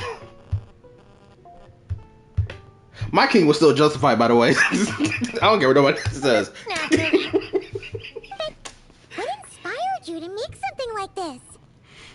I wanted to be able to enjoy pleasant tea parties with friends wherever they are, of course. I've said this before. Holding on to what you already have isn't the only way to preserve what's precious. Lately, I found myself wanting to go on walks and visit my friends more often. But inviting myself to others' homes and expecting them to prepare tea and treats, then letting them clear the table afterward. It's hardly proper etiquette for a lady. Paimon doesn't think your friends would mind. I mind. Besides, a simple invention like this is no trouble at all for me. I can see you like it. Don't worry, I can make one for you too. Huh? Are you sure that's all right? It's perfectly fine. Like I told you, I can whip up something like this in no time. Don't mention it. Oh, You my helped stuff me out glitching. a lot during the Fontinalia festival. Consider this as thanks. Okay, what's this? Okay, open the inventory and continue to tea party. Then press tea party. Notes, press the tea party for experiments. It's recommended that you complete our conquest, the moon, myriad pass, plugs, and solution, as well as some before unlocking the tea storyline. On the screen, you can select characters you wish to invite. It's an invitation. Okay. Sing an invitation. To a character, unlock the prompts. So location then. Let's gadget and take her seat to start tea party.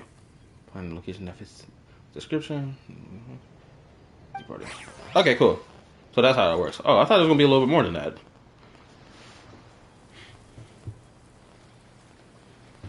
Oh, let me read.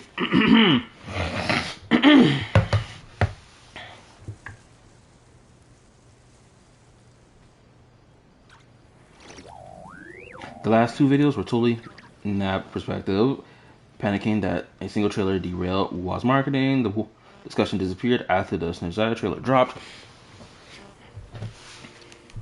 I would say so. Again, like, honestly, I think reaction mashups also kind of reveal which one is more popular between the two, or is clearly overshadowing the other one, marketing-wise.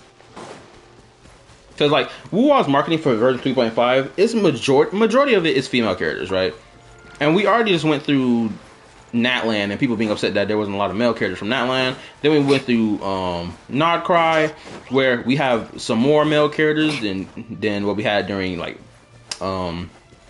Natland. And then now, since Naya, we're getting a whole bunch of male characters. So I think that alone is what sparked there to be more, like, love for the Sandrone trailer. Because one, people just wanted more male characters, and then we got a whole bunch more. In particular, they wanted more 5-star male characters, right? So I think that played a role in why the trailer got so much hype on it, including, of course, seeing Renova and Saritsa.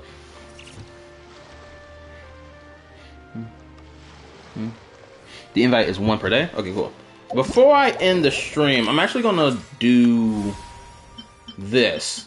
Because I got all these characters with the exception of Risley. So I'm going to blow through these. You feel me? And then end the stream. This is here in Fontaine. What? Oh, shit. I didn't expect to see you here. What? Is Paimon seeing things? Is that a Dodoko? No, there really is a Dodoko over there. And it looks just like... It looks like Barbeloth.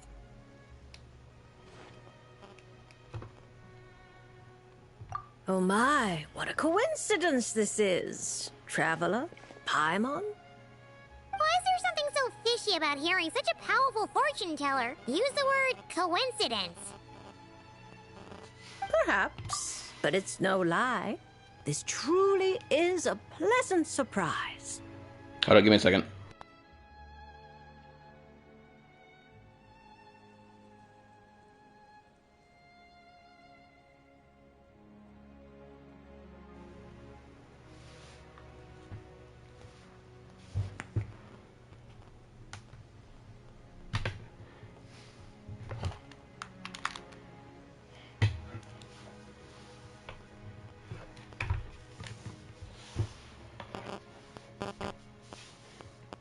Give me a second.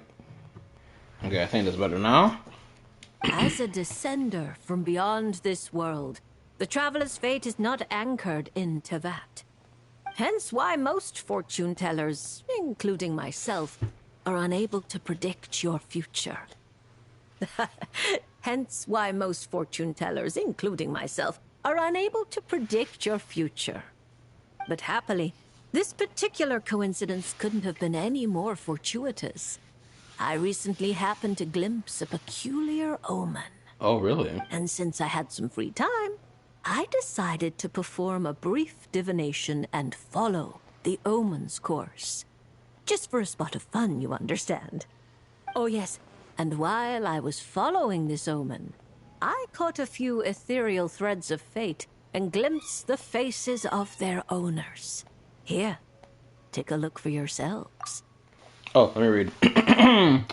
Do this for everyone you can. During doing this for Mizuki makes her the top animal DPS, then a top DPS contender in 7.0. It makes Ayumiko insanely better. Makes Chi-Chi best cryo applicator in the game. Makes her the best cryo applicator in the game. Really? And best healer. Makes Sino and Risley good again. And Beto and strong if they are C6.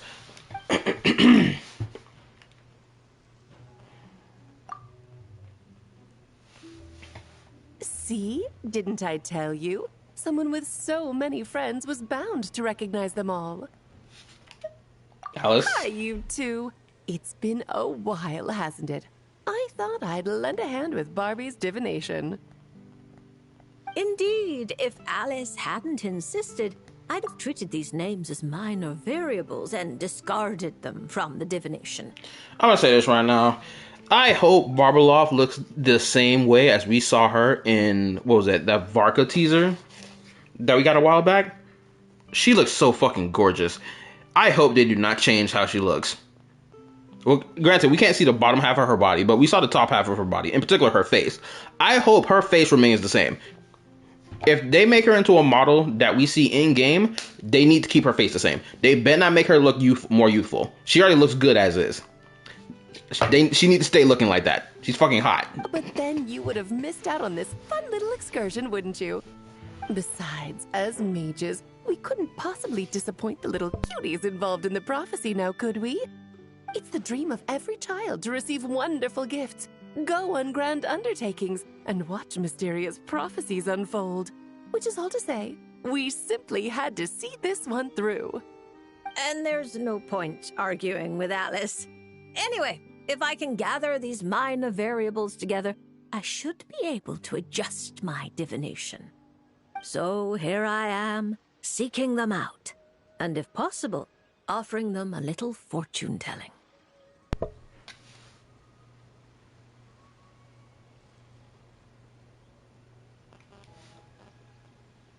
She's an old lady. She don't probably shoot with Rambler. What do you saw was a youthful one. Probably no. She probably still looks the same as she did all that time ago. Granted, I don't even actually know how long ago that meeting was, because that meeting that they had couldn't have been that long ago, because they were talking about Varka, and Varka was alive at the same time as them talking about him. So I don't even think that she's like some, oh my goodness, I'm hunched over, crip walking. I shouldn't have said that. Crip walking. It's looking hilarious. Oh, goodness gracious. Nonetheless. Right?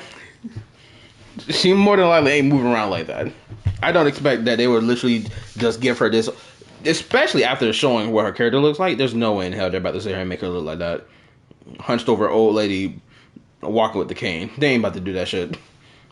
I don't have time to go around divining things like that, but I'm sure it won't be long. Is that why you've set up this stall? So you can sit and wait for them to arrive? Don't worry, I'm not just sitting around twiddling my thumbs. This Dodoko is simply a stand-in. I'm still working on my research. That's right. And I installed sensors on Barbie's Dodoko. As soon as the right person shows up, she'll receive an instant notification. And Dodoko will give a happy little wiggle to make sure our visitors are drawn on in. What are you doing back here? Take your arm off that. You'll knock my scryglass onto the floor. And hold that cup steady. I don't want you spilling hot chocolate on my manuscripts. All right, keep your hat on. Just 1 second. There you go, Barbie. This one's yours. I hardly put any sugar in it, I promise. Okay, so Barbie doesn't like the sugary drinks, or doesn't like having so much sugar in her drinks or in her sweets. When you say hardly any sugar, I can't help but feel like we're not speaking the same language. Back to business. After we followed up on Barbie's divination, I was hoping to gather everyone up. Everyone involved, that is. And throw a huge party. I've even decided how we can send out the invitations. Don't worry, I've already picked out the most beautiful birds available. Picture it. In the dead of night, a huge, pure white bird flies through your window with a mysterious letter in its beak. Then you open it, and a whole new world appears before your eyes. Unfortunately, as I told Alice, doing that would only serve to disrupt the path of fate. Besides, dealing with such small prophecies is a real pain, so it's off the cards. Interesting. Dealing with small prophecies are a pain. Fate is such a spoil sport. Nevertheless, we can still have a party. When the time is right, I'll invite everyone myself. And as I do hate waiting for parties, Traveler, Paimon, can I leave the job of bringing your friends here to this stall to you? Then we'd be the ones disrupting the path of fate, right? Seeing as the people in the prophecy already have ties to the Traveler, in theory, their fates are already intertwined. If the Traveler steps in to invite them and hurry things along, it shouldn't have too large an effect on the divination. Reliable as always. For the sake of the party, it's in your hands. I promise to save you the best seats, closest to the cake. Barbie, why are you tearing that paper apart? What are you doing? I'm using it to plug my ears. Between you and Nicole, if my head isn't hurting, then my ears are. Ugh, I miss Octavia. I guess because Octavia was what's the word I'm looking for? I guess Octavia was the silent type that didn't really speak a lot.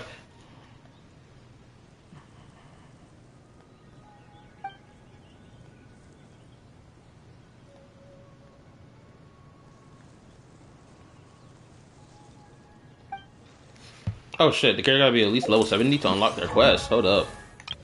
70, 80, 70, 80, 70, 70. Oh, well, thank goodness I leveled my characters up to at least level 70.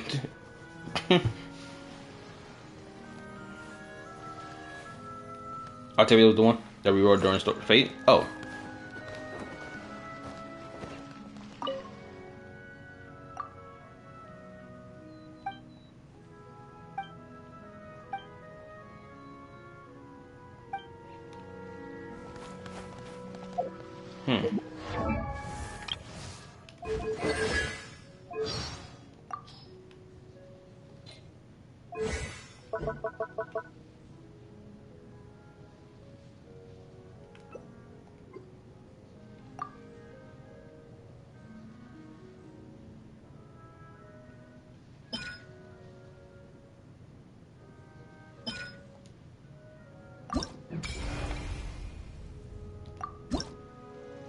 Oh, that was fast.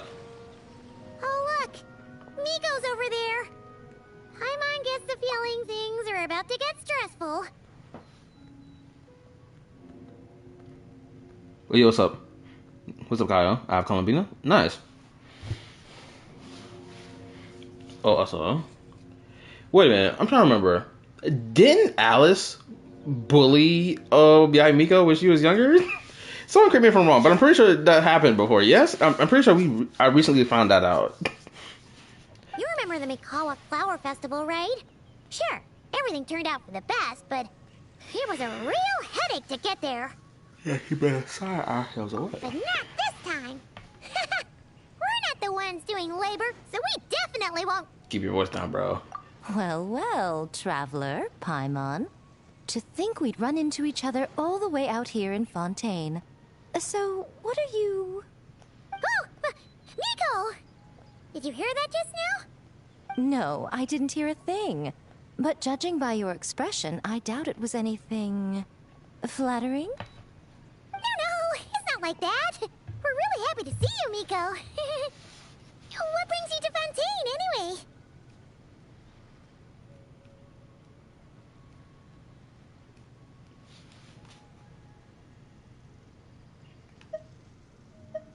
Why else would a poor, overworked editor-in-chief like me be here? I'm toiling away on Yai Publishing House business, of course. I had just bought a box of new books and was planning to take them back for my editors to study. Still, while strolling around the city, I overheard people talking about an unusually accurate fortune teller out here in the countryside. So I came to get a reading, if only to satisfy my curiosity. I mean, you do fortunes at your shrine, don't you? Huh? You're finished already? Why didn't you say so sooner? What card do you draw? My, taking such an interest in my future, are we? If you want to know, I might be persuaded to let you see. However, you'll have to pay a price. Let me think. How about you sign on with Yai Publishing House? You can compile your adventures into a thrilling novel. No, I'm good. Following the latest naming trends, we could call it... I picked up emergency food at the start, and now I'm invincible. We're going to sell so many copies. Oh my goodness, that book would most definitely sell well.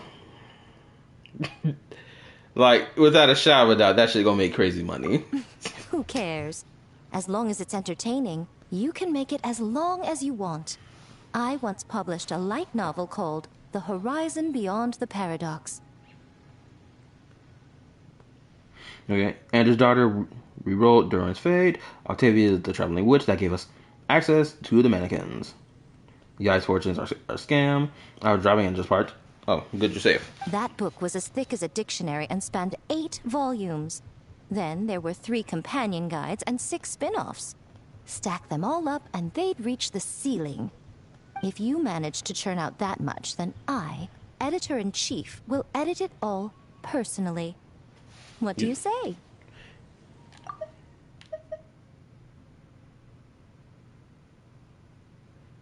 The Horizon Beyond the Paradox.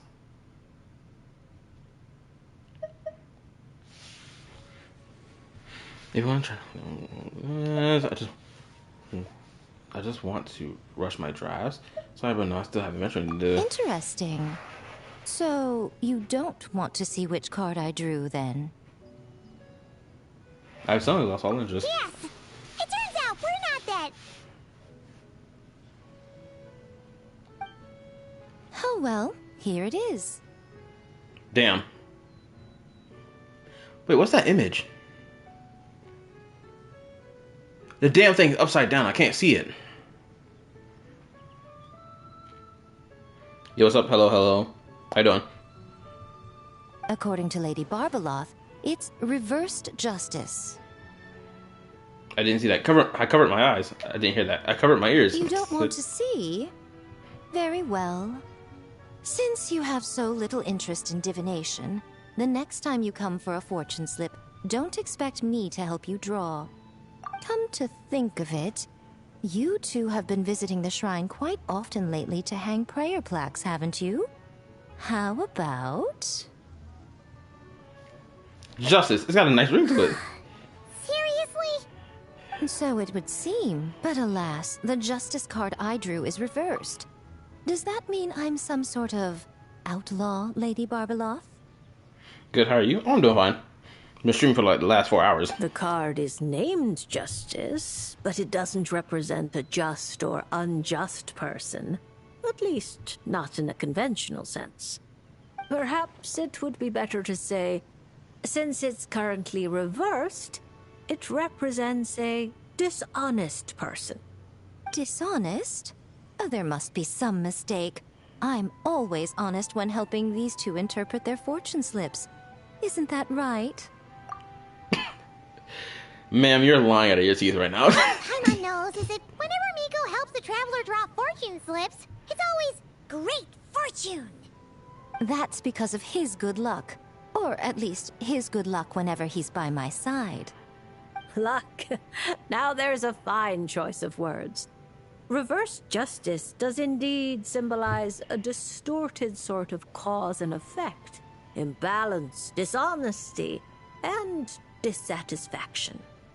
As a yokai, you above all should understand. After all, the birth of a yokai is indelibly tied to desire. A yearning for something, an uncompleted dream, some unfinished undertaking, the pull of a certain emotion. All it takes is the slightest catalyst for these unsatisfied desires to take root and grow and sprout unexpected offshoots. And you, a great yokai of Inazuma, likely have a greater desire than most buried within your heart. But that's the limit of what I can see. After all, you only drew one card. What's more, reverse justice is known to be good at concealing lies, whether from others or oneself. AKA, you delude yourself, basically. Or you can end up deluding yourself if you believe your lies. Like, I don't even know, like, that deep personal information about Yaimiko. So I don't even know what she could be possibly, like, desiring in her heart. How delightfully mystifying. Sounds just like something a shrine maiden might say when interpreting fortune slips. I certainly wasn't expecting to pick up any new jargon on this trip, but that one is quite good. My girl, you are skirting what she just said. You're weaving right now. An immaculate weave, but we can see it. She literally called you out on you hiding something in your heart, and you didn't respond to that at all. Or anything else she said. Now you're talking about, so, oh, this is some nice jargon. I'm going to use this next time. Come on. Still, as good as it is, it doesn't really align with our shrine's way of doing things. So perhaps I'd better not teach it to the shrine maidens after all. Anyway, thank you for the divination, Lady Mage. Should you ever have the chance, do pay a visit to the Grand Narukami Shrine and allow me to return the favor. What do you say? I'm afraid my hydromancy keeps me far too busy. I simply can't spare the time to dip my toes into other forms of fortune-telling. I gotta know what Barbeloff is doing right now. Is she, like, observing the universe right now? That's probably why she's so busy. She's probably looking out for the looming darkness that exists in the cosmos. That's probably what she's looking out for. Though your fortune slips sound like something Nicole and Alice would enjoy, I'll be sure to tell them all about you. Wonderful. When the time comes, I shall personally preside over the drawing of fortune slips for your friends. I assure you, everyone will draw the most auspicious slips.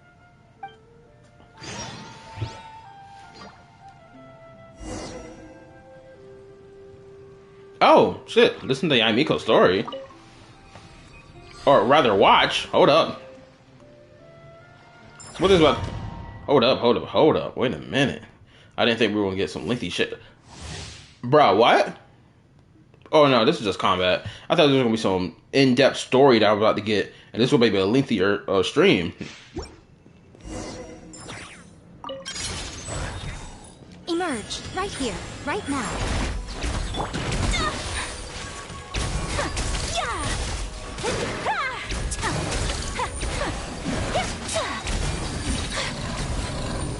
Take flight.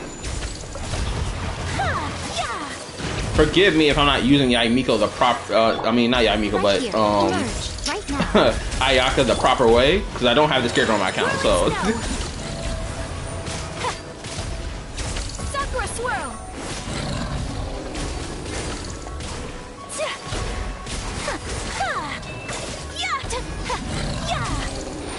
Right here, right now, right here. My apologies.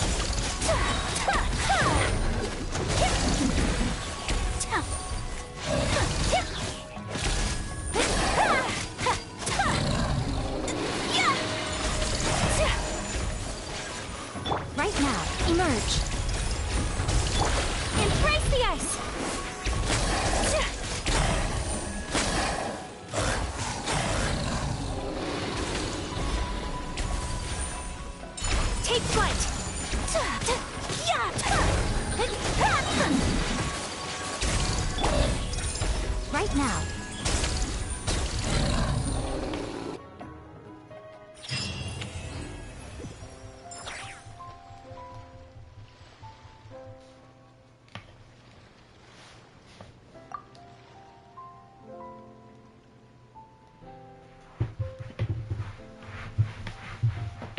Hello.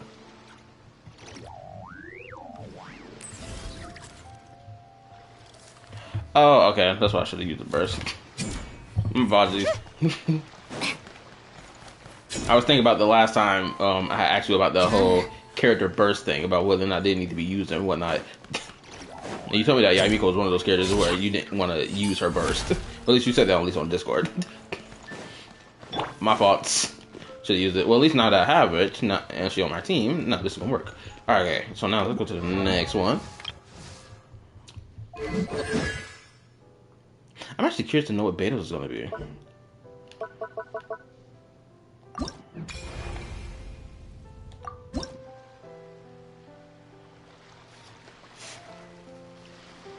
Oh, VC for Pacific. Alright, give me a second. So what you're saying is that this card I drew is actually pretty good?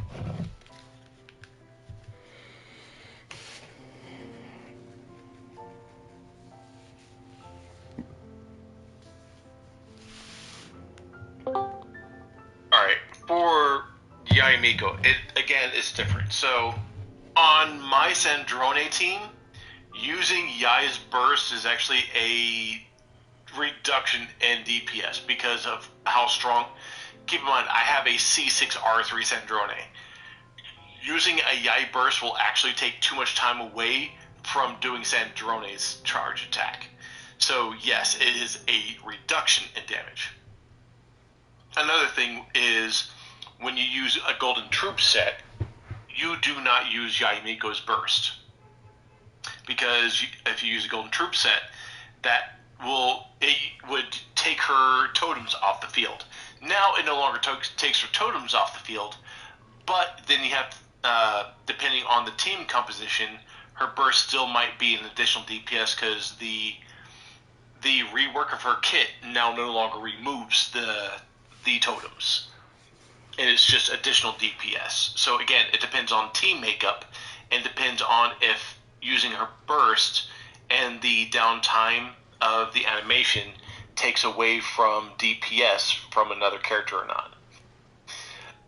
On my team, it is actually detrimental to use Yai's burst. As much as I love Yai using her burst, because of how absurdly strong my Sandrone is, it's a detriment. If you had C0 Sandrone, yeah, using Yai's burst might still be useful. I don't know because my C0 Sandrone stopped existing within 5 minutes of the game.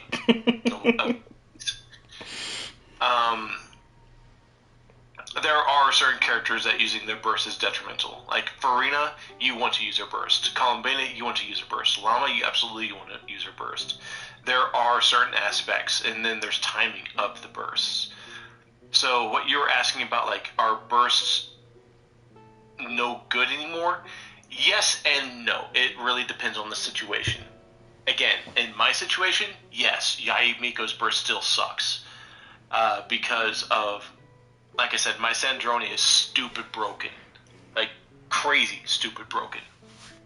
Because, again, C6R3 makes a huge difference between C0R1. Big fucking difference. So that's the reason why I said use like Yamiko's burst in that, because you only have 2 characters. So her burst is actually an additional DPS. You don't have that crazy Sandrone team that I have. That's the reason why when I responded to your question in Discord, I said yes, they are correct, but again, it also depends on the team makeup and also depends on if you if you have Thundering Fury on Yamiko, you want to use her burst. If you have the Golden Troop, you don't care to use her burst.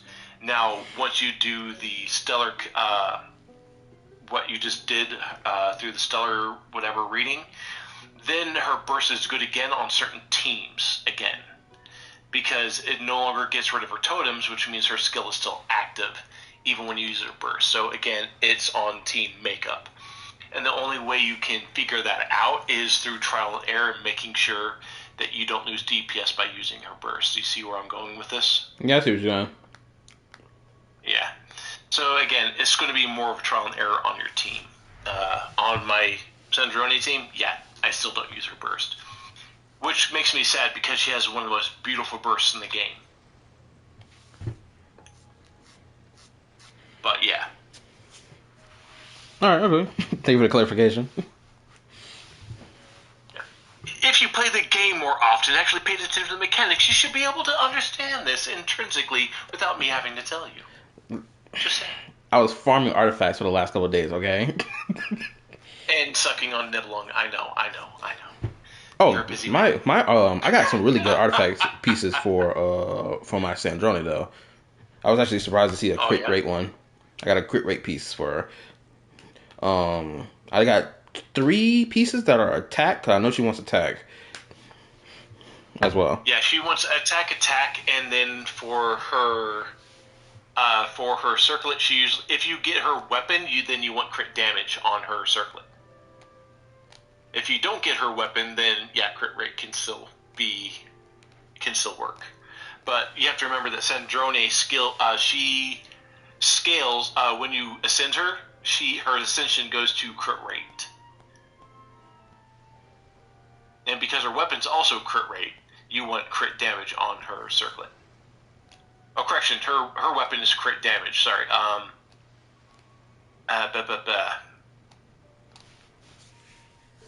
It is because her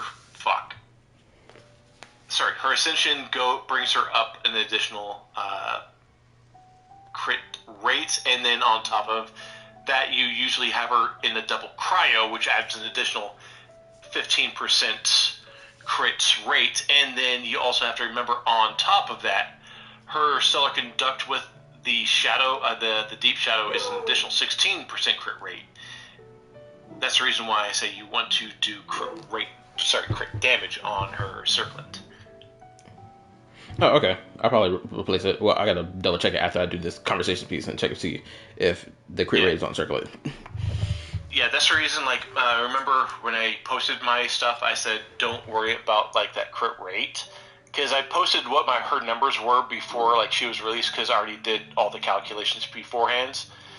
I just didn't calculate it for level 100, so her attack was way higher, but the crit rate and crit damage was still the same. But I made sure I put in parentheses, that is with cryo resonance and her artifact set bonus. That's the reason why, because remember how on the Natlin piece, it adds 40% crit rate on top, as long as you have the Knight's Hold Blessing. And so you have to think of the same with Sandrone, but you're thinking of 16% crit rate, and you always want to have a second cryo with her. Mainly Chi-Chi, because of the cryo application for the 16% crit rate as well. 15% crit rate as well with the cryo resonance. And the reason why I say make sure you do Chi-Chi's stellar thing, because when you do her trial whatever with Barbeloth, her skill her skill cooldown changes to 15 instead of 30, which means she always has an uptime on her skill. And if you use her skill and then her burst, every single attack has a cryo coordination with it, making her the best cryo applicator in the fucking game. Alright, I hear you. Oh, also, somebody asked this question. Since Sandrone is basically robot cryo Nuvi, does spin to win tech work on her too, or is it that only broken on Nuvi? No. Spin to win does not work. She does not spin fast enough to do that, but what she does have is she can aim higher than Nuvilet can, because Nuvilet has a cap of how high he can aim. Sandrone breaks that. So she does not have the spin to win. That is a Nuvi specialty, I guess you could say, but no, she does not have spin to win. But once I get my Yaimiko with her correct artifact set, my Sandrone should do about 500k DPS. If that gives you any idea how stupid strong Sandrone is. Oh, it does. Anything else you want to add?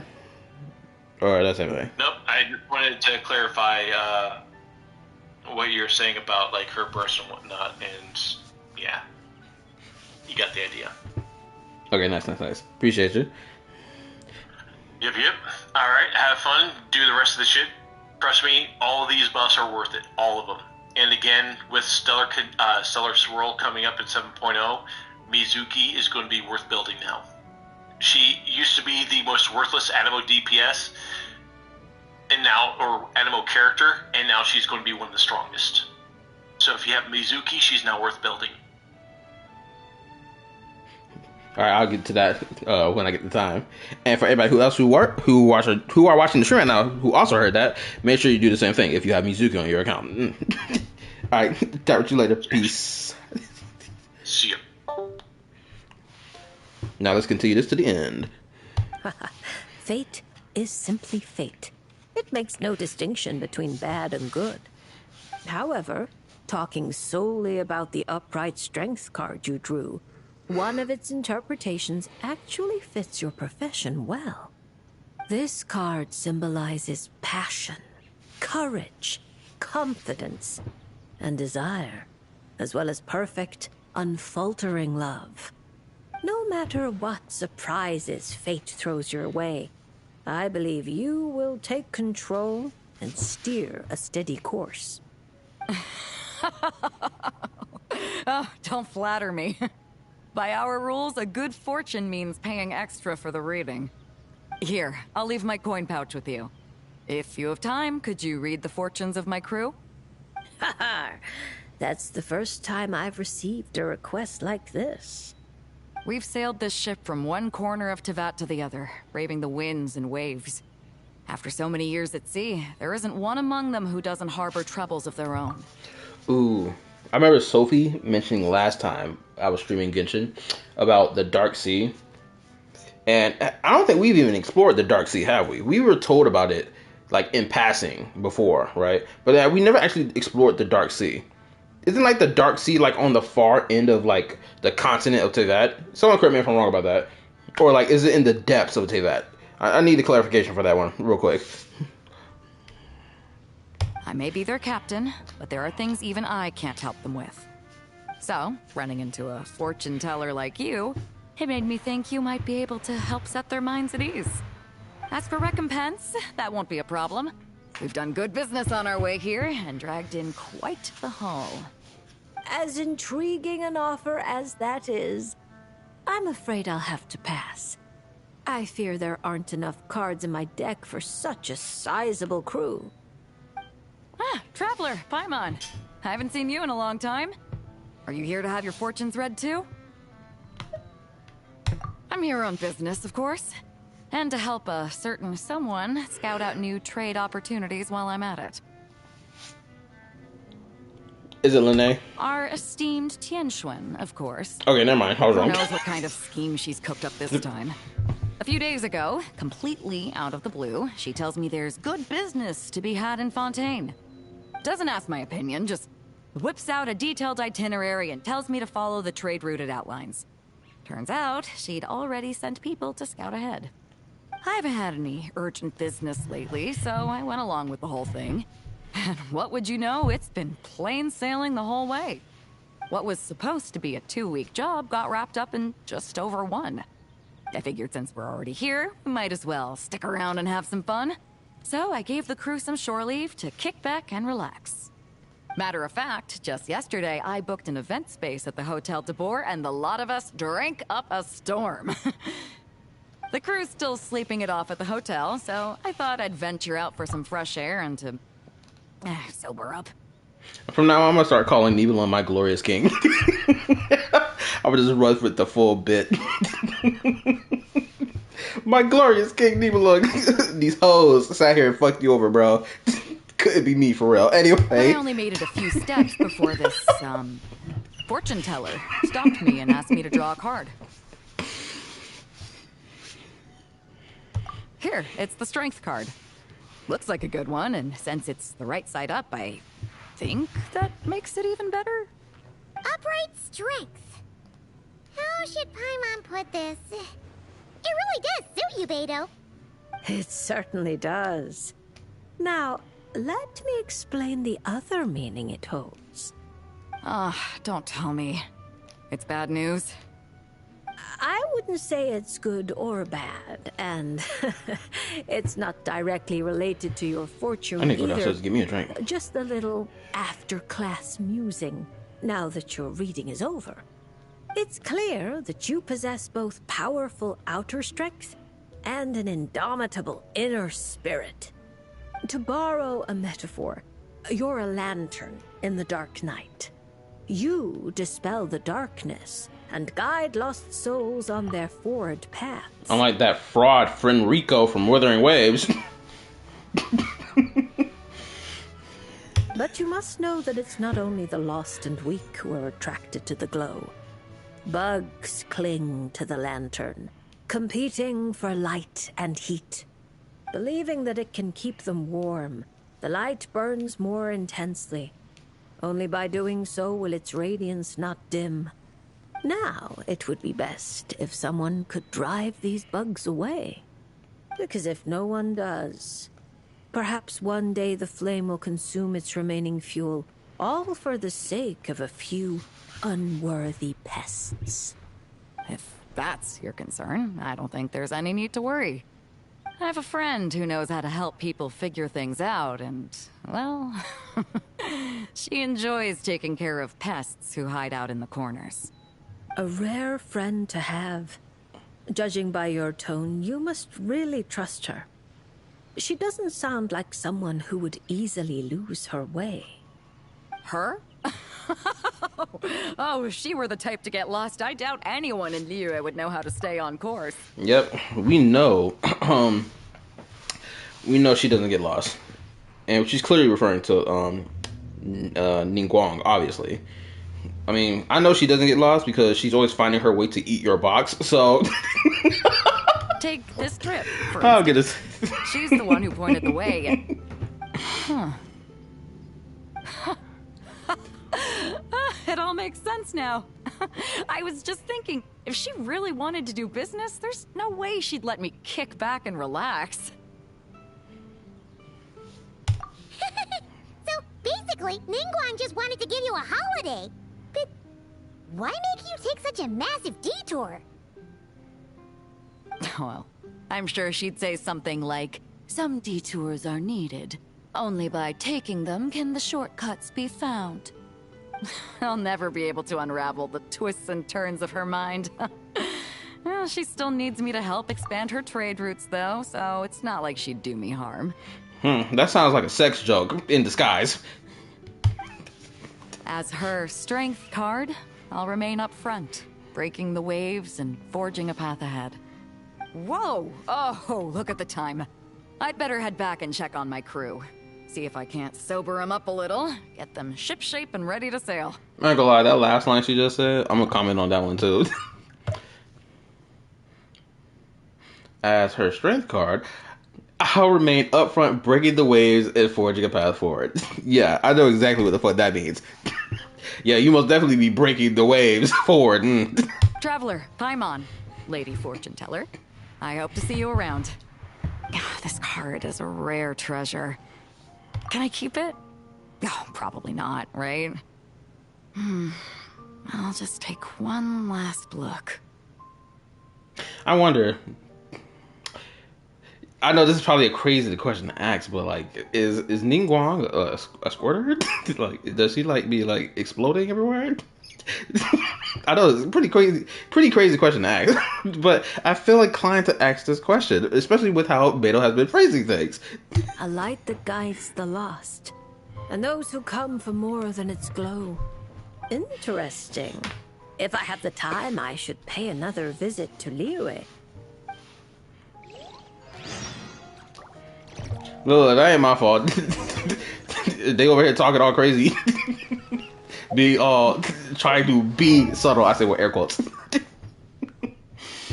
Anyway, time to do Chi-Chi. Chi-Chi, you truly are a poor soul. More than damn near half this guy's.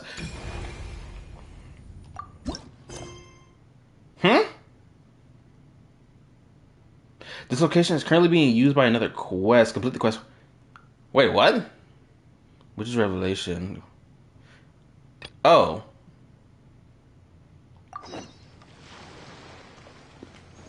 I forgot. I forgot the combat thing first.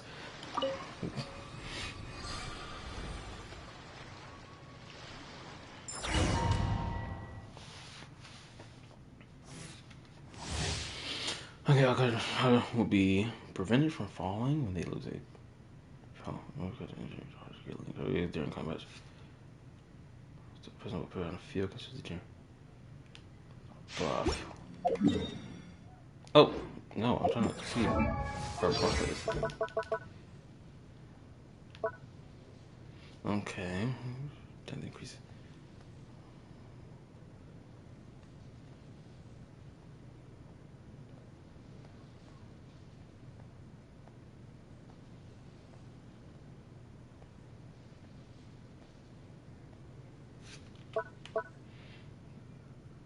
So enter the radiant stellar conduct state.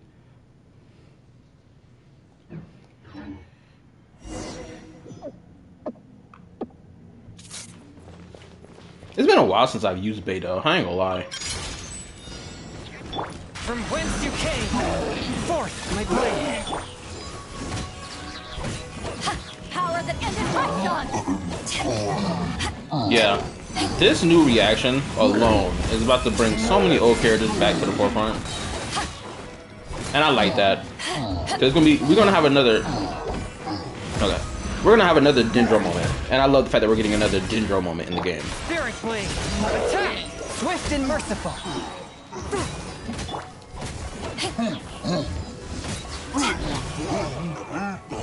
Where's the sword she's using?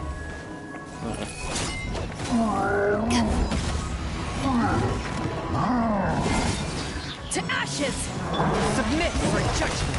Forth my...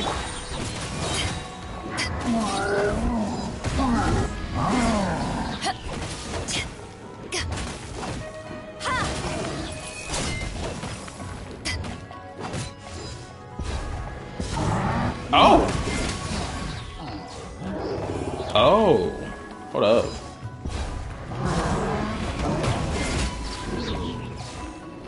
Eyes on me! Spirit blade, attack! One!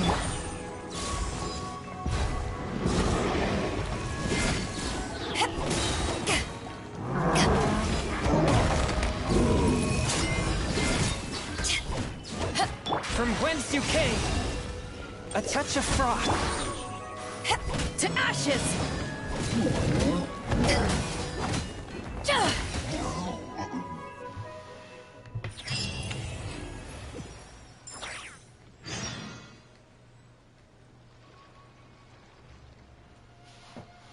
I did a stellar conduct run with Jesus. He did his biggest account damage ever with his Eula. Stellar conduct is making physical valid again. Like, I've been wanting to put my Eula on the team.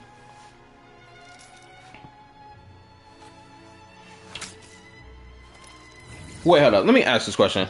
Did he have Sandrone on the team when he was using Eula, right?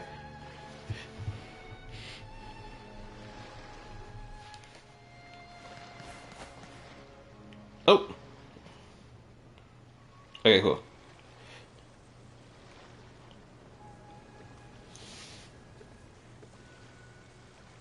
Is it coming back to you yet, Chi-Chi? Oh, poor Chi-Chi. But I think I had to leave my Eula alone until I build the rest of the members of the Stellar Conduct team. I'm there with my dog. Cause I built up my Eula's physical damage bonus. She got like a 75% physical damage bonus. So like when I popped off her ultimate, it was blowing the fuck up. Haven't used her in a little bit. I probably got to think of a way to how I'm going to use her if I'm putting her in the Stellar Conduct team. At least before, no, when I get the Traveler on the team, it's not going to be actually hard. But with Sandrone, it's kind of difficult. Now as I'm thinking about it.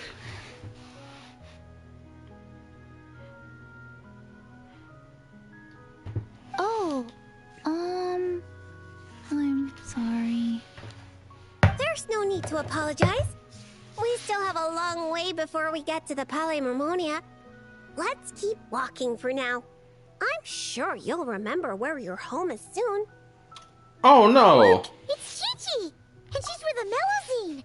Huh. That's a combo Paimon wasn't expecting to see. Poor girl Chi-Chi. She don't remember how to get home? Oh my goodness gracious. This poor thing. Traveler and Paimon. You know Chi-Chi? Fantastic news! I ran into her while investigating near Lumidu's harbor. Judging by her size, I figured she was a human child.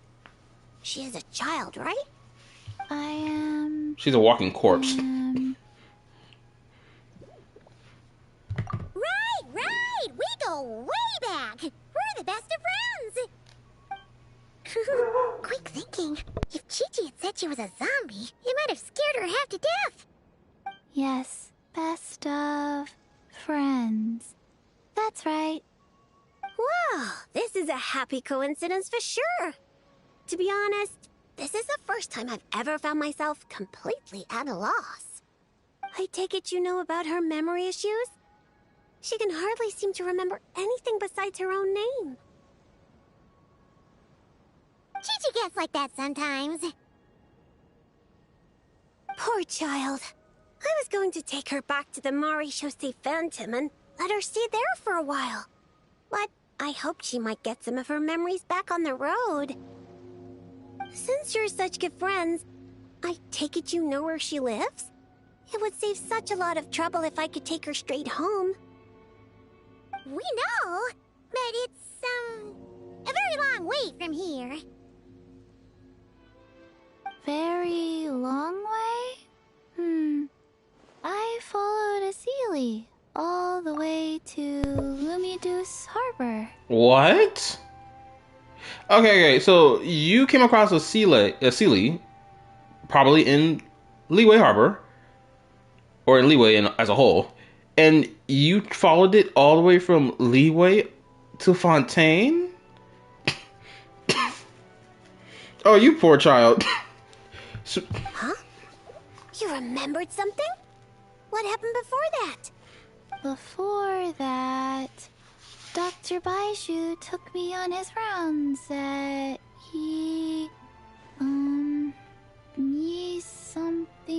something. I went to gather herbs and then... Doesn't Chi-Chi have a notebook that she writes things down in so she doesn't forget? Girl, pull out your notebook, please. Baiju took you to Yilong Wharf, right? Detective Paimon thinks she knows what happened. Oh my god, take that stupid shit off your face. Chi-Chi to visit patients at Yilong Wharf. She got lost while gathering herbs, saw a Sealy, and followed it all the way to Lumidu's harbor. Good thing Paimon and the Traveler read Robin versus Chesterton. Simple deductions like these are a piece of cake for Paimon now. You do know that book's a work of fiction, right? Aha! Well, that checks out. I'll take Chi-Chi back to Yilong Wharf right away. Dr. Baiju is Chi-Chi's guardian, is he? He must be worried sick. The Bible said something about Chi-Chi that the technique used on Chi-Chi was like separating the dead cells or something. Oh, you're right! Paimon almost forgot about that. Berbelos, are you there? Can you hear us?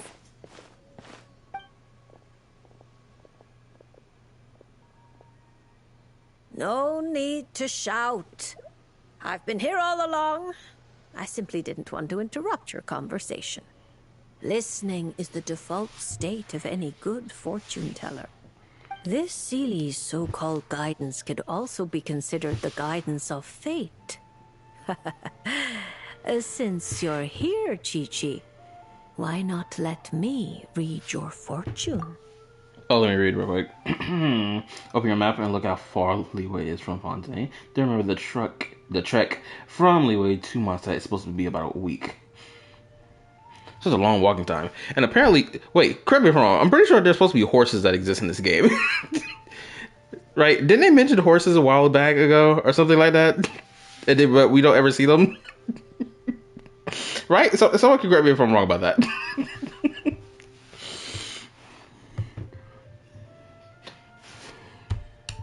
Fortune? Oh dear, Barbie, allow me to interject. You're really not suited to talking to children, you know. You're scaring the poor girl. Actually, no, I was right. There are supposed to be horses in this game, but we've never seen a damn horse ever in the game. But there's horses in the fucking Genshin manga, though. Let me take this one. Now listen closely. This is how you deliver a little surprise gift. Ahem. Little Chi-Chi, member of the Little Hexen Circle, I'm the mother of your ally Klee, Auntie Alice, the greatest witch in the world. Nice to meet you, Auntie Alice. Ah, what a sweet, polite little child. Come now, let Auntie's friend, another great witch, throw you a wonderful surprise fortune-telling party. Fortune-telling party? That's right. Look at the cards in front of you. Aren't they pretty? Do you like them? I like them. Oh my god. That's wonderful. Now, can you pick one for me? I'm not gonna lie. This doesn't feel like Chi-Chi's doing anything by her own action. It sounds like she's just being convinced into doing actions right now. Oh, look at the card. Do you like them? I like them. How about you pick one up? Okay, I'll pick one up. Is this one alright? What was that? Holy shit. Of course. And because you were so wonderfully well behaved, that card is yours to keep. Hold up. Back that up. Thank you. I need to rewind so I can see what that card looked like, because that picture was interesting as shit. Hold up. Thank God I watched this shit from my laptop as well. Let me see that image. Okay, I can see the image now. It looks like an upside down building. I'm seeing a lot of cubes and shit. And I'm going to... The person in the picture looks like someone from Conria? Look like they're falling downward. What is... okay. All right, Barbie, break time's over. Come help little Chi-Chi with her reading. Oh, you don't need to shake me awake. I've been listening the whole time. Upright hanged man. Very few people draw this card. That means you're very special, Chi-Chi. It symbolizes transcendence and waiting, and also detachment from the everyday world. There are shackles that bind you, but you yourself have no desire to break free from them. Shackles? Do you mean my orders? At least on the surface, you wouldn't be wrong to understand things in such a way. As for your future, all you need to do is wait. Of course, it's not like you lack for time, but... Oh my, how strange, how very strange. Hold up a second, you're saying too much at once. Give the poor child a moment to breathe. Let Chi-Chi savor her little gift first. You really do need to show a little more patience with children. What do you think, Chi-Chi? Do you like your surprise? This card is pretty. Thank you, Auntie Alice. Oh, good girl. You did such a good job remembering Auntie's name. Oh, Auntie would love to chat with you some more, but it's time for you to go home. If Auntie Barbie has more to say, then next time the Hexen Circle meets, she can make a prophecy for every little witch who attends. Wouldn't that be lovely? Damn you, Alice. You're sitting here weaving right now. Barbeloff was about to say something that sounded pretty serious in relation to Chi-Chi, and you cut her off before she even got it off. Like, what? Damn you, Alice. Could you not add to my workload without asking me first? Then it's settled. See you next time, Chi-Chi, and all of you witnesses. Oh my god. Alice, you just pissed me off. Auntie Alice and Auntie Alice's best of friends. Phew! Is that all over now? Did those two voices just come from this doll? What kind of toy is this? It's so cute! Where can I... Oh, no, that's not important right now. Chi-Chi, let's go find that Dr. Baiju of yours. It's time. Chi-Chi should go home. See you next time, Traveler and Paimon. Take care, Chi-Chi. Card. Gift. Pretty. I'll be shocked if Chi-Chi has some massive lore about her that's like it ties to something extremely important to like the story overall. I'd be really shocked by that. Like I already know about like some baseline lore about her, right? But I'm talking like in the future of the game, we get some crazy reveal. Because clear as day, Barbalop was about to say something, but Alice cut her off before she got it off, and it could have been something that the devs are like kind of tease us with for right now, until like the time comes.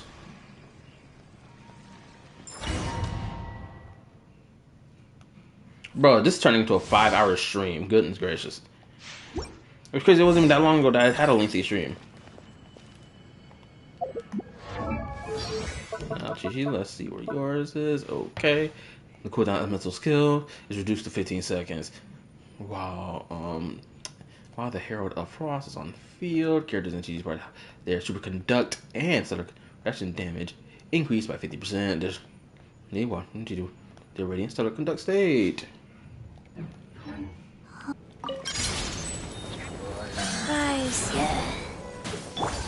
Speed of light. Nowhere to hide.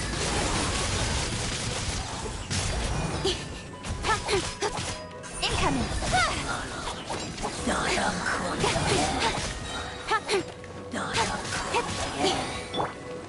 Opening box of Adeptitrix.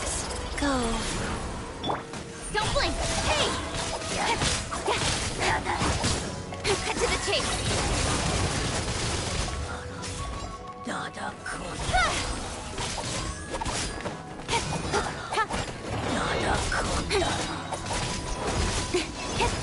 Incoming. Hey! Sacred name. Fortune With sword comes shadow. Speed of light.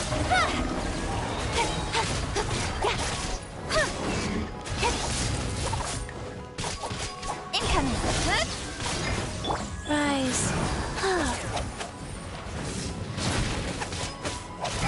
Opening box of Adeptitrix. Speed of light. Hey!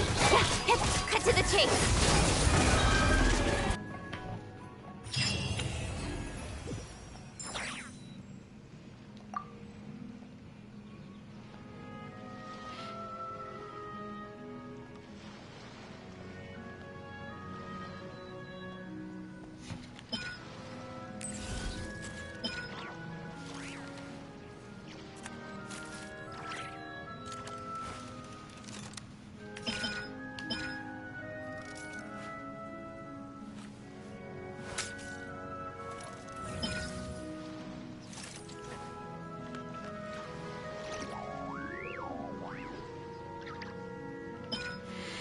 Oh, okay. I understand it now.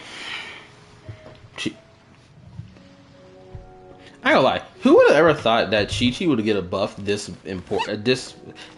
Can we say that this buff for Chi-Chi is massive, or is it like a very important buff, like a well-needed buff? I guess both things would be true about Chi-Chi's buff. That is massive. That is important.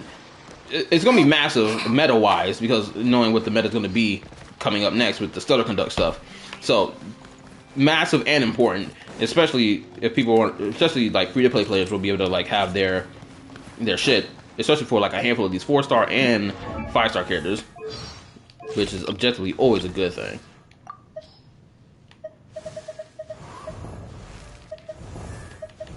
Who's next on the chopping block before you? Oh, we got Sino next. No, I'm gonna save you last because I know your shit is gonna be mad entertaining to me. We gonna go straight to you first. We're gonna do Diana first. Chi-Chi now S tier because of the buff. Like when the game first started, and I had Chi-Chi, and I was using her, like Chi-Chi was the first character I was using as like my premium healer for a lot of my teams. Even when I didn't understand the meta or team building at all in the game, right? I still used Chi-Chi before I swapped her for Bennett, right? So it's like when I heard all that time where like Chi-Chi, man, she's the worst character to have on your account. Make sure, if you lose your 50-50 to Chi-Chi, Lord bless your soul type shit. Right? So it's like, it's crazy to know that what is about 6 years later or 5 years later, right? Chi-Chi is now getting this massive buff for her character that's so important and it's going to be part of the meta as well. Like, who would have foresaw this was going to happen? Especially for the game that people are like, oh, the devs don't listen to none of the player feedback. The devs don't ever buff characters. The only character that got buffed was Zhongli.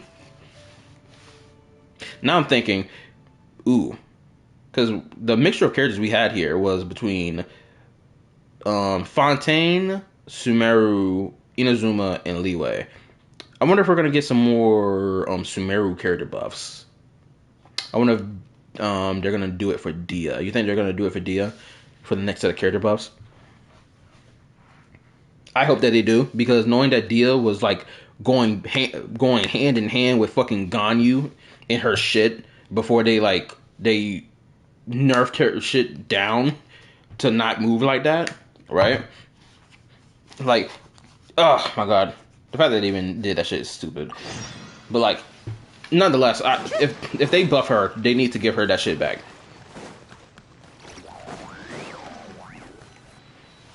You can't help me fix this annoying affliction either. Precisely. It's already too deeply intertwined with your fate. Imagine your destiny is a tree. This affliction is like a new shoot growing from its branches. Oh, let me read. The blessings for players because Hoyo not making this buff into SP characters. You're saying that in relation to Star Rail, right? Because I will say this. In relation to Star Rail, those characters aren't like character buffs. So those are like outright entirely different units, right? Their mechanics work differently and everything. So I won't even call it, or at least I don't know if you're referring to Star Rail or if you're referring to like Impact Third in particular, right? But like you get the point I'm making. Even this batch of buff, it's not particularly have anything to do with region. So I guess the future will be the same. It's been helping you absorb sunlight and dew this whole time. It, long ago, began to shape your fate. If you cut it off now, the wound left behind might fester, infecting the entire tree. What is she referring to? Huh. You make it sound like it's a good thing.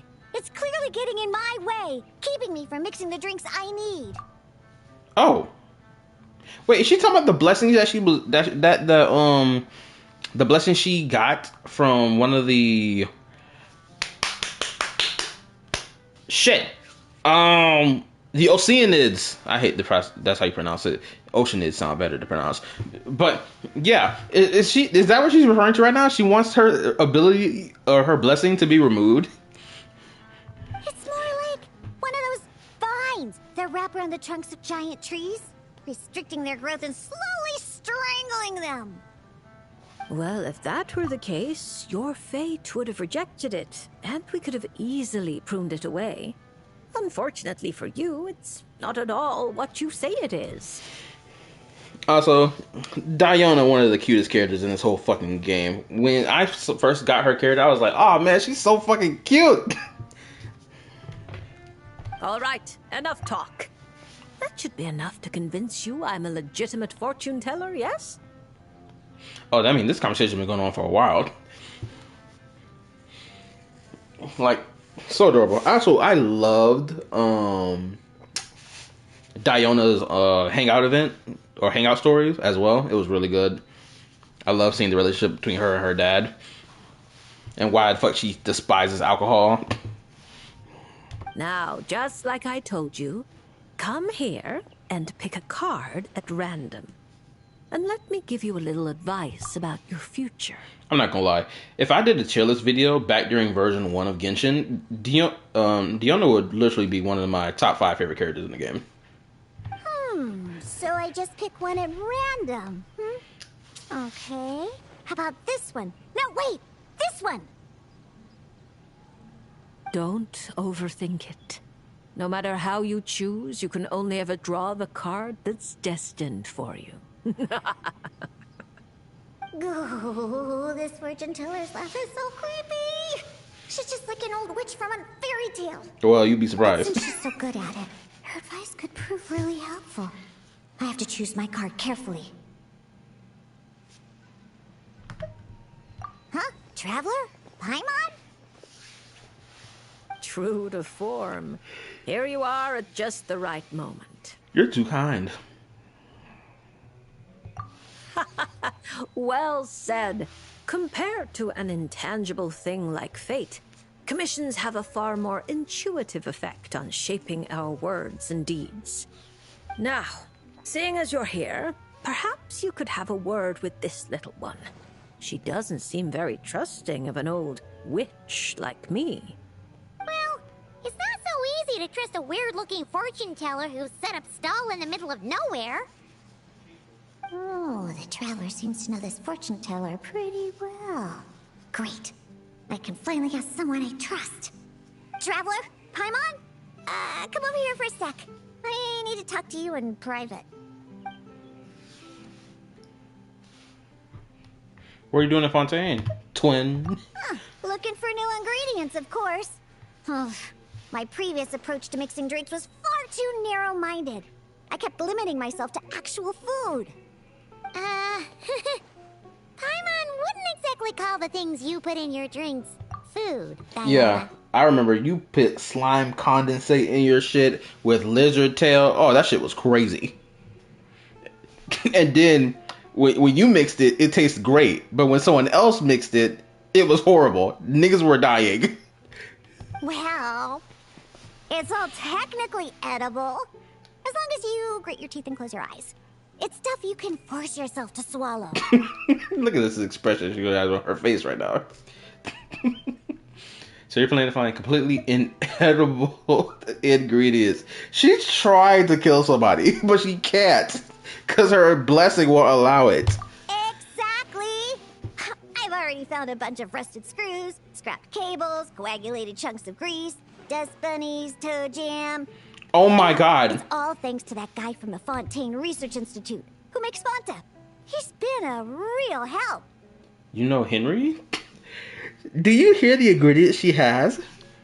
If this was being mixed by anyone that wasn't Diona, the person who mixed the drink would kill somebody. But thank God she was blessed by that damn Oceanid. So that means anything she mixes into the drink is just going to naturally taste great. Well, I heard that really tasty fizzy drink stuff comes from the Fontaine Research Institute. So I headed over to take a look. When I got there, Mr. Henry let me try a few bottles of the new Fanta flavors. Completely on the house. Mr. Henry doesn't smell of alcohol at all. Nope. He just smells like Fanta. Sweet and tangy. One stiff and you can tell he's a reliable sort of grown-up. And he was the one who suggested I come to this stall. He said my affliction is probably beyond the Research Institute's ability to analyze. Of course it is. You're literally blessed by every sense of the word. This is like going to the most well-known research institute in your nation and being like, yo, how can you remove this blessing that God gave me? Because my blessing that I have allows for me to heal the sick with just sneezing on them. And I can't stop doing that. But why would you want such a blessing removed? Oh, you want to know why? Because I hate people. I'm trying to see niggas in body bags. So try to please help me remove this this God-given blessing. But he heard about this weird fortune teller who showed up recently near the court of Fontaine. Apparently, everyone who's been here says she's crazy accurate. Maybe if you get your fortune told, you'll learn something about what's causing your affliction. If you grasp the principles behind it, perhaps you can find a cure. Well, hard to argue with that logic. Guess he didn't end up becoming a researcher at the Fontaine Research Institute for nothing. So I came here to see the fortune teller. As soon as I walked over, she stopped me and said there was a strange disturbance surrounding me. Before I could ask, she blurted out all the answers to my questions. But the scientific logic of the Fontaine Research Institute doesn't directly apply to divination. Even if you understand the principles, it doesn't mean the solution will be easy to come by. Just like I told you. Mysticism isn't built of bearings and bolts, and I can't simply repair your fate for you. Oh, are you telling me nothing can be changed? Then what's the point of drawing a card? By drawing a card, you may just find a tiny missing gear to fit into the wheel of fate. Also, Diana has a very, how can I say this, immature view of people who drink alcohol, right? She just views anybody who drinks alcohol as this bad person, as a bad adult, right? Which is not true, because there are good adults who drink alcohol, obviously, right? But she has this very skewed perception because of her dad. Blame her father. This is what we call peak daddy issues. Anyway. It may seem insignificant, but when installed correctly, the tiniest gears can still drive massive mechanisms. You're not just humoring me, are you? Traveler, what do you think? All right, if you say so. Then I'll take one.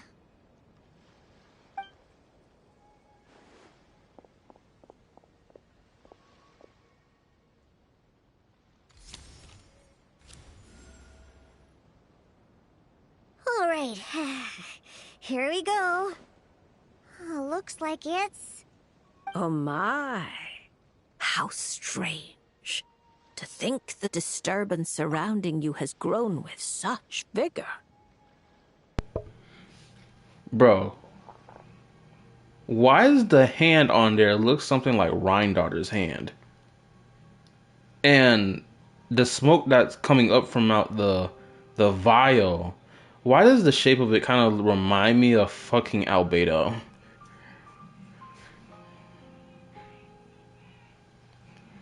I just had the craziest thought process just now. I'm gonna say it real quick. I wonder, I don't know if Rhindaughter has ever, or is she still trying to like create the like primordial human? I wonder if Rhindaughter is still trying to achieve that right now. And if she is, I wonder if the blessing that Diona has may help her achieve that. Right? Because the fact that Diona can just mix anything together and it comes out as a perfect drink, regardless of what the fuck it is. Who's to say that this ability cannot be extended beyond just making drinks? Just a little thought process I had. That's what I just needed to put out there. It's no longer a shoot, but a sturdy branch. How curious. Huh? What are you saying? Does this mean the drinks I mix will taste even better from now on? If we judge solely by your affliction, that would indeed be the case. Furthermore, the card you drew is the reversed High Priestess, which means you've been too focused on the illusions before the veil, which is precisely why you've been unable to pass through it for so long. That doesn't sound like it has anything to do with mixing drinks. I thought this card would tell me what ingredients I need to use. The lunar arcana aren't known for creating recipes. At least, not yet. But mixing drinks isn't the only way to find the answers you're looking for. The answer is to teach those old booze hounds a lesson, so they never get drunk and cause trouble again.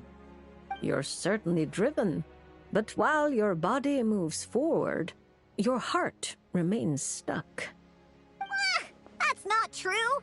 I hate those weird old drunkards from the bottom of my heart, especially... I see. Then, have you talked to the one who fills your heart the most? What? How did you know I was thinking about one person in particular? I didn't even... Baby girl, you still have not resolved your daddy issues after all this time. It's been 6 years, damn it. You better go talk to your father. Damn, you still holding on to this shit? It's crazy. Let me read. That's a crazy theory there. I know. That's imagine Diana was able to create the elixir of life, something Dory couldn't even properly. Could you imagine? The thing he was looking for to create what he wanted was literally in Mondstadt the whole time. But by some twist of fate, he missed them by a long shot. Oh man. Could you imagine in his last final moments, he was like, man, wait a minute. I remember that child in Mondstadt. Something about her was weird. Something about her was interesting. She had this ability to make good drinks, regardless of what the fuck she put in it. Bro, wait a minute. Was she the thing I was looking for this whole time? This some bullshit. Now I'm about to die and vanish into the mist. Ain't this some shit, bro? Through divination, of course. Perhaps you should cast aside your impatience and confused emotions and tell him how you truly feel. You might find it more effective than trying to mix the most disgusting drinks in the world. What? There's no way he'll listen. Once he started drinking, he doesn't listen to anyone. Perhaps that was true before, but now you found a tiny gear from the wheel of fate. Return to its rightful place. Certain things might undergo subtle changes. You mean that? But it is just a card. Of course not that. I'm talking about your heart. Something which has already begun to change. My heart hasn't changed at all. Now, I need to go look for ingredients. How much is the divination fee? I can pay it in full. Oh my, what a well-mannered child. Much more endearing than that other little brat. But there's no need for a fee. Just consider this a gift from a witch. Wait, is the other little brat she's referring to, is it Prune? Is that who she's referring to? Or is it a different character? Thank you. If you ever come to Mondstadt, I can treat you to a drink. I guarantee it'll taste delicious. Mondstadt, you say? Yes, if I get the chance, that might not be such a terrible idea. She was very excited when she said Mondstadt. I wonder if it's because Mona is there and she's gonna really tear into Mona when she gets over there. And thank you for helping me out, Traveler in Paimon. You're welcome, twin. No matter the trouble, Paimon and the Traveler will swoop in and save the day.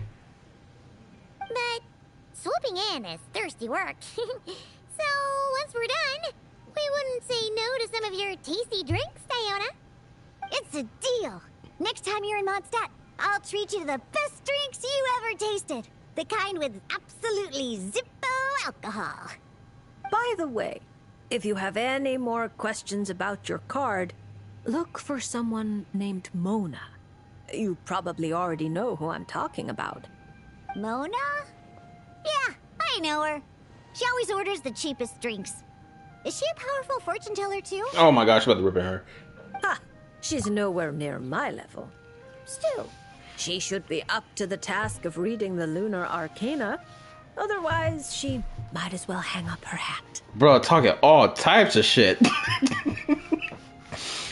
Oh goodness. I can't wait for Mona to come back into the story again. Whenever the time comes for her. Just tell her you've brought a prophecy on behalf of the mighty astromancer Barbaloth Trismegistus as a test. Don't worry. As long as you say that, she'll do her best to interpret it for you. I think I got that. Astromancer Barbaloth Trismegistus. Miosa! That's a long name. Come to think of it, isn't Mona's name really long too? I think it was the what was it again? let me read. So that's why Hoyo killed Tori before they buffed Diana. Yeah, he would have found her ass. Could you imagine? Like, if he did survive, right? Could you imagine him searching around leyline information and finding about Diana and her ability or her blessing? This dude would literally go hawk her down on some Muzan hunting down Nezuko type shit from Demon Slayer. Literally. And also, I know the new Demon Slayer movies, or at least have been coming out. I know one of them came out recently, and I never watched it. Not because I didn't have no interest in it, it's just because I didn't want to go to the movie theater to watch it. I want to watch it for free. I really gotta get back on that shit. I was pretty much still watching the stream after 5 hours. Make sure you hit the like button for your boy. Appreciate it, and thank you. Now, what is your buff? Okay, within 20 seconds after using elemental skill, ice pause, fire off 3 ice balls when party members trigger. No ice pause fire. This way cannot generate a shield when upon the opponent. Oh, okay. Yeah.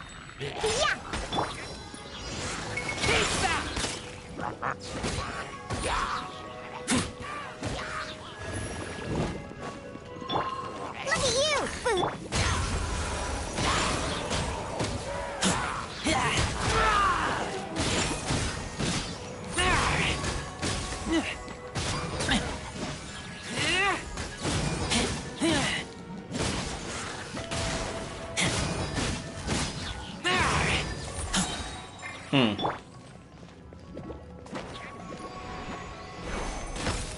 Think you can bully me?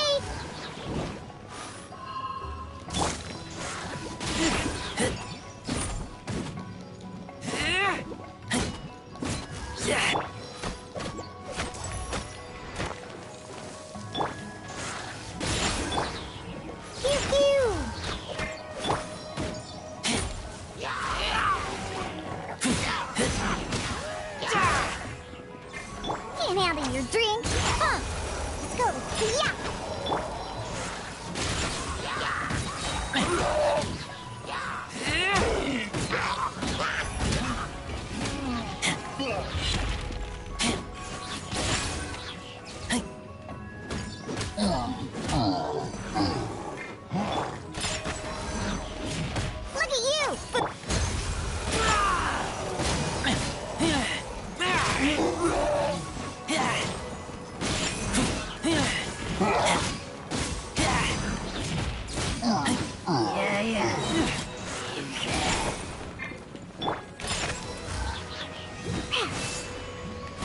Let's go. I'm a rock. Can't handle your drink.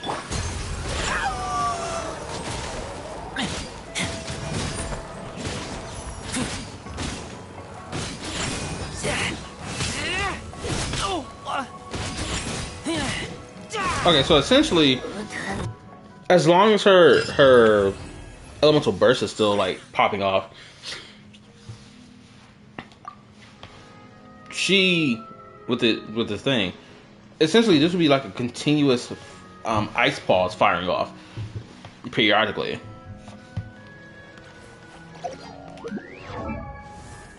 I'm gonna do Mizuki, and then I'm gonna do fucking Sino, because I want Sino. I know Sino's is gonna be fucking hilarious, which is why I'm saving it for last.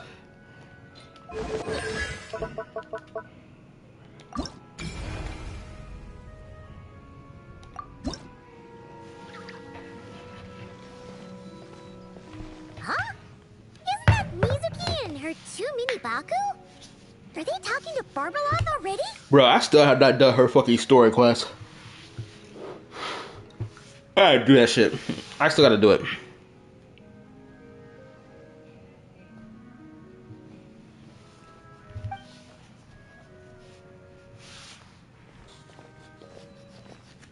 Traveler and Paimon? Lady Barbeloth was just talking about you. I was wondering if we might cross paths. It seems like fate has already arranged our meeting place. I suppose you could say that. If the prep work for this educational film about psychology I'm doing goes smoothly, I should indeed have time for some leisure. Though until then, I still need to focus on my work. A film about psychology. I don't give a fuck. I can't say it. Films can do that? That's amazing! Mm-hmm. It's a new idea I came up with. Back when I was promoting Isa Bathhouse, I took inspiration from Fontanian cinema and recorded a few variety show episodes. People seemed to love it. Not only did they watch every episode, they even remembered all the psychological concepts we showcased. So I thought, why not make a few films about mental disorders as a fun and educational way to explain basic psychological concepts? If I can raise everyone's basic awareness, perhaps people can develop a more objective understanding of what mental disorders are. Perhaps I can stop people from blindly dismissing these conditions as made-up nonsense, or treating them like some terrifying boogeyman. Which is very understandable, and I respect it. However, unfortunately, what's going to happen as later down the line, as generations pass, people are going to start using their mental illnesses as excuses to get away with being terrible people and doing terrible actions, which we see in the modern day right now. And maybe my future therapy sessions will go a little more smoothly. That's right. After all, illnesses of the mind are invisible and hard to pin down. Trying to get a hold on them, or even just detecting their existence, is sometimes far from easy. But even I don't know how to pin them down to fit neatly into a script. I'm a bit embarrassed to admit it. But even though I've written quite a few papers about mental health, I'm completely stuck when it comes to writing a film script. Sometimes I stay cooped up in my room all day, endlessly going over a few lines of dialogue or a few seconds of plot. Even then, I might come away with nothing to show at the end of it. Sounds exhausting. That shit is exhausting, bro. I be feeling that type of way when I used to write my scripts for my fucking yapping topics videos. I'll be sitting here just typing, thinking, how do I want my video to go a certain type of way? This, that, and the third, right? And then I'll get lost in the sauce, and I'll be like, bro, I gotta leave this shit alone. I gotta come back to this later when my brain right. And then when my brain gets right, okay, I'm back on the grind. Maybe you're just missing a little spark of inspiration. When Paimon and the Traveler get stuck on one thing, we do something else, and then, ding! The answer just pops into our heads. It seems like great minds think alike, Paimon. That's why I came here. To experience a form of divination quite unlike the fortune slips I'm used to. I'm hoping this mage's lunar arcana can bring me some fresh inspiration. Bro, I'm already within the 11 o'clock hour. Oh my god. Anya once said that she wanted to write a fairy tale for every card in the lunar arcana. But there were so many stories she wanted to write, and so little time. Oh yeah, didn't she pass away? Since you're looking for inspiration, go ahead and draw a card, Miss Yokai. I hope that mage's unfinished fairy tale can lead you to the inspiration for your own story. All right, Lady Barbeloth. But most of what I know about divination relates to the Grand Narukami Shrine. Fortune-telling with cards is a first for me. If I do anything that breaks the proper ritual etiquette, please set me straight.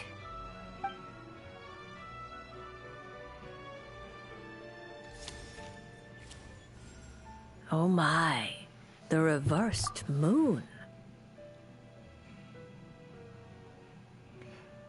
Look at that, a stairway leading up to Celestia, but it's been destroyed.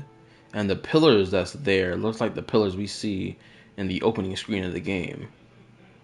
I wonder if this is supposed to imply that the road to Celestia has been literally shattered and destroyed.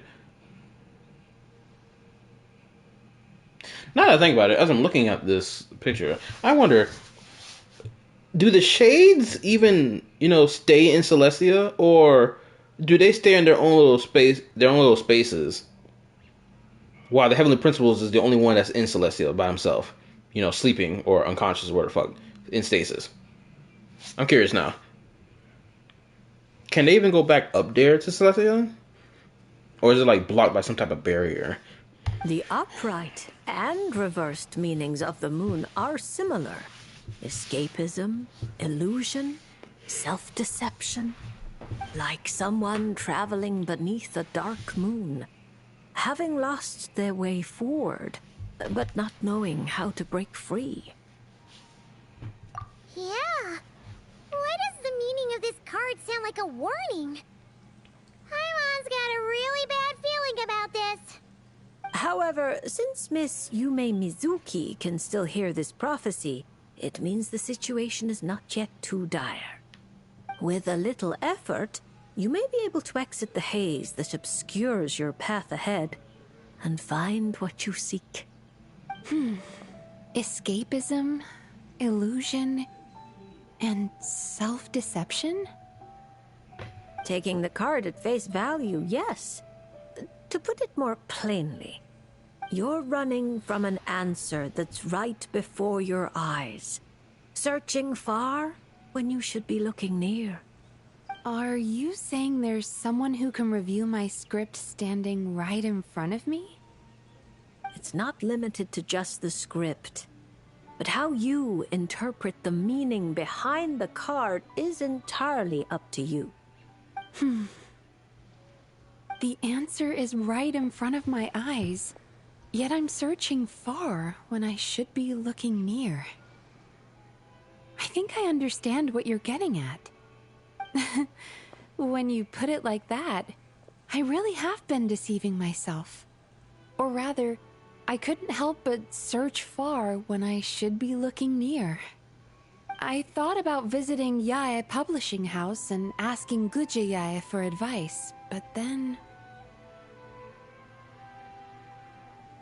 From a clinical perspective, I suppose this counts as unconscious avoidance.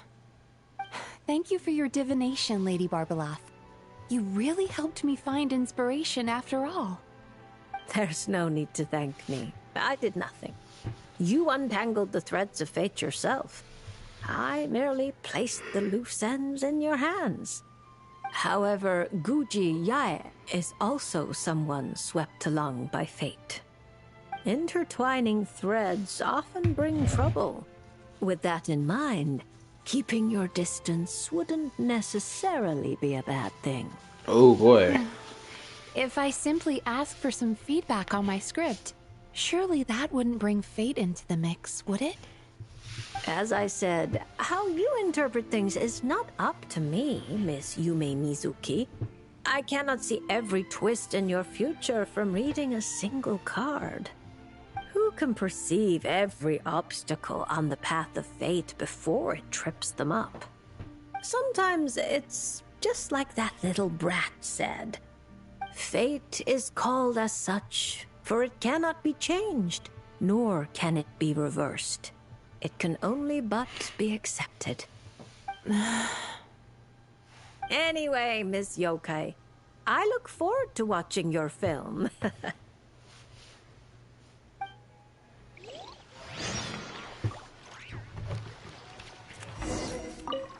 Now, I gotta make sure I get on my grind building on Mizuki, knowing that she's gonna be a crazy animal DPS with this Stellar Conduct stuff. Shoot, that means Varka will also be really good as well with the Stellar Swirl thing. Even though he's not a Stellar character.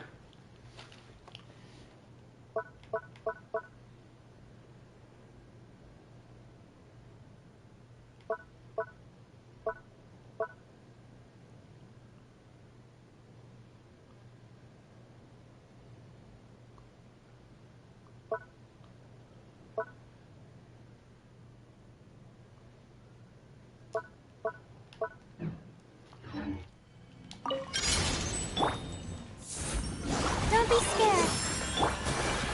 Sweet dreams.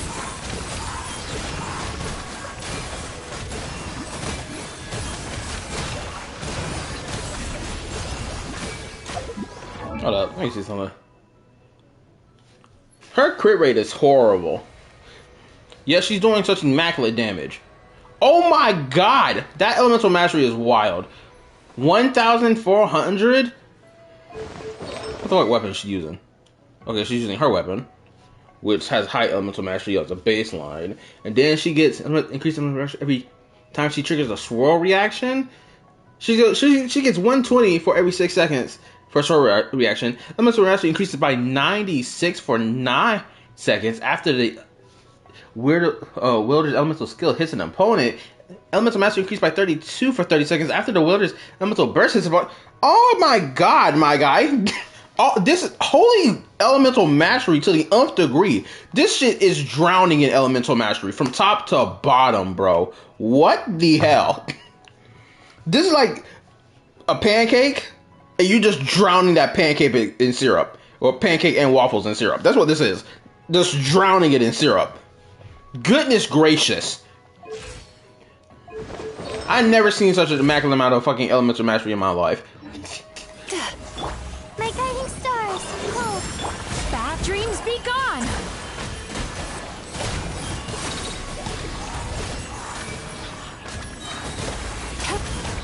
This is just pure elemental damage. Hold on, let me say this. Let me say this as well, bruh. Before Sumeru even came out, I never understood the purpose of elemental mastery at all, so I never invested into it. Even when Dendro was out, I still did not properly invest in elemental mastery. Right? I was like, man, how are people getting all this crazy damage out? I thought, oh, maybe it's just the crit rate and crit damage. And then it's only now, which, yes, only now, surprisingly, I'm understanding just the massive importance of elemental mastery and how much damage it fucking provides. Because I just recently built my Llama, who, where is this girl at? Right? My Llama got 938 elemental mastery, right? And then when I clicked on it to see the bonus damage you get out of this bitch, look how high the lunar reaction and stellar conduct damage bonus I get from such high elemental mastery. Bruh, I can only imagine what Hiyuki's is looking like. Actually, you know what? Why am I acting like I can't see it now? Well, my base Hiyuki right now doesn't look good at all. Terrible elemental mastery bonus, right? But the fucking trial iteration, I need to see how high this bonus is. 228 heat for the stellar conduct and the lunar reactions. Oh my god. Overload superconduct, electrocharge, burning, shatter, swirl, bloom, hyperbloom, and burgeon got 609. Oh my goodness gracious. Bro, I need to start really investing in elemental mastery more for some of my characters. Since now I know that I gotta invest heavily in elemental mastery for my Hiyuki, I'm gonna do that.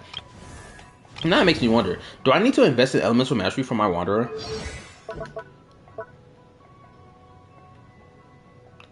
I don't know if he wants elemental mastery or not. Y'all can let me know. Because he is my second Animo DPS on my entire account. Well, at least in terms of 5 stars. Cast your worries to the wind.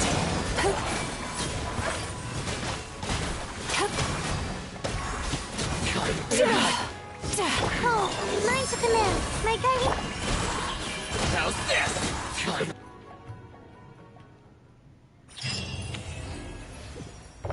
No, Wanderer is pure Animo DPS. That depends on how much secondary damage you do.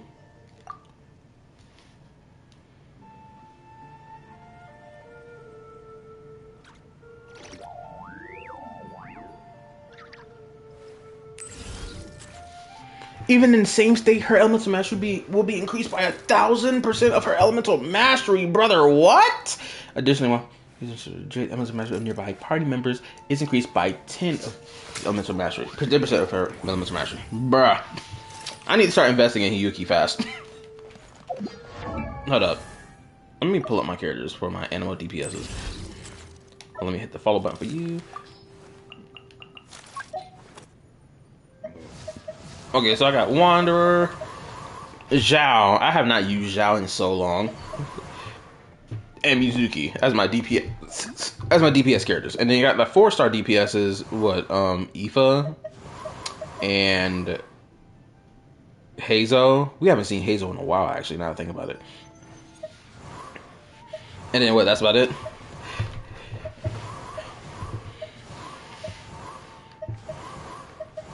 Like, bruh. I gotta work on my boy crit rate.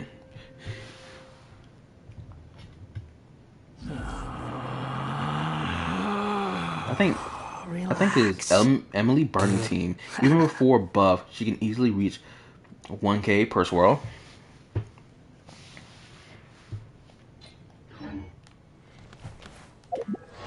Oh, now I got the last one to do, which is Sinos. I expect this one to be fucking hilarious. This is the only reason why I saved him for last. Are you sure you can't make a copy of this card back for me? Absolutely certain. It's very impressive. Maybe we could come to some sort of arrangement. Homeboy trying to hustle his way into getting a card from her because he loves how it looks. Premium Yu-Gi-Oh player at his finest. Bruh. Absolutely not. I see. Obtaining beautiful card backs and playing powerful cards both require a certain price. I think I understand. Brother, you don't. She literally says she's not doing that shit. You know what? You're one of those mentally ill individuals that Mizuki is trying to help. That's what this is. She done told you multiple times, no, you still pressing it. Hey, you don't know why Sino's here? Maybe he came here to... I sure did. That's my buddy, all right. We're on completely the same wavelength. Seriously? There's a small gathering of TCG players taking place here in Fontaine. I heard participants get event-exclusive card holders for free. There were no pressing matters at the Academia, so I came over. Even if there were pressing matters, Paimon has a sneaking suspicion you would have found a way to make them not so pressing. You're right. I managed to finish almost all of my work after only 2 weeks of overtime. Yeah, because you're dedicated. And also, if somebody was causing trouble in the Academia, you would have put them niggas in the ground to hurry up getting your job done so that you can go get your hands on these fucking cards. Sethos helped out too, so I promised to bring him a card holder for his trouble. He's very good at paperwork. Well then, General Mahamatra, are you going to draw a card or not? Of course. You say this card will predict my future, right? Technically, not quite. But it's unlikely to cause much trouble if you choose to understand it that way. I see. Is this like that line in Duel Master? Oh my god. Stake your fate on the next card in the draw. And now, it's my turn to draw. Of course, you're gonna take a seat to draw. Nice. A stylish pose to draw the card. Stop it. Oh, damn. Ah, Reversed Temperance. A fitting card for the General Mahamatra of the Sumeru Academia. You already know who Sandrone is? Alice mentioned him a few times. She finds it funny that the stuffy old Academia has a General Mahamatra with such a well-developed sense of humor. Please thank her for the compliment. Now that I've drawn a card, what should I do next? No, Alice loves his dad jokes, bro. No. Since it's reversed temperance, or rather, reversed artistry, I suggest you maintain a state of doing nothing for the time being. You've been acting rashly, and have nearly lost your footing on the narrow bridge of fate. It's because I've been playing too much cards, isn't it? Sethos and Tainari told me the same thing. I've already adjusted my schedule. I'm not talking about playing cards. I mean your working hours. Surely Genius Invocation TCG isn't the only thing that demands the General Mahamatra's full attention. My duties don't leave me much room to adjust them.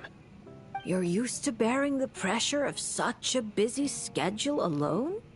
There are other Matras. We share the pressure among us. But they all rely on you?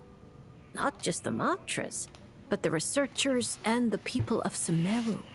So many people put their faith in you, General Mahamatra. That's so fucking true. You got all this weight on your shoulder, twin. I've been saying twin a lot lately. But nonetheless, yeah, this dude got so much on his shoulders, which is why he's always so serious all the time. Even when we first met him, right? During the Sumeru Archon quest, right? This dude was serious 24/7. I don't remember one moment that he made a joke throughout that entire Archon quest. Until after the fact. Like, even his little teaser trailer he had when he was walking through the desert hunting down that researcher, right? He was like, it's a long walk back. You gonna get punished, my guy. Right? They never tell you. Perhaps they don't even realize it themselves. Why would they? When they're all so captivated by your unstoppable wit. But you can feel their gazes, looking to you night and day. Oh, and the shadow that walks beside you, he too is one of your burdens. You're used to leading the way, carrying the burdens of others. I think, perhaps, this is the reason for your imbalance. I have many friends. One of them just happens to be a genius who goes by the name of Invocation TCG. Bruh. So it seems you have no intention of resting. There's no time to rest. Indeed. For someone such as yourself, if the inner battle is endless, then even death won't mark the end of duty. Take this lunar arcanum. Perhaps it will lead you to the reason that restores your balance. When it does, the battle within you should also reach a decisive end. Thank you, Traveler and Paimon. And my thanks to you as well. And don't worry, I promise I won't start acting too crazy. Huh? Why would you... Wait, was that... Oh my god, the dad joke is coming. What does this have to do with acting crazy? Oh no! Because now I have this card. People might accuse me of being a bona fide lunatic. Throw it in the trash. I am tired of Saito, bro. This dude finds any opportunity to make terrible dad jokes. It does not matter when. Oh my goodness gracious. I bet he was waiting for this. He was waiting for this setup for the longest time. How long this conversation he's had with Barbalov has been before the Traveler arrived, he probably was waiting for a perfect moment to make this joke. Without a shadow of a doubt. He had this shit ready to go. He would just wait for the right moment. So tired of this nigga. Every time. He been dying to use that. I bet the moment he heard it be called a lunar arcane, Arcadia, or lunar arcane, whatever, the moment he heard that word, he was like, bro, I gotta make sure I make a good joke out of this. Let me look at your buff. Okay, so skill. Sure, right. Wow, not in the... Okay, for 6 seconds. Oh! I know what this is. They showed it in the live stream. Don't be scared. Nowhere to run! Your penance is due!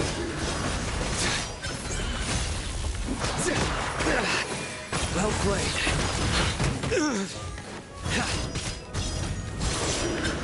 You stay condemned! Judgment is upon you!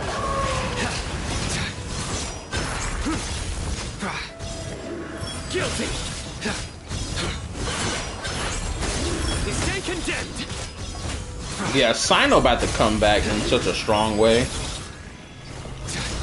Stars, shine for me. My good. Once Lunar Cryo Traveler comes out, this nigga about to be going stupid. Through me, justice is The complaints people had about in-game being shield for this, that, and the third is about to go to be told to be shut the fuck up. No more of them complaints. Because once they get shit centered around stellar reaction, this stellar reaction, that, they're gonna be like, oh well, guess what? Everyone gets to, you know, have fun with it.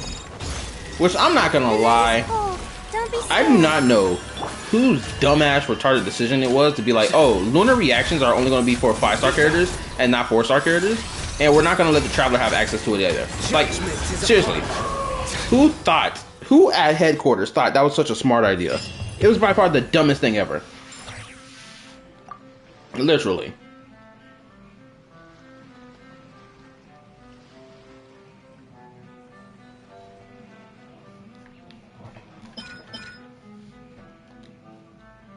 Was that the last one? Pretty sure that was the last one. Yeah, and I've been streaming for 5... actually, hold on. Let me see. How long? How long have I been streaming for? Oh my goodness. In the next 2 minutes, it'll be a full-blown 6-hour stream. Maybe or maybe not. Goodness gracious. I've been sitting in this chair for so fucking long. Anywho. I think I did everything I wanted to do. I got my last piece of information from the moon, finished the story for the event, got the buffs activated. Now, honestly, I just gotta bang out the fucking event and get my fucking Charlotte and her skin, because her skin looks great. And then that'll be it, honestly. Yep, that'll be it. Anyway, I appreciate everyone who came and watched the stream. I know y'all been with me for like the last 5 going on 6 hours now, depending if you've come and gone from the stream, which is cool and dandy. But still, I appreciate you nonetheless. I'm gonna say this as well. The next stream, is probably going to be the next stream has to be Art Nights. Yep, the next stream will be the Art Night stream. It will not be the Wuwa stream. Wuwa stream, we're gonna have to wait. Because I've left Art Nights alone for about a month worth of time, and I haven't gone back to it. So, that's going to be next. I'm playing Art Night next.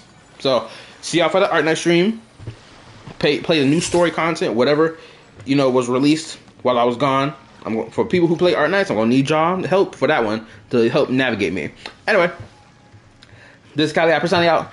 I'll see you on the next Yapping Topics, Yapping Reaction, or live stream here on YouTube. Make sure you like, sub, and turn on that notification bell. Join my YouTube community Discord if you want. Check out my Yapping Topics and Yapping Reaction playlist as well. And, yep, that's about it. I'll see you on the next reaction video as well. Especially, I gotta pump some like Star Wars reactions out, because I know there's some content that people want me to check out. I'm going to check that out probably right after the end of the stream. Anyway, see you later. It's now been a full-blown 6-hour stream. Good night, peace, bye, deuces.